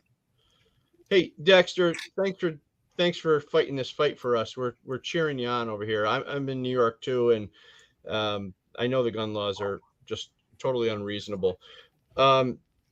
You are absolutely right, and I like I said, I'm cheering you on for fighting the Second Amendment is our gun permit, because the idea that the laws that New York State is putting in place right now, especially with the CCIA, we were talking before you came on. And they're getting shot down on all this stuff. The laws are getting kicked back, on a lot of the CCIA stuff. I'm sure you're familiar with. So I cheer you on this. I just have a couple quick questions. This happened before Bruin, correct? Before the Bruin, I believe. I think it That's did. a good question. I believe I think it did. I think I was rated before the Bruin decision came down. Yes. 2022. June 23rd, 2022 was So the Bruin decision. when the Bruin case came down, Right, and I was rated in April. Yeah, go on. I'm sorry. when the Bruin case came down, Judge Clarence Thomas said in his opinion that gun laws must meet historical tradition. Is that what you guys are arguing this on? The Second Amendment that serialization does not meet historical tradition? Is that the main argument? Well, serialization is one of the kind of the I want to say fake ginned up issues that New York State has taken with me. The other is just possessing firearms, having manufactured them to begin with. But yeah, it's that the laws of New York State do not meet that test, right? They don't. Remember, it was a two-step test that Justice Thomas laid down in his decision, right? One was the plain text of the Second Amendment, and the second was the history and tradition of the United States, right? Yes. With respect to firearms laws. So, we can have arguments about, permitting, concealed carry, open carry, shall issue, may issue, all those, we can have those arguments. Excuse me. But there really can be no argument that, above all, the Second Amendment means that you have a right to keep and bear arms inside your house as a peaceable, law-abiding citizen, right? If we don't have the right to do that, then the Second Amendment is a dead letter. That's as simple as I can put it. So yeah, we're arguing. So serialization is part of it, but the broader issue is the fact that I certainly have a right as a person with a squeaky clean record, to to purchase legal parts online, ship them to my house under my own name, and manufacture firearms. You know what I was thinking. If you, when you are successful with this, you're going to turn the New York State permit system on its head, and I will be dancing in the streets, celebrating because that's what it sounds like you're heading for, and I, anything I can do to help you. I write for AmmoLand, so I'll be glad to do some articles on this and stuff like that if you want. Oh, absolutely. Absolutely. The more the merrier. Thank you. A word about the permitting system, which I think you'll find amusing, is that, in my trial, among the witnesses that were called to testify against me, the police witnesses, there was one gentleman who worked in the NYPD permitting department. Now, for some background, the permitting department has kind of always been, the brokenness of that particular department has always been kind of a big open secret. There have been a number of public scandals about the permitting department. Some police officers were actually indicted and tried for essentially taking bribes. People have known in New York City for a long time that the only really reliable way that you can get permission to carry is if you know someone, if you've got influence, you've got money. And these guys were taking money and taking gifts and what have you to expedite permits. Now, that aside, the gentleman who testified against me from the permitting department, his testimony really showed how, what a farce this whole thing is. So, and by the way, this is all in the transcript, so you don't have to take my word for it. But my attorney asked me, so what's your job in the permitting process? He says, well, I own the records in permitting. That's my job. So my attorney says, well, okay, how many people applied for permits in 2024? 2022. That was. No, I'm sorry, 2024, because my trial was this year. How many people applied for permits in 2024? I don't know. What? But I thought you said you owned the records. And then, from the judge, objection. He's already answered the question. Right? And so, every time my attorney kind of backed the guy into a corner where it was shown that he really was his job was kind of arbitrary and ridiculous, and he didn't even know his job all that well, the judge would raise an objection and force my attorney to discontinue that line of questioning. That gives you some idea of what's going on there. And I've been going on for. I'll just add that I wrote the software that my legal team used to analyze the data from the NYPD. We had to issue a FOIA request to get that data in the first place. When we got it, it was in a raw form, and I wrote the software package to kind of crunch that data and ingest it into a database in a form where it was very easy for us to find out, how many people were applying for permits in a given year, how many were rejected, how many were accepted, so on and so forth.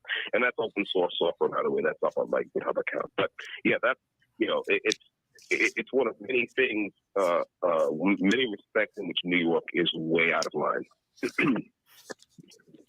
All right, Dexter, this is Michael Voss, and you probably don't recall, back before you got to trial, we actually met in a podcast before, and we were speaking. I'm looking forward to seeing you in person as soon as possible. But I wanted to ask you a question about the circumstance that you find yourself in, because I've heard you speak about this. I've seen you on with Larry Sharp a couple of times. I've seen you speaking about this, and we were talking about it just before you came on. I want to be very clear. What was the initiating cause that made New York State take action? Because you broke no laws. Everything was done by the books, paid for in your name. No one had a complaint against you about any physical violation. So what was their justification to come to your home? That's an excellent question. The justification was surveillance. That was it. In other words, there's ATF has been doing this for a while. I want to point out to the people who don't know that ATF more or less drove the search warrants in this case. So, and ATF has been doing that again around the country. What they will do is they will do one of two things, or perhaps both things. They'll go to parts manufacturers, right, such as the people I was buying parts from, and say, give us your customer list or else. And then they'll go to a friendly, and for those manufacturers which comply, because they don't want to get raided into bankruptcy, ATF will go around to friendly jurisdictions like New York, friendly to the ATF, not friendly to the Second Amendment, and say, hey, this guy's been buying parts. That, and they've been going around looking at people's credit card records, saying, hey, we want to see this person's credit card records. Oh, this person has been spending a lot of money on this and that and thus and so. We think they're buying gun parts, so go get him. So essentially spying. That's what drove the initial action against me is government spying. There's no better term for that. Okay, so to be clear, so there's no person who complained, so red flag laws do not apply. Correct. No law, no violation of the Correct. law existed because you did everything by the book. And the only thing, they entered into your home with agents of ICE, which is immigration, as well as members of the federal government and state government. They entered your home without cause. And because you assembled a product, your property in a certain configuration, they then said, well, after the fact, you made a crime. Am I understanding that right? That's more or less correct, except that it wasn't ICE, it was ATF. But yes, it was ATF and New York, what they call ESU, which is what NYPD calls their SWAT. There were a couple of people in my apartment with ATF windbreakers on. So that's how I knew ATF was there on the day. But yes, that's exactly correct. This person bought something. And again, not having known what I manufactured or what I manufactured anything, because remember, I didn't talk to anyone about it. I didn't show anyone, like outside of my house. I didn't brag about it on social media. I didn't advertise. I didn't sell. I didn't transfer. I didn't even any desire or any urge to sell or transfer anything that I manufactured. So yes, you're exactly right. It's like, okay, this guy's buying stuff, and we assume he's manufacturing those things into a configuration that we don't like, so we're going to break his door down. And oh yes, we have, and there are firearms, and so we're going to lock the guy up. That's you have it pretty much correct. Okay. I know others want to say something. We have it on the screen right now. You can't see this at the moment, Dexter, but CBS showed video of when they came into your home, and they do have immigration agents, at least the windbreakers, identifying themselves as immigration agents. So again, it goes to the confusion. Really? Yes, it's on from CBS News. We have it. It's been published by them. So again, taxi and body camera. Yeah, so it goes to the confusion of wow. So it's why there's so much confusion. Go ahead. Oh no! Wait a second. Hold on. Wait. No. Hold on. I got to clarify the record here. What you're looking at, Vasquez, I'm looking at the same photo right there. What you're looking right there is a New York City Police Department slicker. It's a jacket. It's an 8-button jacket that goes in the front. It's a raincoat. Police. It's split in. It says POL on one side, ICE on the other. Yes. Okay, Ben.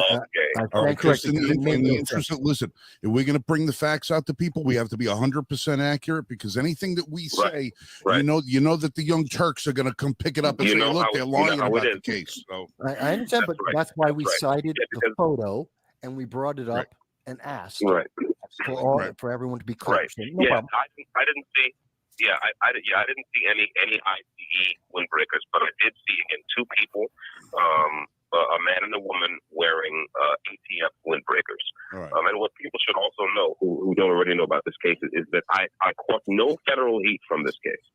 Right? I mean, the feds were there to drive the search warrant, and then they said goodbye. Right? So this is entirely a state case. This is New York State running wild. right? Not the feds. And all of us know how the ATF gets down. So if there's been something irregular, or if I've been doing something that was even questionable, they would have pounced on that. So, this is what we're dealing with. And I'm curious to hear the other folks' questions, but I just want to point out that one of the things that Crystal knows, because she's been listening to my content, even before I went inside and before my trial started, is that many of our conservative brethren have a bad habit of acting as if the things that happen in cities don't matter, as if it's just something to be expected. What did you expect? Why do you live in New York? Why don't you just move? But the fact is that in this case, our adversaries, right, and we happen to be adversaries of liberty and the adversaries of the Second Amendment, of the rights guaranteed by the Second Amendment, our adversaries are saying the quiet part out loud. This is what they want to do everywhere. Yeah. To everyone. And so we have to fight them everywhere in order for our rights and the rights of our children and their children to be secure anywhere. So I'll pause there. Yeah. Right. Dexter, Matt Mallory from Meet the Pressers is up. He's got a couple of questions he'd like to ask you. Hey, Dexter, nice to meet you. So I'm in upstate New York in Syracuse. I know you're upstate. I'm sorry for what you're going through. A couple questions that I had is, one, how did they gain entry? Did they have a warrant? Did they do it based on exigent circumstances? Did you let them in? Because most people that are innocent and really don't have anything to hide, law enforcement will use that as a tactic. Hey, you don't have anything to hide. You don't mind us taking a look. And that's the way law enforcement will get people to give up their Fourth Amendment rights. So that's my first of two questions. Yeah. Oh no, they breached the door. They didn't knock. They didn't do it like they broke in the front door. We'll pick the lock, or however they compromised the front door, and they broke in the inner door. That's what. And yes, they had a search warrant, which they were kind enough to show me. Right. Once they had me in handcuffs. But yeah, they didn't. No one knocked. And somebody didn't get a phone call or anything like that beforehand. I know you got a second question, but on the back of that first question, I just want to point out to the people who are listening that this is where. This is where a lot of the excuse making really breaks down, because you see a lot of people will say, "Whoa, you had firearms, you had gunpowder, you were doing this, you were doing that," and isn't it normal for them to assume that you were going to do something wrong, or you were planning to do something wrong? You say, "Okay, well, New York State has vast investigative powers. I mean, they can sign a sheet of paper, and some of the biggest companies in the world will give up the records. That's what happened with Google, because they subpoenaed my email records, no problem, right? American Express canceled my account after I was indicted, long before I was tried. That's right. So New York State has a lot of ability to go and say, "Hey, we want to find out more about this guy." And putting aside issues of privacy, if this is really about public safety, and if they really were concerned that, hey, maybe this guy wants to shoot up the place, maybe he has a terrorist manifesto, maybe there's any number of things they could have done to put their minds at rest. They could have found out very easily, for example, that I'm a licensed amateur radio operator. I'm on the Part 97 website. You can look me up. I was a member in good standing of my local gun range. I passed a criminal background check at my local gun range to become a member. I've lived in Brooklyn for the past 30 years or so, right? I'm very stable as far as location. I'm not a drifter. And, of course, I have a squeaky clean criminal record. And in terms of my conservative politics, the stuff I've been posting online since about 2015, you can just go and listen to where I'm coming from as a human being, as a citizen, as an American, and know that, okay, this guy does not, it's not plausible that to look at it on its face and say this guy poses a threat to civic order or to public safety. So this was not about public safety. It was not about civic order. It's about political control. So I'll pause there because I want to get to the next question. No, that's all good content, and I think too this is another good example of lawfare where if they want to get you, they'll get you. They don't care. And like I said, being a law enforcement officer in New York, there's literally so many laws that could be used to get somebody if that officer or that agency wants to, and it's put it this way. every single person in New York State is breaking the law. I mean, there's so much law that there's no way for everybody to be compliant with every single law that's out there. You know, so you could be pulled over for a multitude of things, and most officers will just, you know, let you go as long as you're not a heinous person. They won't even give you a ticket. But on to my second question. The judge, they changed judges, and then the new judge literally said the Second Amendment doesn't exist in my courtroom. That right there should be on appeal. You should win that just hands down. If that's not prejudice, if that's not totally a one side of this, I mean, it's a Second Amendment case, period. So by that judge saying that alone, the appeals court should just be like, well, that judge is prejudiced. Yep, we gotta throw this case out or retry it at minimum. Well, there's some.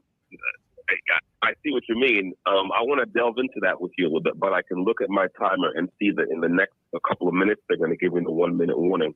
So what I'd like to.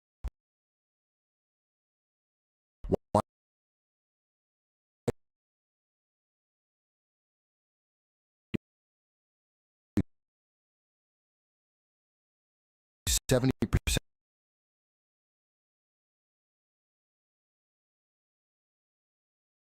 critical thinkers ditch becoming better. In today's every ounce worth. Let's compare and know Disney for targeting modern audiences. Theater visit could cost you more.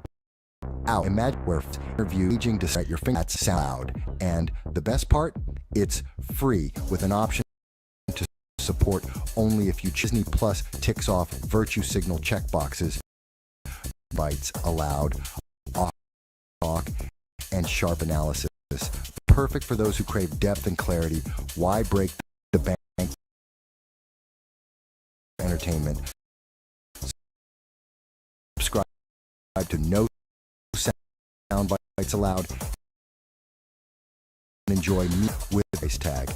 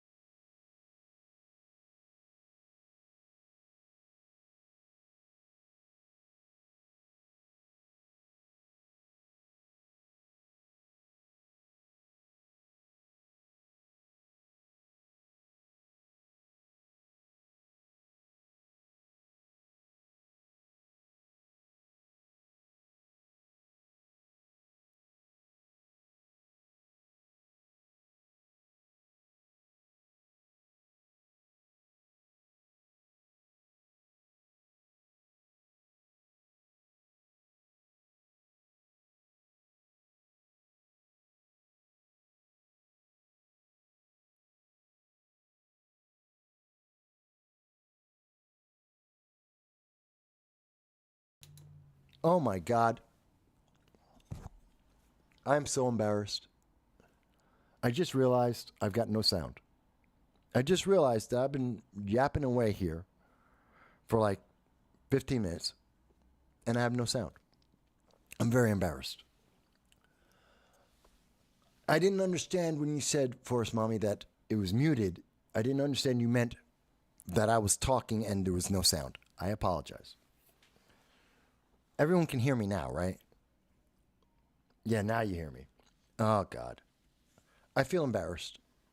This is what happens when it's live. When it's one person trying to run several systems, and I was very excited, and here I am yapping away. Okay, so let me sum up several other things. Donald Trump is over at Madison Square Garden right now.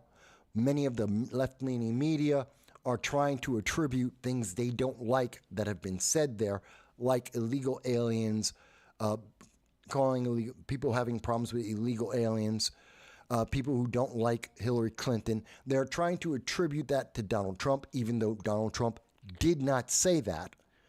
And even though Hillary Clinton has a huge, like 55% disapproval rate, and the fact that illegal aliens have been in the top 1, 2, or 3 position throughout all of 2024 in all polling as one of the top issues affecting America. But because it's being said at a rally with Donald Trump, we've seen Axios try and convince voters that it's Donald Trump saying these things and they don't like that. Not the same thing. That's a manipulation. It should be called out.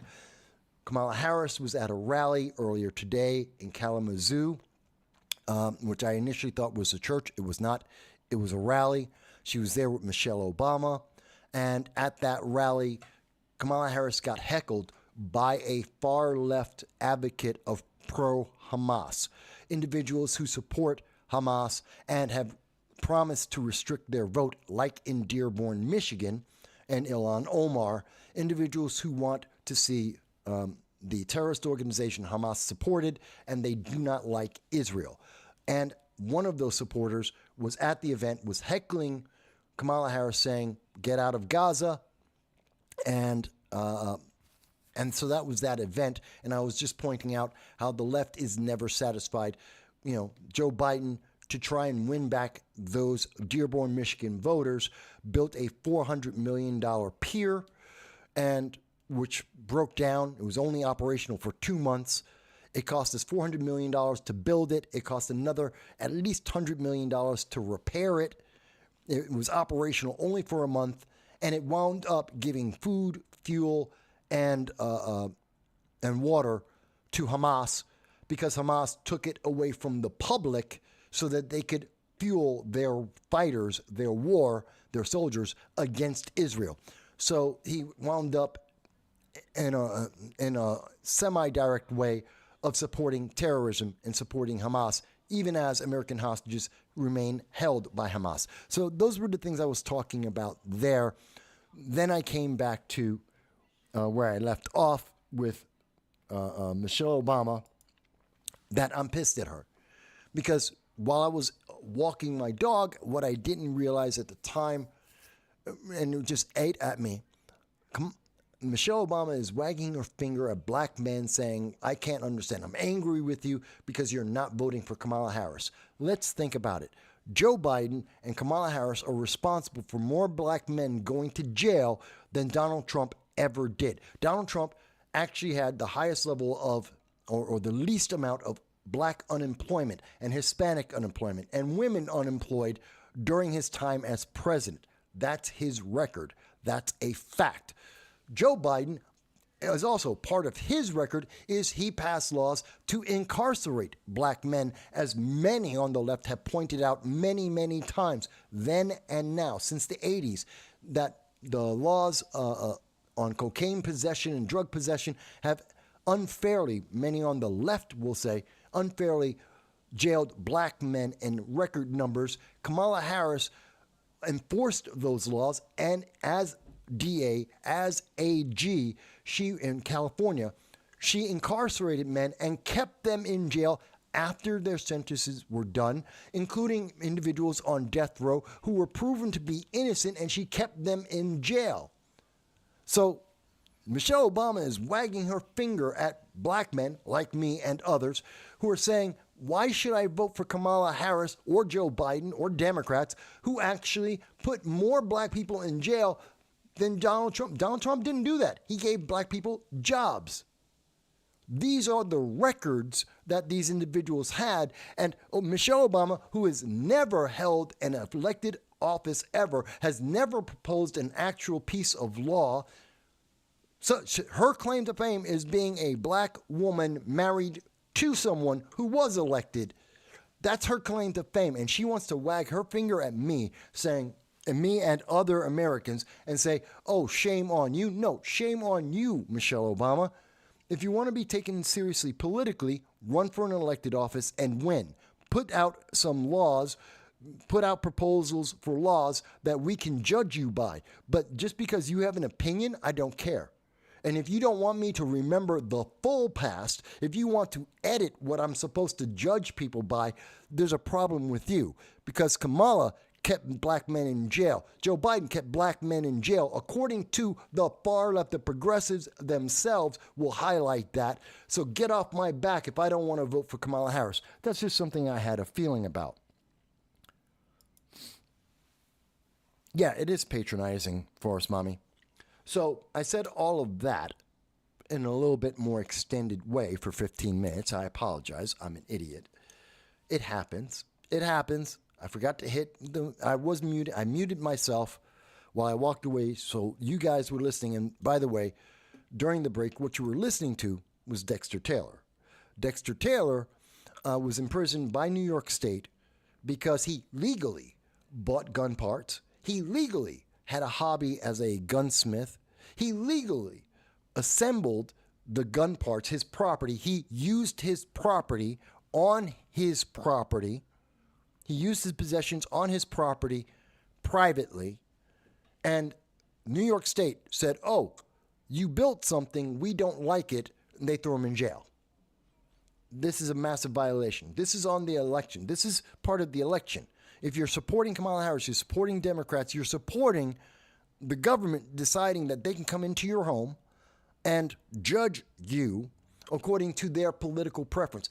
Kamala Harris has said it. She's been on the campaign trail and said, yes, just like her being a gun owner, she should have the right, and she will go into your home, your property, and check on how you possess your firearms. Are they locked up the way she wants them to? Do you own a firearm she doesn't like? She has said this multiple times. There's video of that. So I got a problem with this, massively. Yeah, I was definitely in the zone. I was pissed off. And I also wanted to say that I am looking forward to Forrest Mommy. I know you have a question for me. I'll be happy to answer that. I was also saying, I know Joel, I believe you wanted to say something. And to Jennifer, I apologize, Jennifer, because I was answering your question and I didn't realize that there was no audio. So Jennifer, to answer your question, you were talking about the election. And Jennifer, I know you're new on the channel. Thank you for speaking with us. You said, it doesn't seem like 81 million Americans who voted for Joe Biden. That number is in dispute. We've seen many disputes. No states have done audits, so we don't know the accurate numbers. And there are questions about some of the ballots in several states. But let's say it is 81 million. Let's say that is accurate and fair. It is disputed, but let's say it's fair. 81 million Americans voted for Biden. And are they going to vote for a candidate, you mean Donald Trump, who has been charged with crimes? Well, first of all, in terms of the crimes, you're talking about first of all, you have Letitia James, who has targeted Donald Trump because of her political partisanship. She has literally said that she is going to target him, that she's going to get Donald Trump. She said that publicly. So she's using the law to target someone she doesn't like. That in and of itself is a crime. It is an abuse of political power to target a single individual because you don't like them. And Letitia James doesn't like Donald Trump. New York State politics doesn't like Donald Trump. So they targeted him, and that's why she got away with it. Secondly, Donald Trump according to the charges, he committed one crime according to their beliefs. He okayed payments to an individual who then used that money in a way that New York State deemed as illegal. That individual, who wasn't Donald Trump, did so 34 different times. Donald Trump authorized the payment. That's it. He paid that money. Because he is, they consider that the root of the crime in New York State, Letitia James, and said, okay, well, he did this, he made this payment, so we're going to charge him 34 times for the same single action, which is almost unheard of in the law, and that is also an abuse of law. Many Democrats saw that abuse, said that is railroading an individual because of political preference. It was an abuse of the law. And on the day that Donald Trump was convicted, Democrats came out, the rank and file public Democrats came out supporting Donald Trump, saying that this was a railroad. It was just a kangaroo court. And they donated to Donald Trump on that day. It was a huge outcry. I know the media has since downplayed that and don't want people to remember, but most Democrats in polling immediately after that, about 50, I believe it was about 58% of people in America who were polled felt that Donald Trump had been, it was a kangaroo court, and that the charges were not valid. So will people who voted for Joe Biden in the past, who didn't get to vote for Joe, and here's the third part. And here's the third part to your question, Jennifer. You said because Donald Trump tried to illegally disenfranchise voters. Okay, so let me clarify that last part. Donald Trump never stopped anyone from voting. Voter ID, as we talked about earlier in the show, does not stop American citizens from voting. Americans, white, black, Hispanic, vote almost register to vote at almost the same levels. In Texas, it's about 64% of whites register to vote. Blacks in Texas, same state, register at about 62% to vote. There's about a 2% difference, with Hispanics being at, I believe it was either 58 or 60%. So a little bit lower, but generally in the same ballpark. No one's stopping them from registering to vote. No one's stopping them to go out and vote. Right now, Georgia has record levels of individuals that are doing mail-in votes. That includes black people. No one is being stopped from being able to vote. Americans aren't voting because of apathy. And we have seen this since about 1958, where we were at about 70% per election, each election season, where we were seeing about 70% of Americans were voting on a regular basis. Since that time, it has dropped down. Currently, on average, we see about between 58 and 65% of Americans vote in presidential elections. I know there have been some exceptions recently to that, but it's about 65%, 58 to 65% in presidential elections. And in non-presidential election years, we've seen that number going from about 50 to 55% on average, with some states having numbers as low as 28%, which would be New York State. 28% showed up in an off-election year, which is non-presidential year, and came out to vote. Only 28%. That's voter apathy. It's not because people don't have the access, they don't have the interest, because they don't trust, one, they don't trust that their votes are being counted properly, and they don't like the candidates that they have available to them. They don't agree with the direction many of these candidates have gone in. So that's why we see these lower numbers. It's not because it's not easy to vote. It's the same process during presidential years as any other year. And it's not because someone's stopping you, you're black, you can't vote. Yes, you can. You can vote as easily as anyone else. No one's stopping you. It's that there's no interest. There's a big difference there. So no, there is no evidence whatsoever anywhere that Donald Trump or Republicans have disenfranchised voters. Asking for an ID, as we talked about earlier in the program, is something the overwhelming majority of Americans have and have access to, no one is being stopped from voting. No one. There is no evidence of that. There is a claim of that, but there is no evidence of that. It is a fear tactic. And so, yes, many people will vote. And the final thing to answer your question, Jennifer, and I know I'm trying to answer this as completely as I can. And again, you don't have to agree, but I'm trying to give you all the information, and you can double check it if you want. But the final thing to think about is many Democrats, as part of the apathy and what part of the problem Democrats are facing right now, is Kamala Harris, no one voted for her. Not one person. She has never made it to a primary. She dropped in 2019. She was the first one out of the 2020 presidential election for nomination for the Democrats. She dropped first. She was bankrupt. Democrats abandoned her. No one wanted to support her. She topped out at 5%. At the peak, she was at 5% support and never got higher. She was done.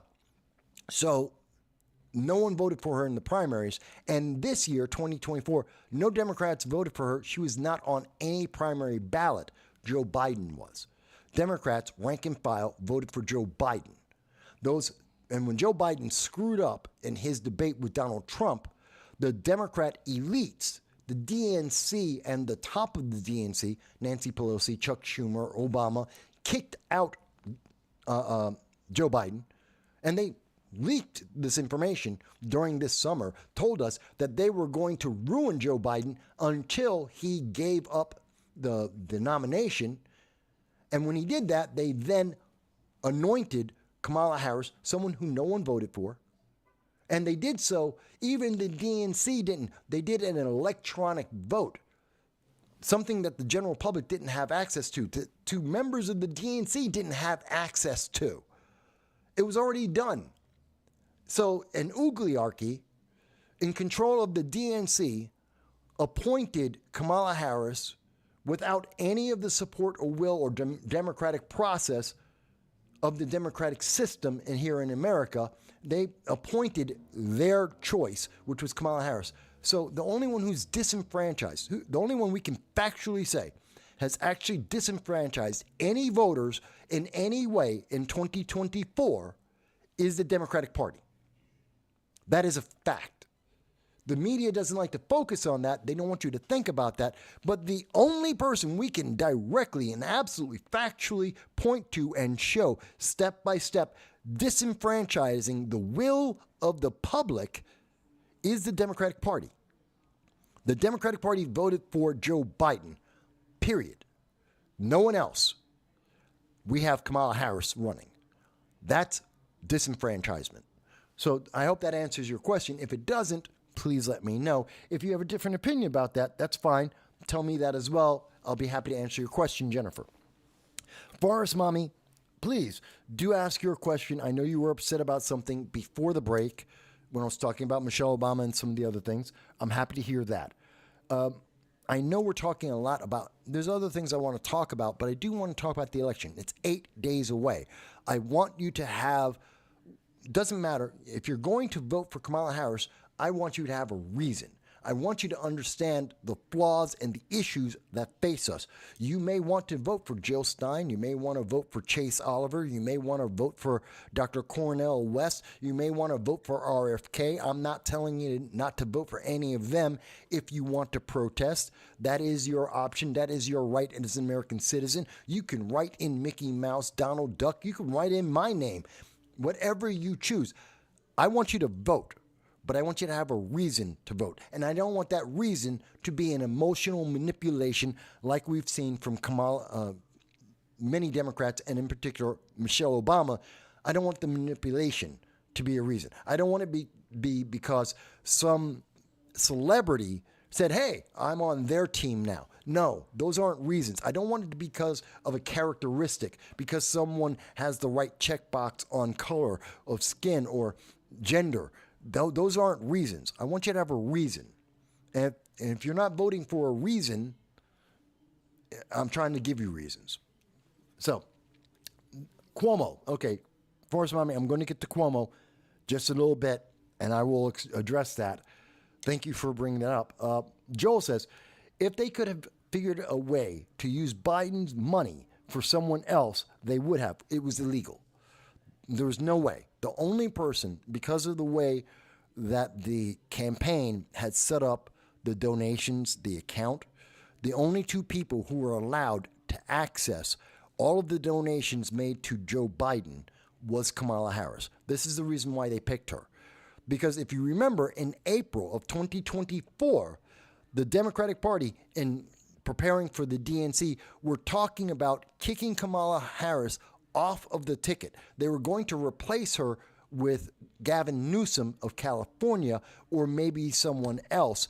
They were going through their list of individuals. They were trying to, Gavin Newsom was like one of the top names, to replace Kamala Harris because she had failed so much and she was so disliked in the political spheres. And so they were going to get rid of her. It was only when they realized that she's the only one who has access to, at that time, about $300 million donated for Joe Biden, she became the candidate. Let me see. Going on. What else did you say here, Joel? Someone else, they would have picked Michelle Obama. Michelle Obama, they did. The DNC, earlier in the process, before Joe Biden had confirmed that he was going to run again, the DNC, many Democratic members, individuals, did try to convince Michelle Obama to run. Even going back, if you may recall, there was calls for having Oprah Winfrey run. It was a joke, but people were suggesting that. And at the same time, the people who were suggesting Oprah Winfrey were also suggesting Michelle Obama. Michelle watched what happened to Oprah. People looked into her past, recognized things like the connection to Epstein and Weinstein, looked at her failures in her school that she did in overseas in Africa, looking at how she's questionable on many levels. And she saw that people were looking at Oprah's past because she needed to be vetted. And a lot of dirty laundry got aired. And obviously, Oprah has never again talked about politics, running for a political office, because she was destroyed. Michelle Obama saw that, I think, and said, I don't want that. As the wife of Barack Obama, she would absolutely have a fine-tooth comb go over her entire past in a way that has not happened, because as the First Lady, as someone who doesn't have any official power, she got a pass.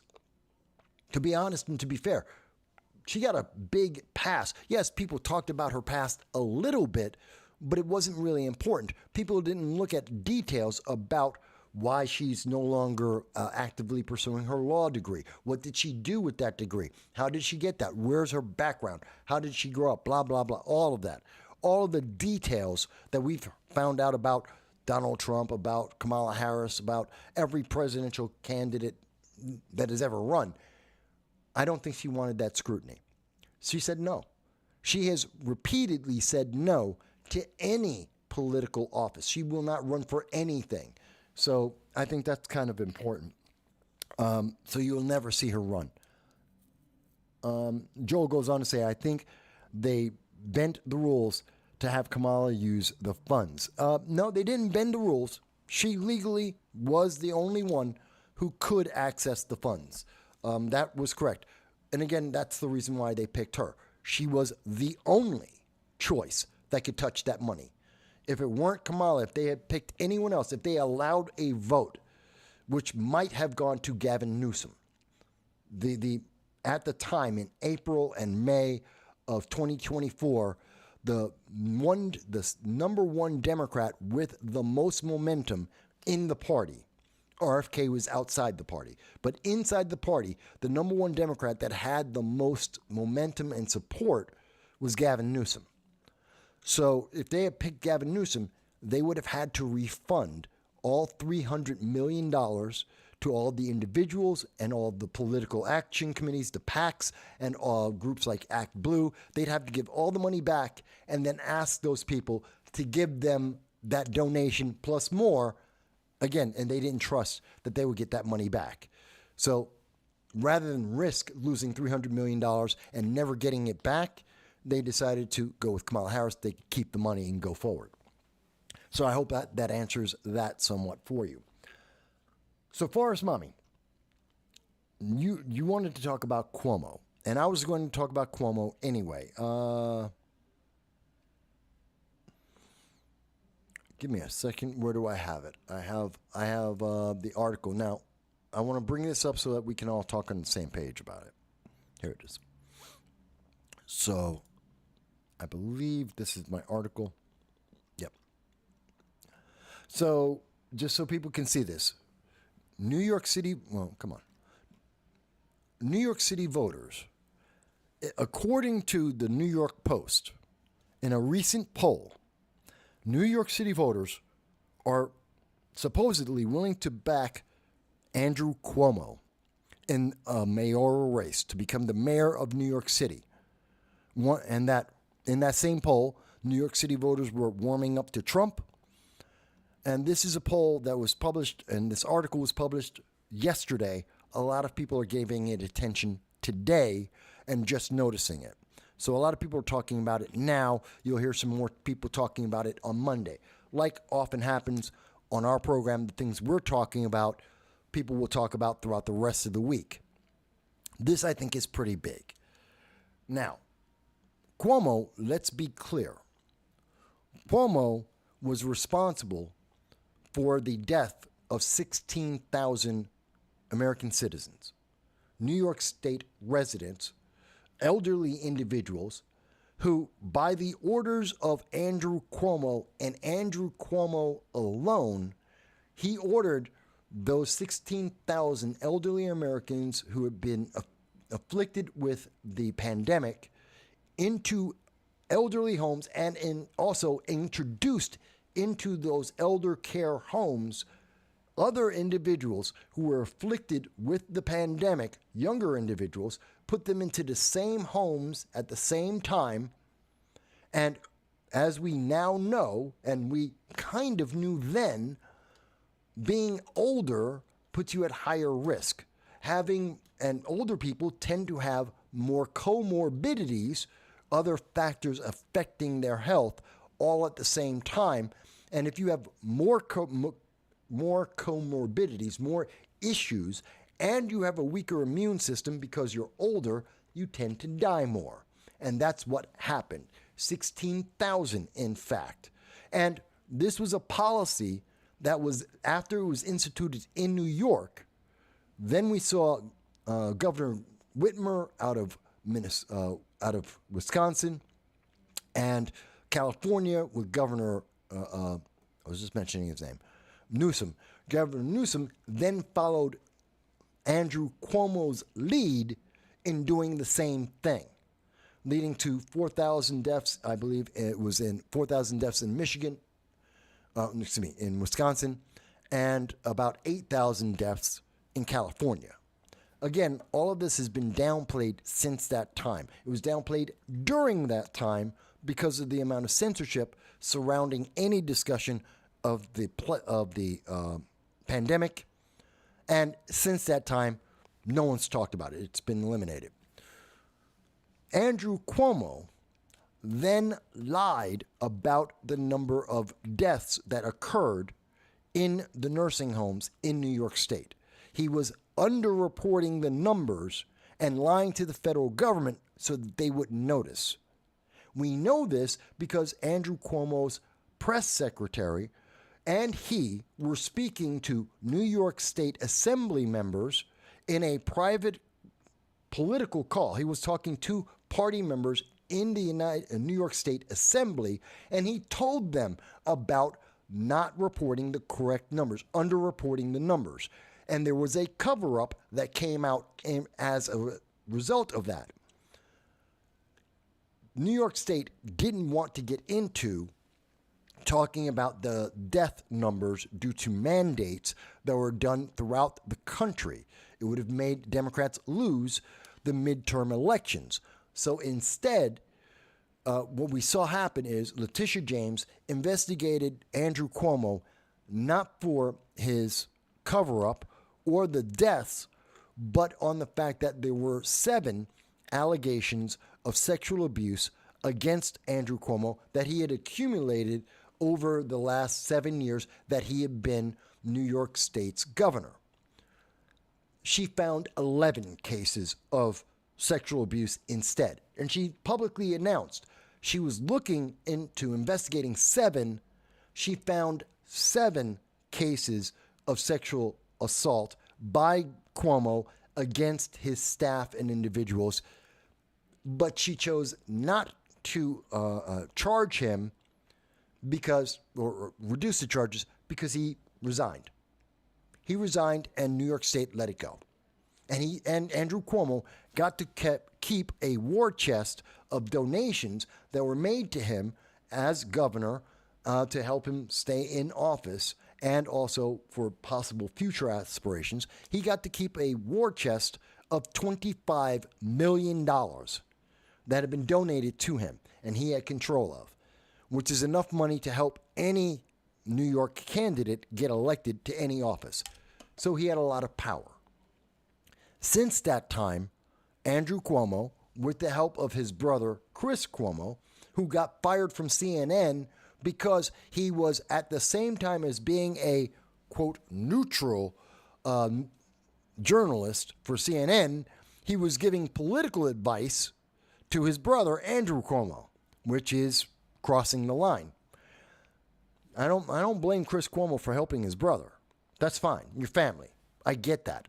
But you can't do that and be a journalist saying I am independent and I have no position about this and I'm completely neutral when you're being biased and partisan because it's your family.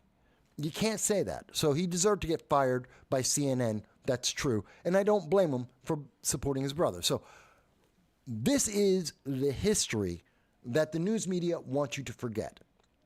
This is everything that has led up to this moment about Andrew Cuomo in a short synopsis. And it takes a moment to go through all the history. And I haven't even gotten to the Moreland Commission, the corruption that is alleged, all of the individuals surrounding Andrew Cuomo who have been arrested and convicted of corruption, all of them being connected to Andrew Cuomo, but no one ever having proof or seeking the proof to connect Andrew Cuomo to corruption. That's a whole other thing. But those are the essential facts that led to Andrew Cuomo being in disgrace and quitting, retiring, however you want to word it, being forced out in disgrace and abandoned, at least temporarily, by Democrats. Now, Andrew Cuomo believes that enough time has passed, that enough American citizens, and more importantly, individuals in New York, Democrats in New York and New York City specifically, enough time has passed that they have forgotten everything that he did, everything that he was alleged to be doing, any of the corruption that was alleged to be connected to him, that they've forgotten all of that, and that he has enough money and influence that the mainstream news media won't talk about his past, and so he's going to run for mayor. This has been a rumor for about a year. Political commentators like myself, like Larry Sharp, like many, have been talking about Cuomo is getting back into politics. We've known this for a year. We've seen the feelers. We have heard about the conversations he's been having. So we knew he was looking at either trying to run for governor again, which was unlikely, possibly running for a congressional seat, or running for mayor of New York. Those were the 3 choices that were available that people had been aware of. It seems he's looking for the mayor. And a poll that just came out, as being reported by the New York Post, is saying that given the history I just went over, all of it absolutely factual, It's not, doesn't matter if you like it or not. It's not my truth. It's not a truth. It is the truth. These are the things that led to Cuomo being removed in disgrace. And now he's getting 22%. He is the leading Democrat choice for mayor of New York, more than the current, also disgraced Mayor Eric Adams, more than Letitia James, the Attorney General, who tried to run for mayor and got bounced out and beaten by Eric Adams. This would be her second bite at the apple, and Cuomo's beating her.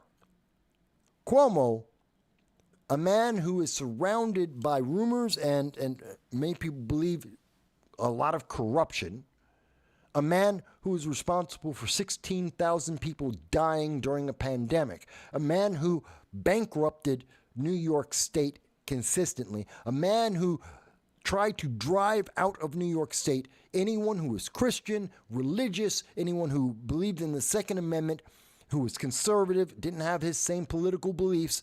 He was demanding they leave the state, and they did, further bankrupting the state. This guy thinks he can run for mayor, and Democrats, 22%, will vote for him. I think that's insane. I think that's insane. Because I remember the facts. That's why I have this channel. I remember what these politicians did. I remember the consequences of them being in office.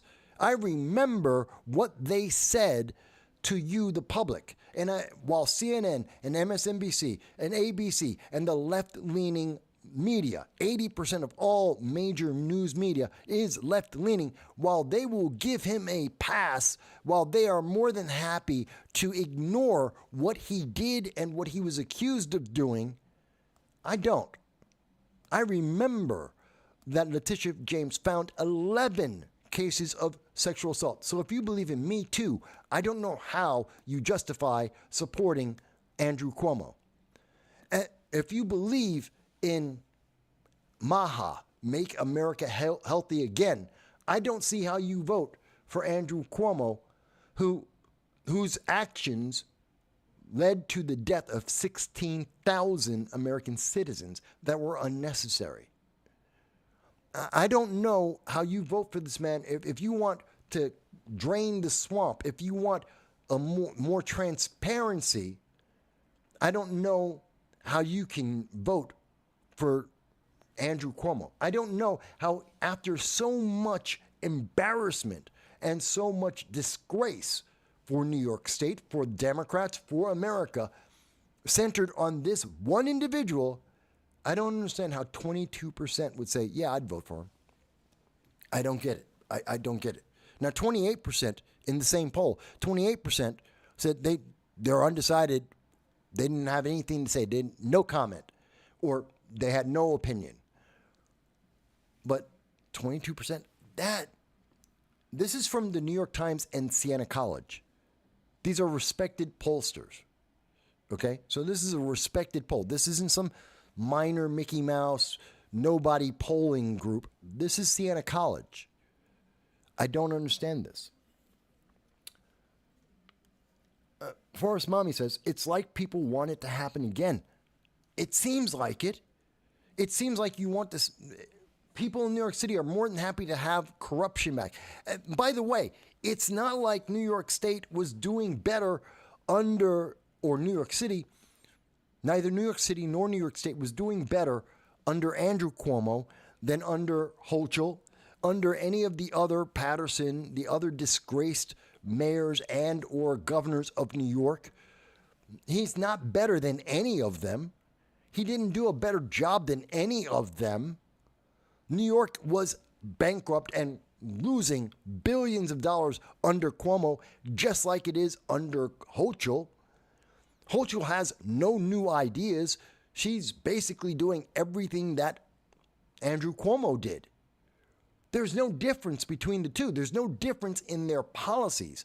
They both alienate literally more than half of the population because of their political preferences.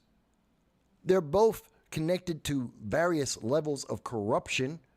Whether or not they directly are influenced by it is another question, but they are connected. They are akin to or adjacent to corruption.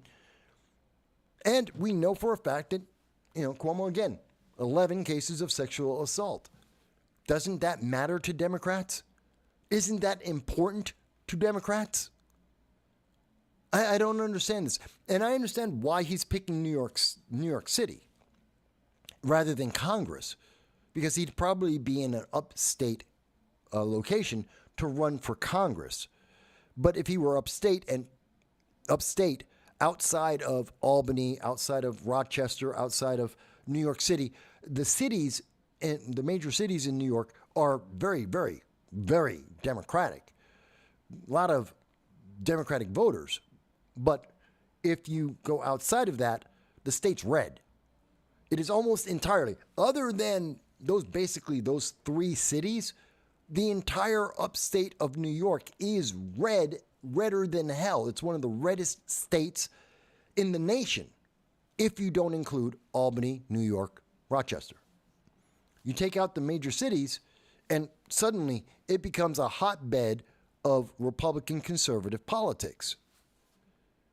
He wouldn't win, and he knows it. He can't go to Albany because people in Albany would actually remember his record, and he has some enemies there. Rochester, no one cares about Rochester, to be fair. No one cares about Rochester any more than they care about Utica. No one thinks about it. So he's not going to win in the west of the state, and it has no power. New York has power. Ultimately, when Andrew Cuomo was found to be a disgrace and kicked out of office, he was planning to run for president. The only way he can get back into the position to try and run again, say in 2028, to run for president again, is he has to have a high-profile position. Being a governor is high profile. Being the governor of New York, like being the governor of California, are very high profile. And you have a lot of credibility when you say, I'm going to run for president, and I ran New York City, the third largest economy in the world outside of several nations. I mean, there are nations that don't have as much money as New York. So it's a big deal. So he could run for president then, but he got disgraced. But if he runs for mayor, if he wins as mayor, and New York won't improve, it won't make anyone safer, it's not going to make anything better, just like the New York SAFE Act didn't save anyone from gun crime, didn't have any impact, just like red flag laws didn't have any impact, didn't make anyone safer, hasn't helped anyone. His open border, he believes in sanctuary states, sanctuary city, wants open borders. Nothing's going to change if Andrew Cuomo is in charge of New York City. Probably a little bit more corruption. That's it. That's the only thing you can really expect is there will be more corruption in New York City, but New York City's filled with corruption. That's it. But he would be able to use that, and he would be able to run for president again. That's what I think is at the end of the road of that string. And in 2028, after having a part-time zombie president as Joe Biden, after having the weakness and the characteristic-filled run of Kamala Harris, having Andrew Cuomo, a former governor, a mayor, somebody who was beloved for a long time by many Democrats, who has a lot of power, who has a ton of money behind him, and that's the big one. He's got money. He would be someone that the Democratic Party would consider. He'd have some trouble against Gavin Newsom, of course, perhaps Gretchen Whitmer and Pritzker out of Chicago, out of Illinois. These are some of the top names in Democratic circles for 2028. But Cuomo would be there too. And probably the best at debating of all of those individuals I just mentioned, Pritzker out of Illinois, Whitmer out of Wisconsin, looking at Newsom out of California, and Andrew Cuomo, Gavin Newsom is the best at debating, even though he got embarrassed by Marco Rubio, buried him. It was DeSantis. DeSantis buried Gavin Newsom, buried him. He destroyed him. But it didn't matter because Gavin Newsom didn't care. He wasn't running. He was looking to set up 2028. He was looking to show that he can stand up against a Republican, that he was willing to put it on the line. So the fact that he got embarrassed didn't matter because Democrats only remember that the only thing that's important to the Democratic supporters is, well, Gavin Newsom stood up to the Republicans, DeSantis. He stood up. He was willing to go out there and fight. That's all they care about. And that's all he needs to win a nomination. So it doesn't matter that, and by the way, Gavin Newsom isn't bad at debate. He's actually very good. He is charismatic. I think he's a snake in the grass, but he's good at what he does. And he would be competition. He would beat, in a debate, he beats everyone else. Democrats don't have anyone else who can do a debate as well as Gavin Newsom. And Gavin Newsom isn't the best, but he's better than everyone Democrats have, except Andrew Cuomo. Cuomo's better. Democrats know that. Cuomo is better at debates. Cuomo is an arrogant little prick, and that could be useful because Democrats, the next person they run in 2028 has to be someone who is a leader, who is a proven leader, a track record of leadership, and somebody who is strong. Now, it doesn't matter when I say a track record, when I say that Democrats are looking for someone who's a strong leader, they don't have to be successful. That's not part of the equation. You don't have to be good at what you did. You just have to be strong and a leader, a proven leader. Doesn't matter if you were leading people into failure, because look at all of the woke programming they do. And when I say programming, I'm going to look at all of it. Entertainment. Disney loses its ass on a regular basis. They don't care. They're still throwing money at it. All of the woke, everything that's been considered woke has failed miserably. Absolute catastrophic economic failures over and over and over again, and it doesn't matter. And they'll keep doing it anyway because it's not about money. It's not about success. Even though you can prove nobody wants the woke crap, they keep going down that line. Even though everyone points out the DEI doesn't work, it isn't effective. It is actually counterproductive. It does exactly the opposite of what it was intended to do. Doesn't matter. They will go down that line no matter what because they have a strong leader. That's all that matters. And that's what they're looking for 2028. They're not looking for success. I mean, if they can find someone who's successful, that'd be a bonus. Except none of their governors are successful. California is literally a cesspool. It's literally awash in debt. Say the same thing about Wisconsin. When you look at Illinois, are you kidding me? Have you seen the amount of corruption in Illinois and Illinois politics? They're horrendous. They're as bad as anywhere else. They're right on par in terms of corruption, if not greater than New York and California. They're horrendous in their corruption. Doesn't matter. Democrats don't care. They want someone who's got money, who's strong, and is a leader. Someone who's been elected in office before, more than once if possible. Someone who has been elected and re-elected and is in a strong leadership position. That's all they care about, because that will get them back into power. And they can be as woke as they want to be, and the more woke, the better, as long as they're strong. That's what Democrats are looking at for 2028, and that's what we see Andrew Cuomo looking at. If he gets elected, he gets like 2 years to be able to be mayor of New York, do nothing different, change nothing whatsoever, do everything exactly the same as Eric Adams is doing, minus the complaints about illegal immigration, blame everything on Orange Man bad, and then run. That's what he's thinking.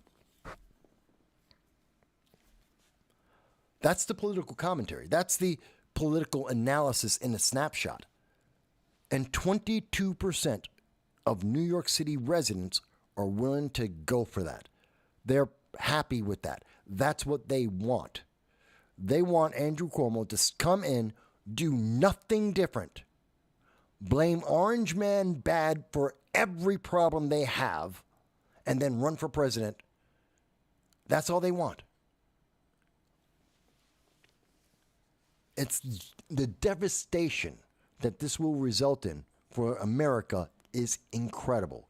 We already know he's a sexual predator based on the claim by Letitia James. He's been accused of being a repeat rampant sexual predator. He is surrounded by deep levels of corruption everywhere. And he wants to run. He thinks that Democrats are so desperate that they will take him just because they can say, I remember that name. He's a strong Democrat. Oh, yeah, he's flawed, but it doesn't matter. He's strong. He's got money. My God, is America in trouble. Yes, I see the puppy. Come here. Hi, woof, woof. Yes, I know. We're a little bit. All right. Yes, folks, it's my puppy again. Hey! Pecan. Hi. Yeah. He's 13 years old. He's complaining right now. He's complaining to me. Here, go on. All right, so we're going to be wrapping up soon, but I wanted to address that a little bit. I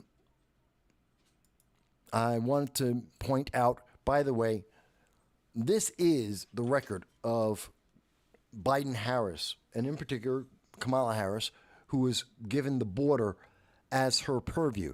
What I'm showing you right now, and again, about an hour after the show, when I get back from walking my dog, I will have all the links up so you can see this for yourself. This comes from the U.S. Customs and Border Patrol. This is the criminal non-citizen statistics. So illegal aliens that entered into America that committed crimes and were arrested. I want you to understand that. So the total criminal convictions by type per year, this is all of 17, 18, 19, 20. That's all Trump. 21, 22, 23, and currently fiscal year 24, that's Biden and Harris. That's Harris being the border czar.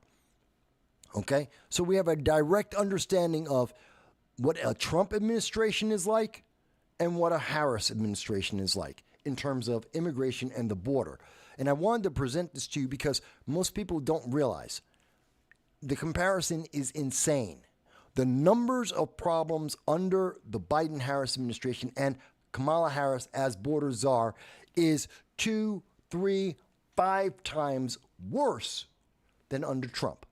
And they want to tell you, no, that's not true. Here's the numbers. This is from the Biden administration. This is from the border patrol. These are their official numbers. Has nothing to do with left, right. These are the numbers. It's empirical. This is factual data. So you can feel whatever you want. This is the truth. This is how bad she is. You're looking at fiscal 17, 692 assault and battery, domestic violence convictions. This isn't an arrest. These are convictions of illegal aliens. In 2024, 1,084. That number is nearly 100% higher. And it has been double in the past. That's how bad Kamala is. Going to driving under the influence, drunk driving, which leads to death. That was 1,596 in 2017. That's the high. I'm picking the peak here. This is right after Obama. Immediately after Obama, first year of Trump, 1596. Under Kamala Harris, at the end, 4 years into her term, 2,844. Nearly double again. Very nearly double. Homicide and manslaughter. Again, these are convictions. 3, 3, 2, 3. That's 6, 9, 11. 11 illegal aliens that were convicted of manslaughter or homicide under the Trump administration. This is Biden-Harris, with Kamala Harris in charge of the border from March 24th of 2021. 60, 62, 29, 29. Did you get that? That's 180. 180 versus 11. Do you know what kind of increase that is? We're talking about 1,000%, over 1,000%. 11 versus 180. That is an enormous jump. That is a ridiculous, again, that's 1,000%. That's over 1,000% increase. Every single year, double digits, well over. Look at this. We've only got it down to 29. They're like, oh, we've cut down the illegal aliens. We've cut down the numbers to 29. That's 29 by itself is still more. That's in 1 year. That's in fiscal year 2024. The year isn't even over yet. And that number is still more than double all 4 years under the Trump administration. That tells you the magnitude of the difference. One unfinished year is still more than double the entire 4 years of Donald Trump. I think that makes it clear. And you can see this is true in every single category that you can think of. Not just allowing illegal aliens into America at record numbers, but criminal illegal aliens being caught in America because of the open border policy that Kamala Harris will continue. She said she will continue it because she wants to turn these individuals into American citizens. This is who she wants to be, beholden to Democratic Party and American citizens. It's not enough that they're going into Venezuelan gangs, going into Aurora, Colorado, and taking over apartment buildings. It's not enough that they have gangs that are shipping drugs and weapons into New York City and California, across this nation. No, this is what she's bringing. This is her record. It is indisputable. This is the fact. You can't blame this on Trump. This has nothing. This is 4 years of Biden and Kamala Harris, and Harris being the border czar, directly responsible. This is the result. An increase of over 1,000% in almost every single category.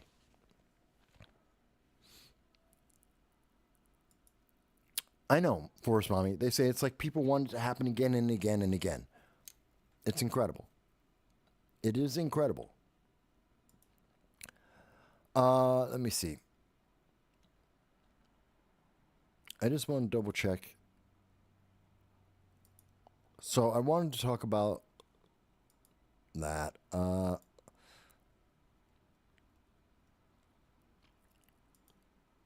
Okay. Two other things I wanted to bring up, and then we're going to go. Just very briefly, I do want people to be aware of that there is a government whistleblower that came out about 4 days ago, that there was a government whistleblower, Biden-Harris administration, an individual who came out and exposed $347 million in contracts for transporting illegal aliens, underage children, who have been coming into America under the Biden-Harris administration. Remember, we had the kids in the cages under Biden and Harris, that they blocked off the border, wouldn't let Ted Cruz or any member of Congress go to the border to see the kids because they were in those plastic cages.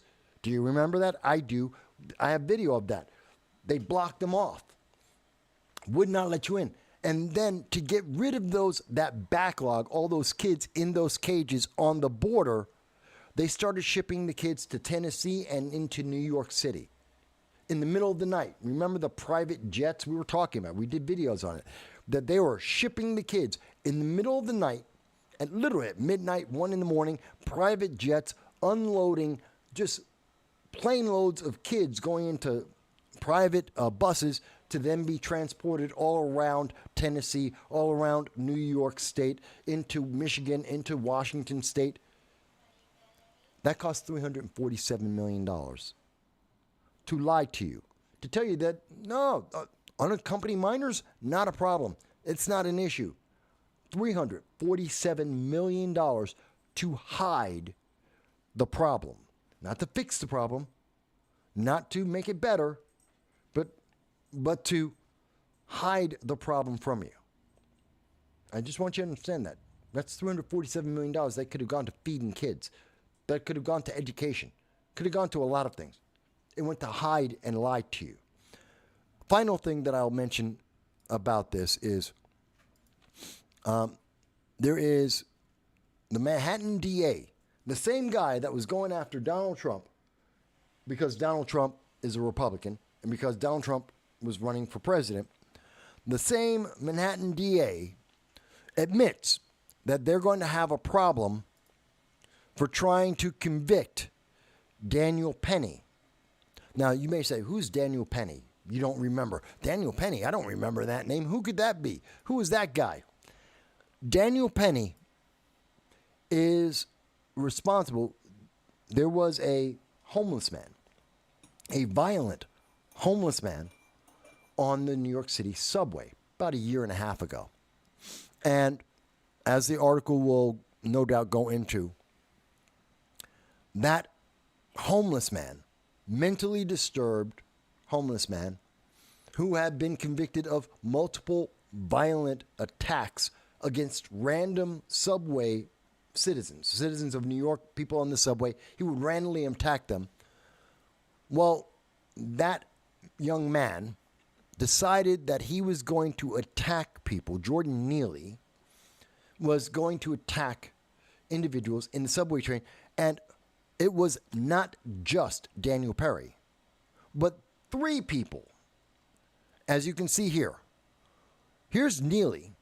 He's a former Marine, and he's trying to subdue, just hold down Jordan Neely.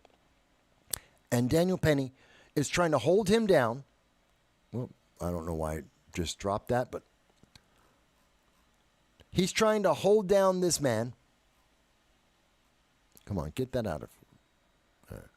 He's trying to hold him down, and if you notice, there's 2 other men involved.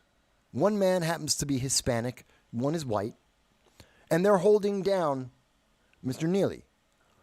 The train is full of people while this is happening. At least one other individual is recording this live. That's why we have this image. We know what happened. They weren't trying to beat him up. They weren't attacking him. They weren't being overly violent. They were holding him in place. And they were waiting for the police to come so that the police could deal with Mr. Neely. The moment that Mr. Neely went limp because they thought he was unconscious, they let him go.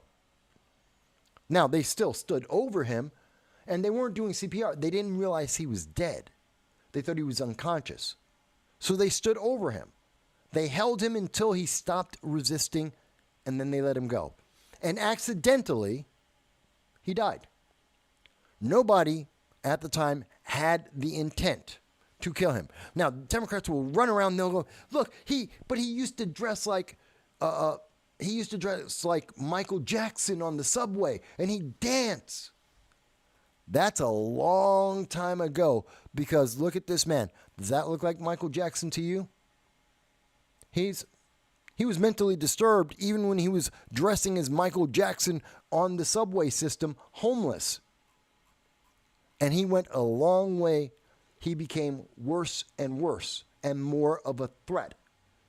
That's a fact. Again, doesn't matter about your feelings. This isn't a white-black thing. This is about someone who had a mental issue and was a danger to others. and people tried to subdue him. And that's why the DA is now trying to press charges. The police at the time on the scene did not hold Penny. They didn't arrest him. They didn't hold him for questioning. They saw the video that people on the subway saw. Nobody was trying to charge Daniel Penny with a crime. Everyone understood he was trying to protect himself and others, and that this was a horrible accident. That's it. But Democrats, well, they have their own mindset. I mean, they want Cuomo back. They want Dan Penny to be a bad guy because he's white and Jordan Neely is black. That's not the answer. That's not even the question. That's not an issue. The fact that Dan Penny is white means nothing to me. The fact that he was a Marine, you know what? I love Marines, but that's not a factor either. The question is, Jordan Neely, a man with a violent history and mental disorders, was on a subway threatening people in that subway car. He was subdued, and they tried to hold him down as they waited for law authorities to show up to resolve the situation. And in that process, he died. I don't have a problem. Dan Penny should be released. This should walk away. We should not be wasting our time or taxpayer money charging him with a crime when there was no intent. He should walk away. This is not negligent homicide. This is self-defense, and that's how I feel about that. Forrest Mommy says, oh yes, this is the stuff I've been following real close here in Colorado. It's blowing up in terms of illegal aliens and the crimes of illegal aliens and the issue that illegal aliens will continue to pose if we don't change our open border stance, if we don't get a strong leader. All right, folks, so we've been on for a little while, about 4.5 hours. As I mentioned, my puppy is screaming at me. It's really only 4.5? Felt longer. I thought we were on for like 5 hours already. Which I don't mind. Time is just going by so fast. It goes by so fast when we talk. I hope that you have all found it to be interesting. I hope you found this to be informative. I hope this will help those who are still, the 10% or so of people who aren't sure how they want to vote. I hope it helps you. If you've voted already by mail, you can change your vote. If you're now seeing our coverage of the interviews of Kamala Harris with ABC and with MSNBC and on 60 Minutes, guess what? You can go and see our coverage of it. And you can, if you in most states, if you show up in person to vote, that will override your mail-in vote. So you can change your vote in most states, even if you've mailed in your vote. Not every state. Most states do have that ability. And I can tell you, you've seen me on this channel talking about this for a long time. We've been talking about the election for over a year and a half. We've been talking about this election. We've been talking about what we would expect to see. And we have consistently told you the trend has been in Donald Trump's favor, whether it's Biden, whether it's Kamala Harris. And that trending consistently, Donald Trump was growing, and we had seen that Kamala Harris had peaked, if not decreased. We are seeing that play out now. Donald Trump is now leading head-to-head against Kamala Harris. Yes, it's 0.1%. I get it. That's not the important thing. It's the trend. It's the more people have learned about Kamala Harris, the more that they want to vote for Donald Trump. Just like the more we found out about Joe Biden, the more that people wanted to vote for Donald Trump. But it isn't, as I've always said, it's not a two-way race. There's 5 candidates in this race. And when you include RFK, Jill Stein, Chase Oliver, and Dr. Cornel West, you see the same exact thing, but even more so. Trump is growing. Kamala Harris is failing because people don't want Kamala Harris. And when we look at the final thing here is And when we look at the battleground states, come on, give me the battleground states. There it goes. You will see. They're all red. Again, all the data says the same trend of Trump is gaining, Kamala is faltering, because once we found out about her, people said no. And I think I've made my case. So whether you're black, you're female, you're whatever you are as an American citizen, I don't think there's a reason why you should be voting for Kamala. Folks, I've enjoyed the conversation. We will be following up with some more data, some more news before the election. I want to go over Proposition 1, which is in New York State. It is a horrendous proposition. It will pass New York because, if Andrew Cuomo is coming back, they're going to get Prop 1 back. It's going to be devastating. It is going to literally be it's going to be the cause of a lot of lawsuits and a lot of problems. It's going to harm more people in their suggestion of helping people. You're going to see this hurt people in New York State and New York City. So with that said, I'm going to let you guys go. I thank everyone. Please like, share, subscribe. If you haven't had a chance, please like, share, and subscribe. It is the only way to let our voices be heard. I know couple hundred people have been watching the program. I hope you'll come back again. I hope you'll give us a like and a share. I do thank Forrest Mommy. I thank Joel Dowling. I think User has been banned. I want to thank Jess and, of course, Jennifer Williams, who is new to the channel. I hope, whether you agree with everything I said, all the conclusions that I've come to, even if you don't, I hope you will come back because your voice is valuable, just like everybody who chats on this channel, whether super chat, regular chat, or even calls in. You all matter, and it's good to hear your voices. When we talk about the issues, we can come to solutions. If we just obey what someone orders us to do, we get stagnation. Nothing gets improved. So that's why I do what I do. I hope you found it interesting at the very least. I hope you'll come back again soon. Folks, I will talk to you throughout the week, and I hope you'll be well. Thanks.